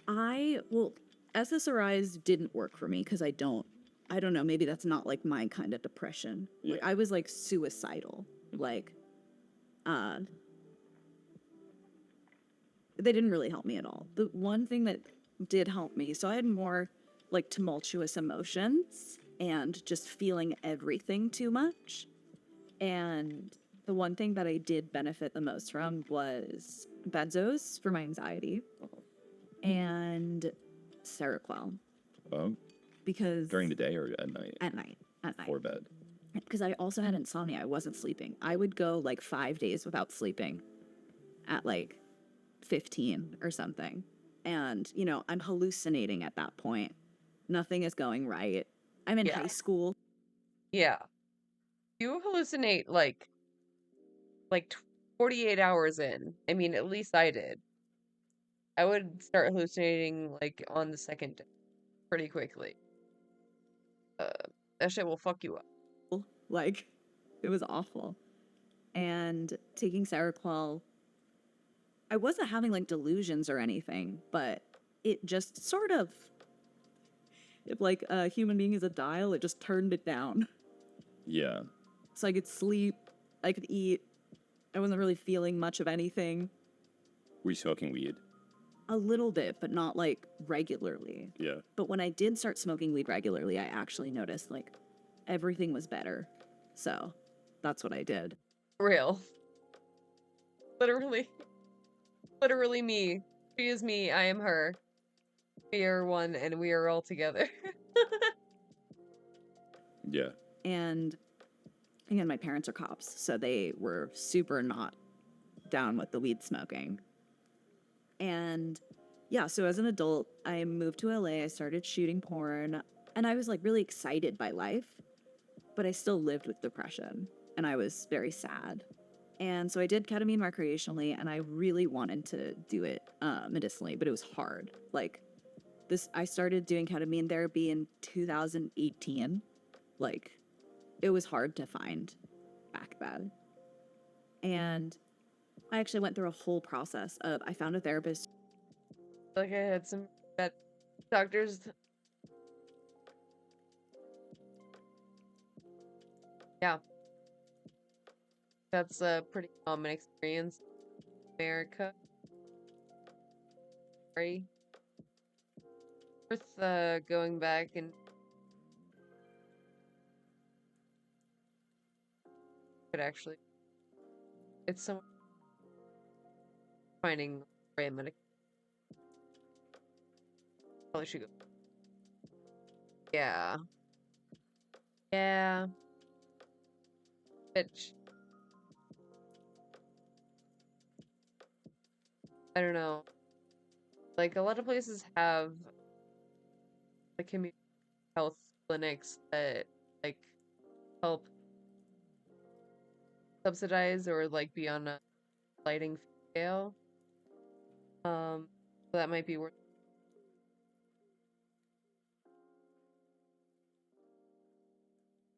emotion, energy. I was going to start working with this doctor, and I started seeing her, and I hated her, and then she finally started working with the doctor, but I didn't want to see her anymore, so I just saw him.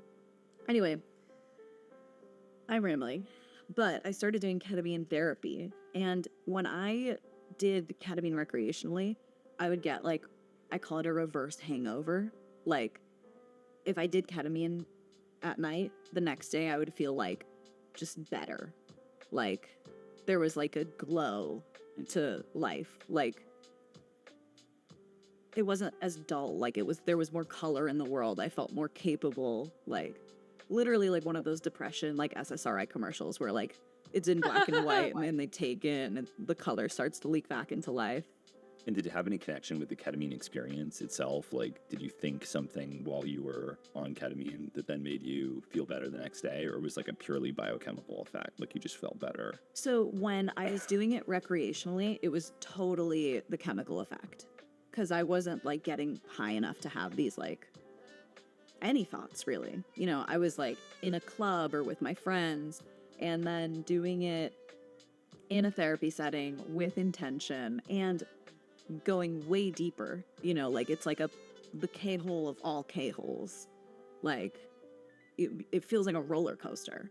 Literally, like it feels like I'm moving through space. And these are IV infusions? No, intramuscular shots. Oh, okay, got it, yeah. Which I prefer. Like, I think it would be stupid.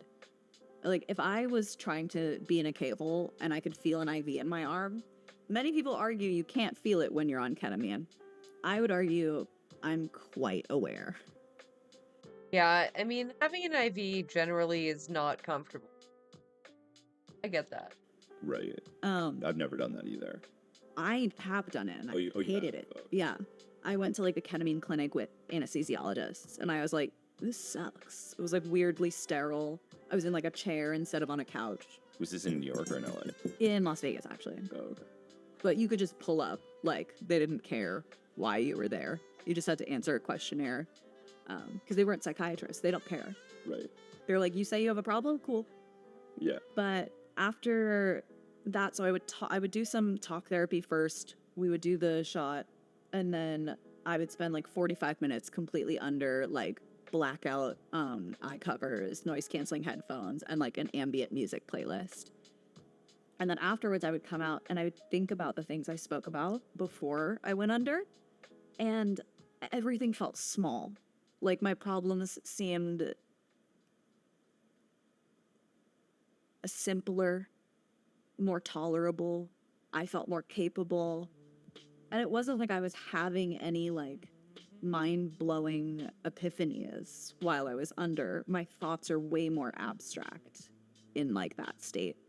Like I'm not thinking things. Things are just like Yeah, it's more about like the days after. swirling around in there. Ketamine. Jessica. It is.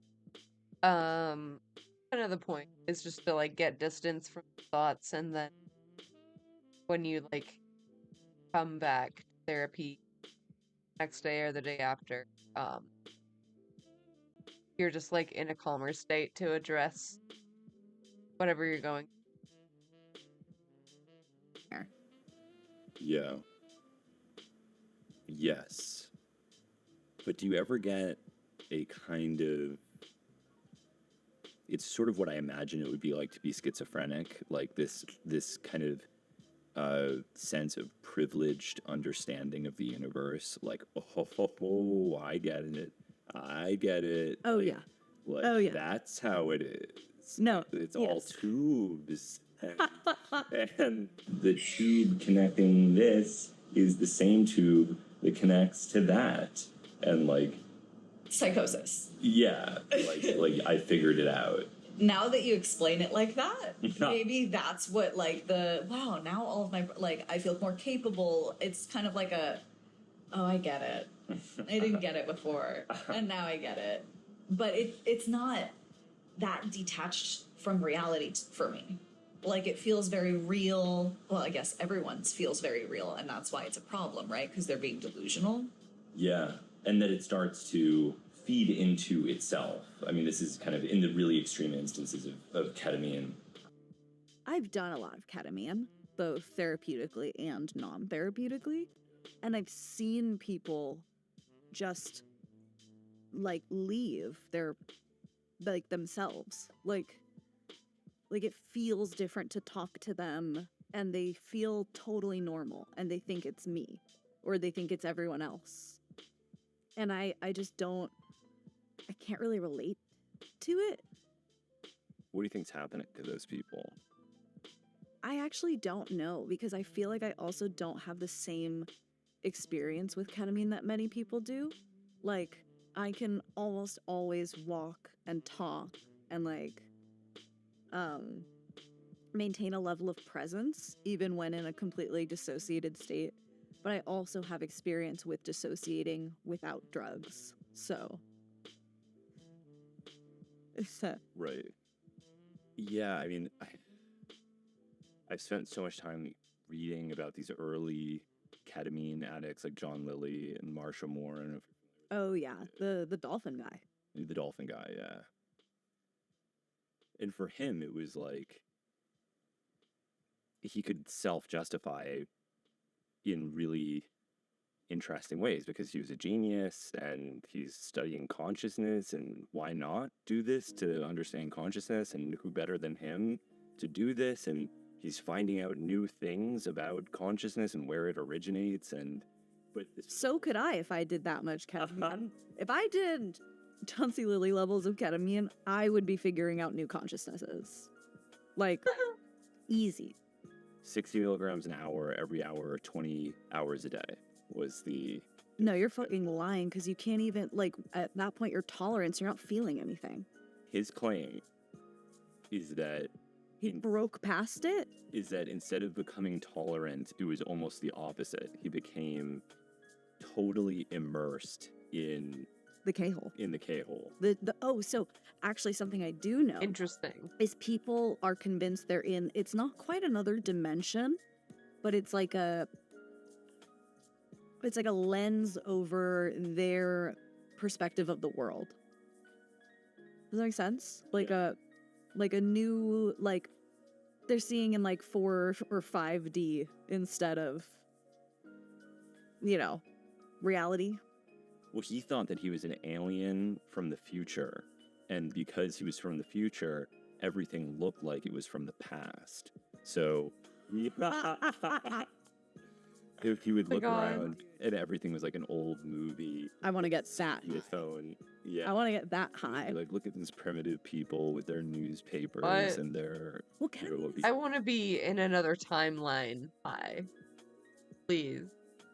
Also interesting because, like, I'll do a lot of ketamine because I'm like, it won't kill me.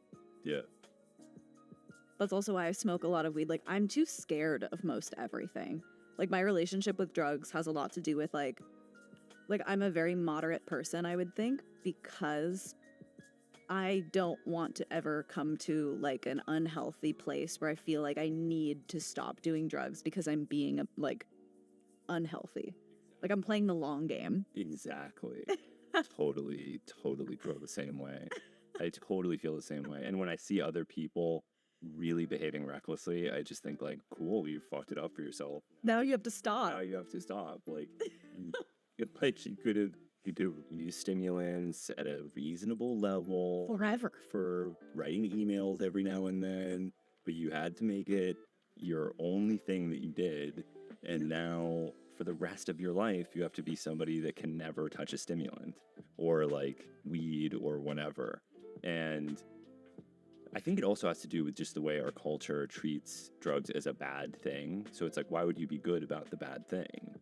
It's a bad thing. So, of course, if you're doing cocaine, you do it crazily. If you're drinking alcohol, you do it crazily. I don't think I've ever met someone who is also like, yeah, I'm playing the long game. I'm not trying to stop. Well, it's, because I enjoy this stuff. I don't want to. I also don't feel bad. Like, most of the time, I'm not having, like, my life isn't suffering. I'm not acting crazy and ruining my relationships. I'm not, like, hurting myself physically, Yeah. Yeah, and, some people do play the long game successfully, even with dissociatives, like to my friend Timothy Wiley, who, like, did ketamine his entire life and had, like, a really constructive relationship with it up until he was in his 80s. And it was partially because he just, like, understood how valuable it was to his artistic process, and he didn't want to go into. He wasn't gonna fuck it up. And I guess you just never hear those stories, like. Well, because what are you gonna report?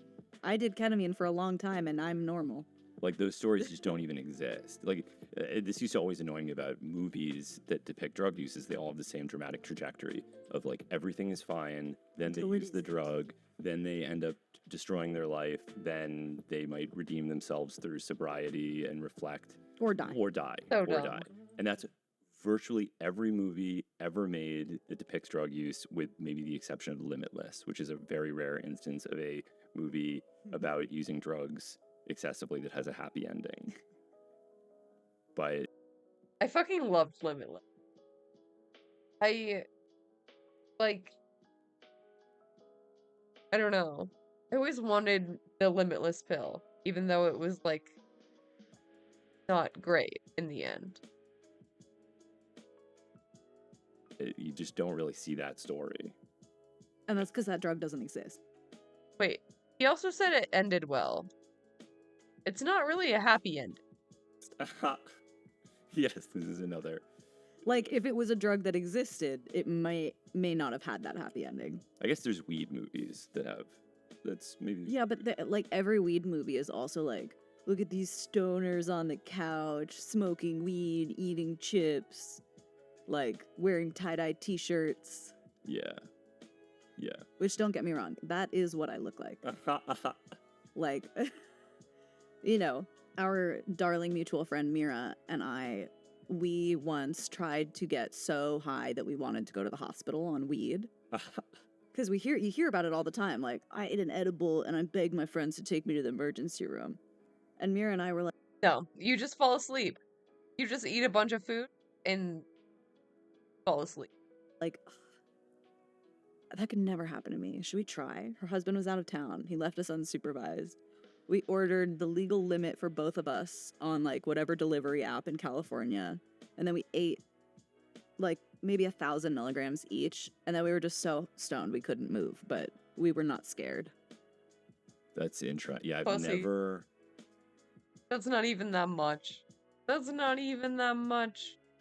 1,000 milligrams. That's 1 gram. That is 1 gram. I've only once really seriously overdosed on a cannabinoid, and it was this drug called CP55940, which was like, at the time, Why would you even do something like that? it was, I mean, it's really it was a very stupid thing. I mean, the whole thing was so dumb. It was like, before synthetic cannabinoids became popular and like things you could get at bodegas, they were these like extremely rare, precious scientific commodities. Boo. Just because it's rare doesn't mean it's cool. Well, for me, for like 22-year-old me, it definitely did. And I didn't have access to analytical instruments at that time either, so I don't even know with certainty that it was CP55940. It may have been this other drug, but I'd never have analyzed the sample because I like paranoidly gave it away to a survivalist who hid it in his walls, and I've never been able to get it back. But anyway, so the sample is in some guy's wall somewhere. But Don't incriminate yourself, babe. I don't think it's illegal. And I think, Well, weed is legal in New York now, so. but I don't know about CP55940. I think it is legal. But anyway, so I was like transferring it from a bag into a vial, and I spilled some, and I was like, oh, it's so precious. Like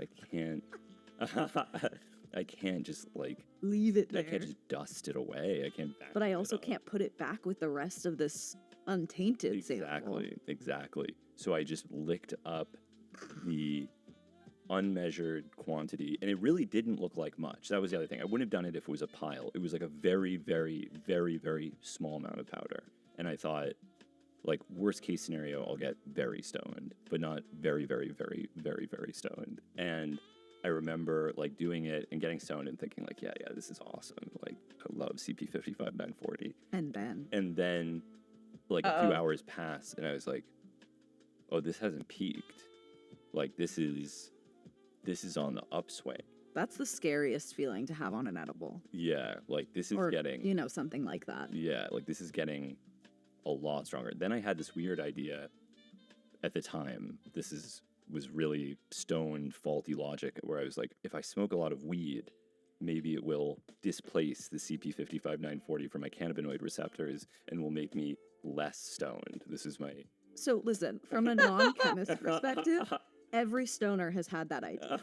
Every stoner has been like, wait, I'm getting too high in one direction, and maybe if I can outsmoke the too high 5 head. If I just add more, it'll change. And honestly, a lot of the time it does. It'll cancel itself out. Yeah, no, we've all thought it. Not from like I don't think it's a chemical thing necessarily of like displacing it from your cannabinoid receptors. Well, it definitely didn't solve the problem. It also, as far as I know, probably didn't make it significantly worse. But I remember I did pass out after smoking the weed, and I woke up the next morning and with a weed hangover. And no. It was still getting stronger. And what? And my vision was like The vibrating fuck? and blurry. Like I could barely see. And I had this meeting with an Holy- editor that morning, and I remember like leaving him this very tremulous, confused voice message that was like, "Hey Jesse, I think I've got food poisoning or something, and I just feel so bad. I just really have to reschedule." And like leaving that voice message, and then spending the rest of the day bedridden, too stoned to move or eat or do anything. Which only makes it worse. And that was the whole day. Fell asleep that night. Woke up extremely stoned the day after. So this is now getting into probably like 36 hours, somewhere in that vicinity. And it wasn't until that night, like a full 48 hours later that I was able to go outside and do anything. But I also never was like, I need to call an ambulance. I was just violently high. I was borderline anesthetized. I think I was just like completely. I wasn't anxious. I was just. Well, that's the reason people go to the hospitals. They get anxious. They're scared. And I've experienced fear on edibles before, but I'm a paranoid person. So weed paranoia, like sometimes I'll just be like, it's the weed, man. Like I remember once I was laying in bed, I ate like an edible, and my neighbor's dishwasher is like above my bedroom. And usually I love it. I'm like, white noise. Yeah. Sounds great. And this night I was convinced it was going to fall through the floor and kill me. And I was sitting there and I was like, oh my God, why is it running? And then I had the realization, hey, you're weed paranoid. I took like 2.5 milligrams of diazepam and I felt great. I was like, wow, cracked the code, man. And just like, you know, not enough to literally feel anything. It just like took the bad part off. Yeah. Like scraping the foam off the top of a beer. Yeah. I haven't had too much of that. I'm remarkably non-paranoid, I think, but I have had it happen. But you get super stoned and then you're just like, whoa, I'm so stoned.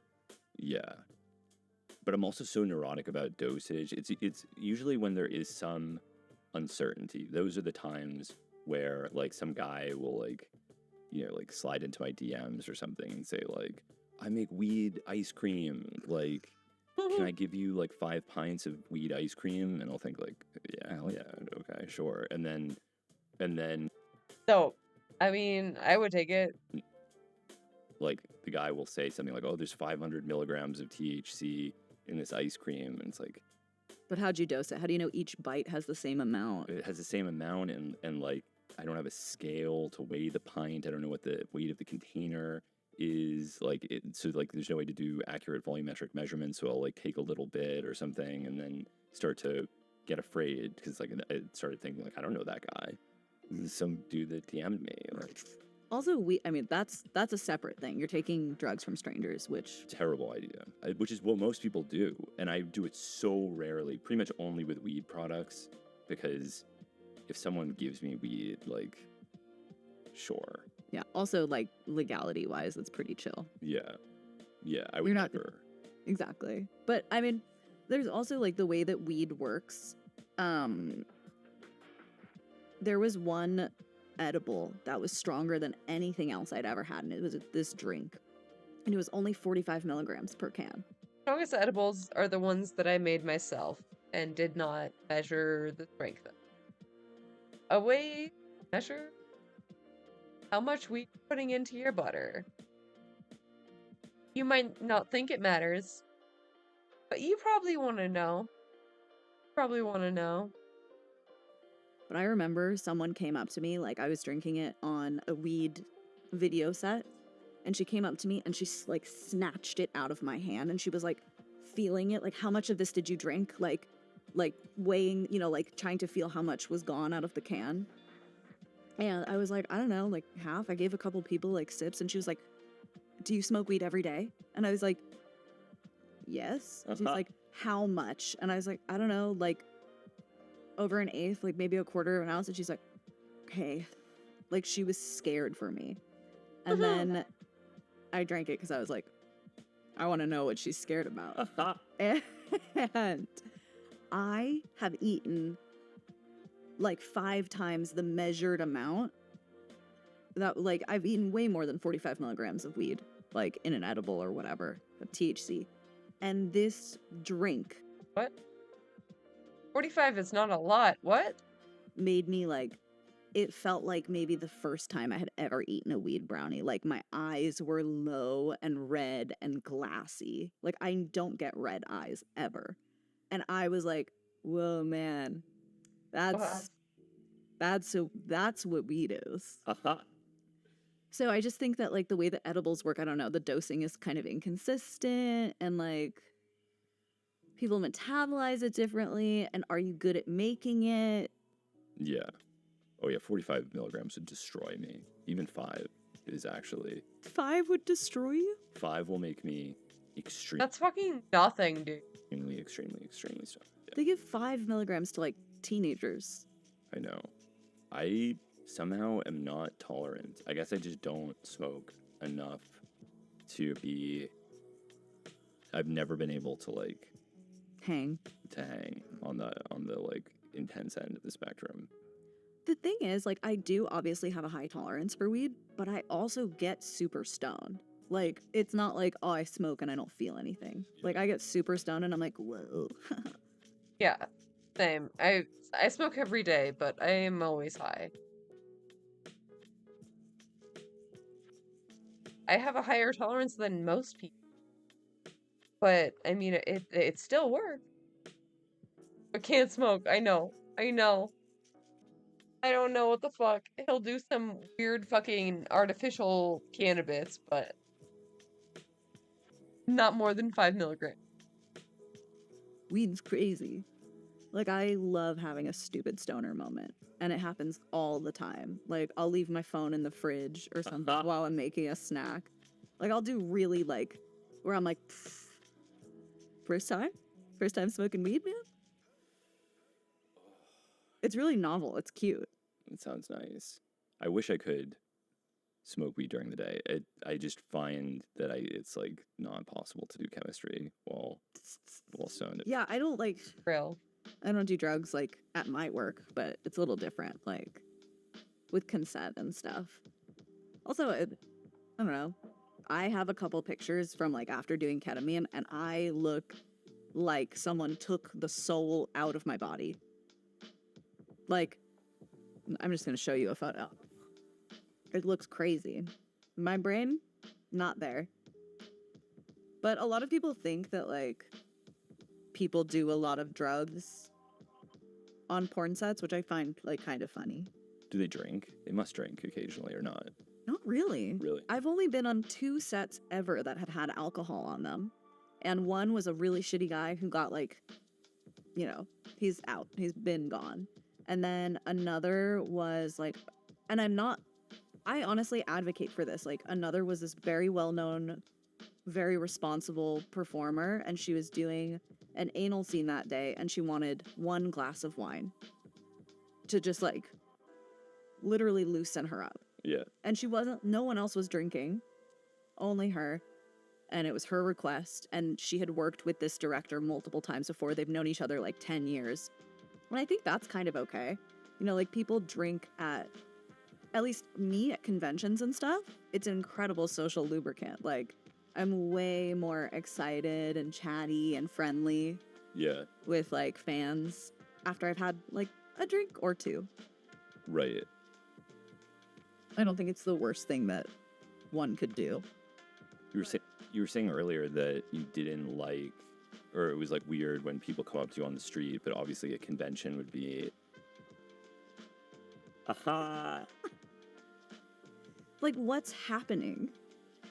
You look calm. You look relaxed. You look like you just had a massage. But the thing is, like, I was like trying to be a person. Like, if I zoom out, we're like, look at the other person in this bit. Like, I don't know what's happening. Is this on a set, or you're just with a... I'm just with one of my friends who's also a performer. Got it. And she's doing ketamine too? Yeah. I mean, she doesn't look as fucked up as I do. Like, she looks kind of normal. It also could be I'm not wearing makeup. Like, you could see it's 8 in the morning in this photo. But I just look like nothing is going on in there. It's probably good. I had a great time. But God forbid someone like sees me like they would judge it. Yeah. And that would suck because, you know, who cares? Right. I mean, most people when they have sex are intoxicated, I imagine. That's like something that I didn't consider until not like very recently, but semi-recently, where I realized that like most of my sexual experience has been totally sober or like I smoke weed, but other people like meet at bars almost exclusively, or like True. they meet on a dating app and they go out for a drink, or they have dinner but they have a drink with dinner. Like, most people get fucked up to like date or hook up. Oh yeah, I think that's one of the primary functions of alcohol in our society. True. Is as a social lubricant specifically for romantic sexual encounters. Like that's why bars exist. Yeah. Basically, I is for mean- that purpose. I mean, I guess there's other people just like drink socially, but like that seems to be the thing. It's definitely like a huge like manipulation thing too, right? IDK. Can't really consent if you're wasted, no, especially if it's like the first time. So it is strange that's Yeah, most people I like have a hard time even like conceptualizing that. I'm like, because I don't really drink much. Yeah, me neither. I did have a drink today at the Russian bathhouse. The worker bullied me. He was like, come on, you're not gonna have a shot of vodka? And I was like, I'll have a shot if you have a shot. And he was like, okay, then we do tequila. And he pulled it out, and my friend was next to me, and he poured them one too, and they're not drinking right now. And I was like, what? Now I have to drink both. Oh my God. And I did. And then now I'm here. I mean, I went in like the sauna and the schwitz and stuff, so I'm sure I like mostly sweated out, but I'm not a big drinker. I drink like maybe, I get drunk maybe 10 times a year. Maybe. And sometimes I'll have like one beer and then I'm like, oh guys, it made me sleepy. Yeah. I love a sleepy drunk. Just like me for real. See that though. Like I would imagine, I guess people on these sets are professionals, so they're like mentally prepared. But for a normal person, they would definitely have to drink to like even have sex with a stranger during the day with other people watching. Like it would just be probably like so frightening. Yeah, I mean, a lot of us at a certain point, you know everyone, though. You know, I've been a performer for 10 years, so I'm speaking from, like, a certain place of privilege and experience, but most of the time I show up and I know you by now. Like, we've worked together. There are people, the first time I worked with them, I was 18 years old, so now I'm like, hey, nice to see you again. Remember, I don't like spit, and don't worry, I won't touch your butthole, or, like, you know, something like that. Like, we all know each other. So we're not, like, actually having sex with strangers anymore. At a certain point, you're just having sex with, like, acquaintances and, like, work friends. Colleagues. Right. Such an interesting world, all of it. Like, I imagine OnlyFans was kind of, like, a really revolutionary sort of, like, for me, the equivalent would be Patreon.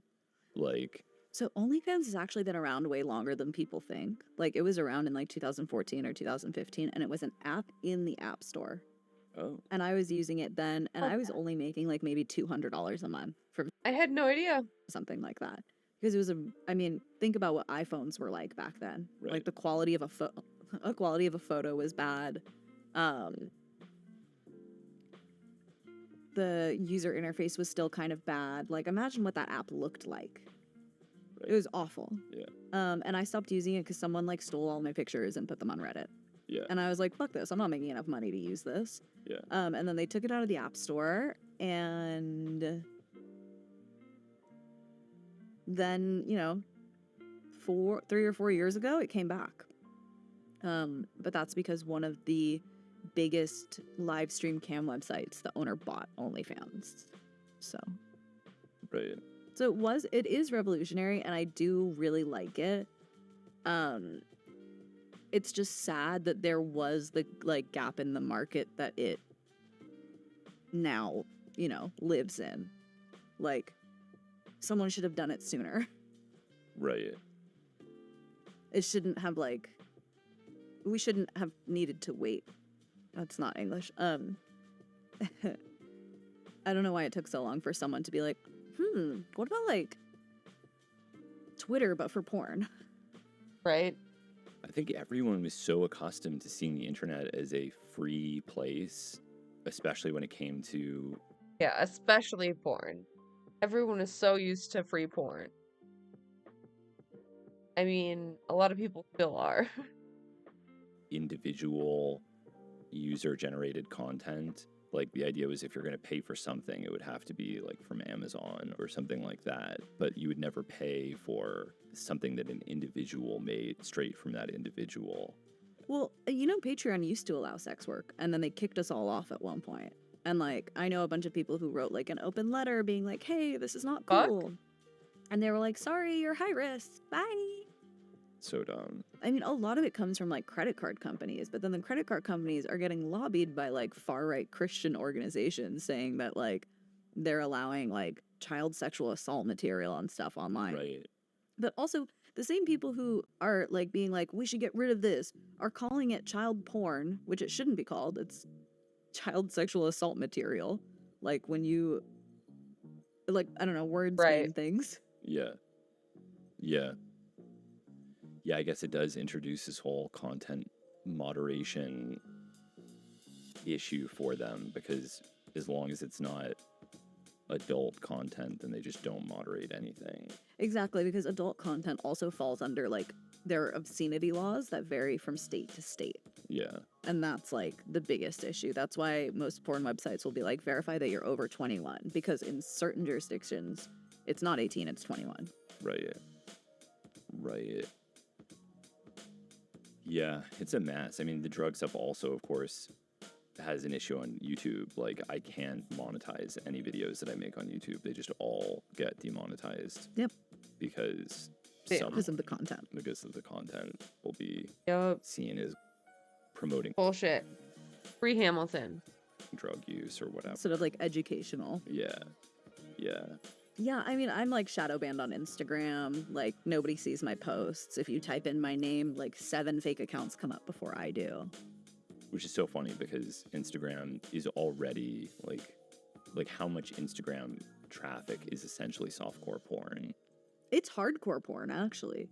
Like, I see hardcore fucking on Instagram regularly. It's crazy.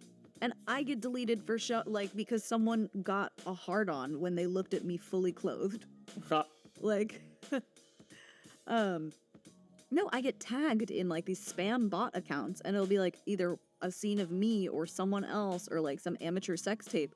And I report it because I'm like, maybe there shouldn't be like hardcore porn. Like, I should be allowed to post cleavage, but that's not what Instagram's for.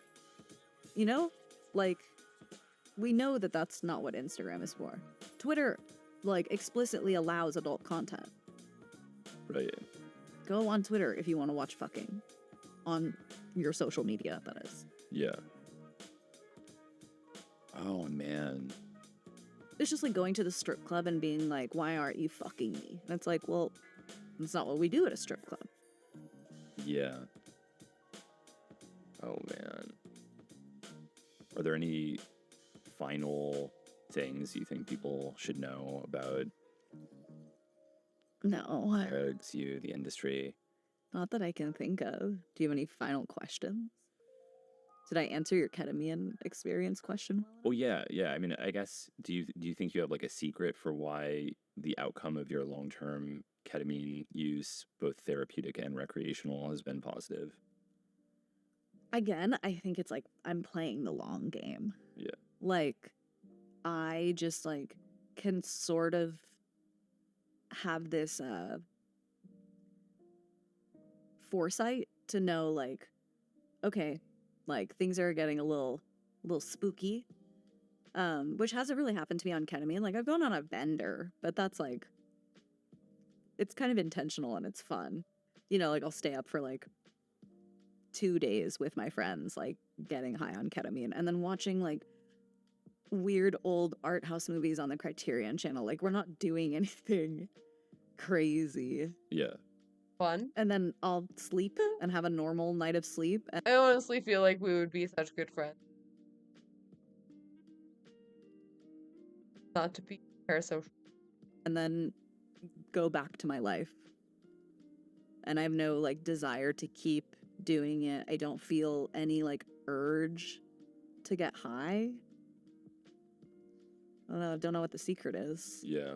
That's also probably whatever is wrong with my brain. Ha. That's good. Good to hear a positive story, especially because this telemedicine stuff is just going to continue. Once the template is set for something to get bad publicity, people just start robotically repeating it. Like, it was just a matter of time before this happened. Yeah. Yeah. Also, like, people don't understand psychiatry. Like I said, like, they think that a psychiatrist, like, actually talks to you when most of the time they meet you for 15 minutes and they read your notes from your therapist and then they write you a prescription. Like, they don't know shit about you. Yeah, if they even look at my psychiatrist, certainly never looks at any notes from my therapist or has never spoken with my therapist. What? Yeah. That's crazy. Yeah. But my psychiatrist and my therapist are one person. So Yeah. he doesn't have to. Like, he knows what we talked about in therapy. Ha. He did it. Okay, that's awesome. Thank you so much. Thanks for having me. Dude. Hamilton, please learn how to do an outro. Give me something. Give me anything. God.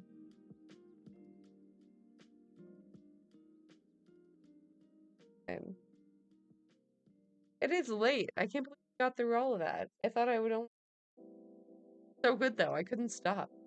Even though they barely talked about porn at all. I kind of feel baited. But that's okay. Fine. Fine. I guess. I hope they have another collab. That was fun.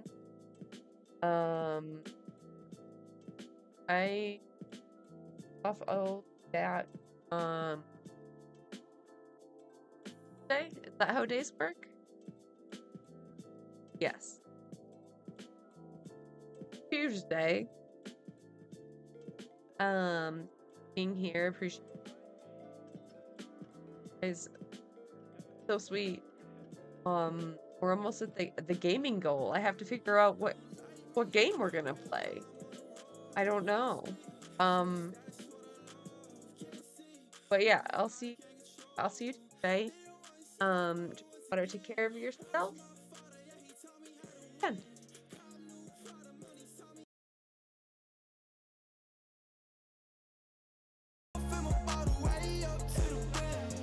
Back then, yeah, I never talked at all.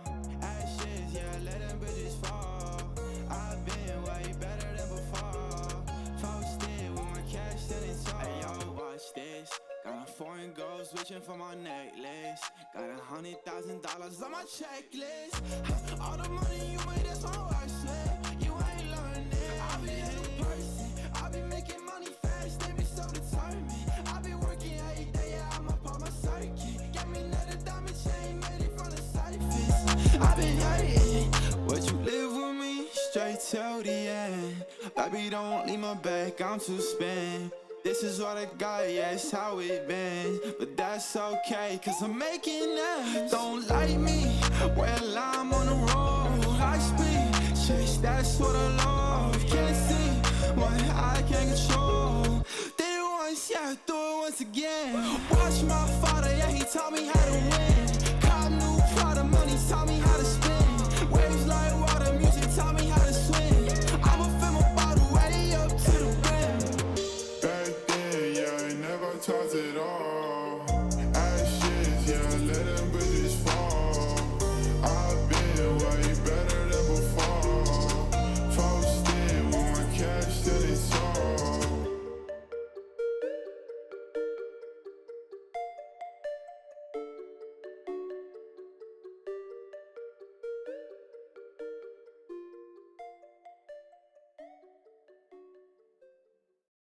Do not come. Do not come. Okay, this is the most disappointing video I've ever seen. She literally attacked the two things that I like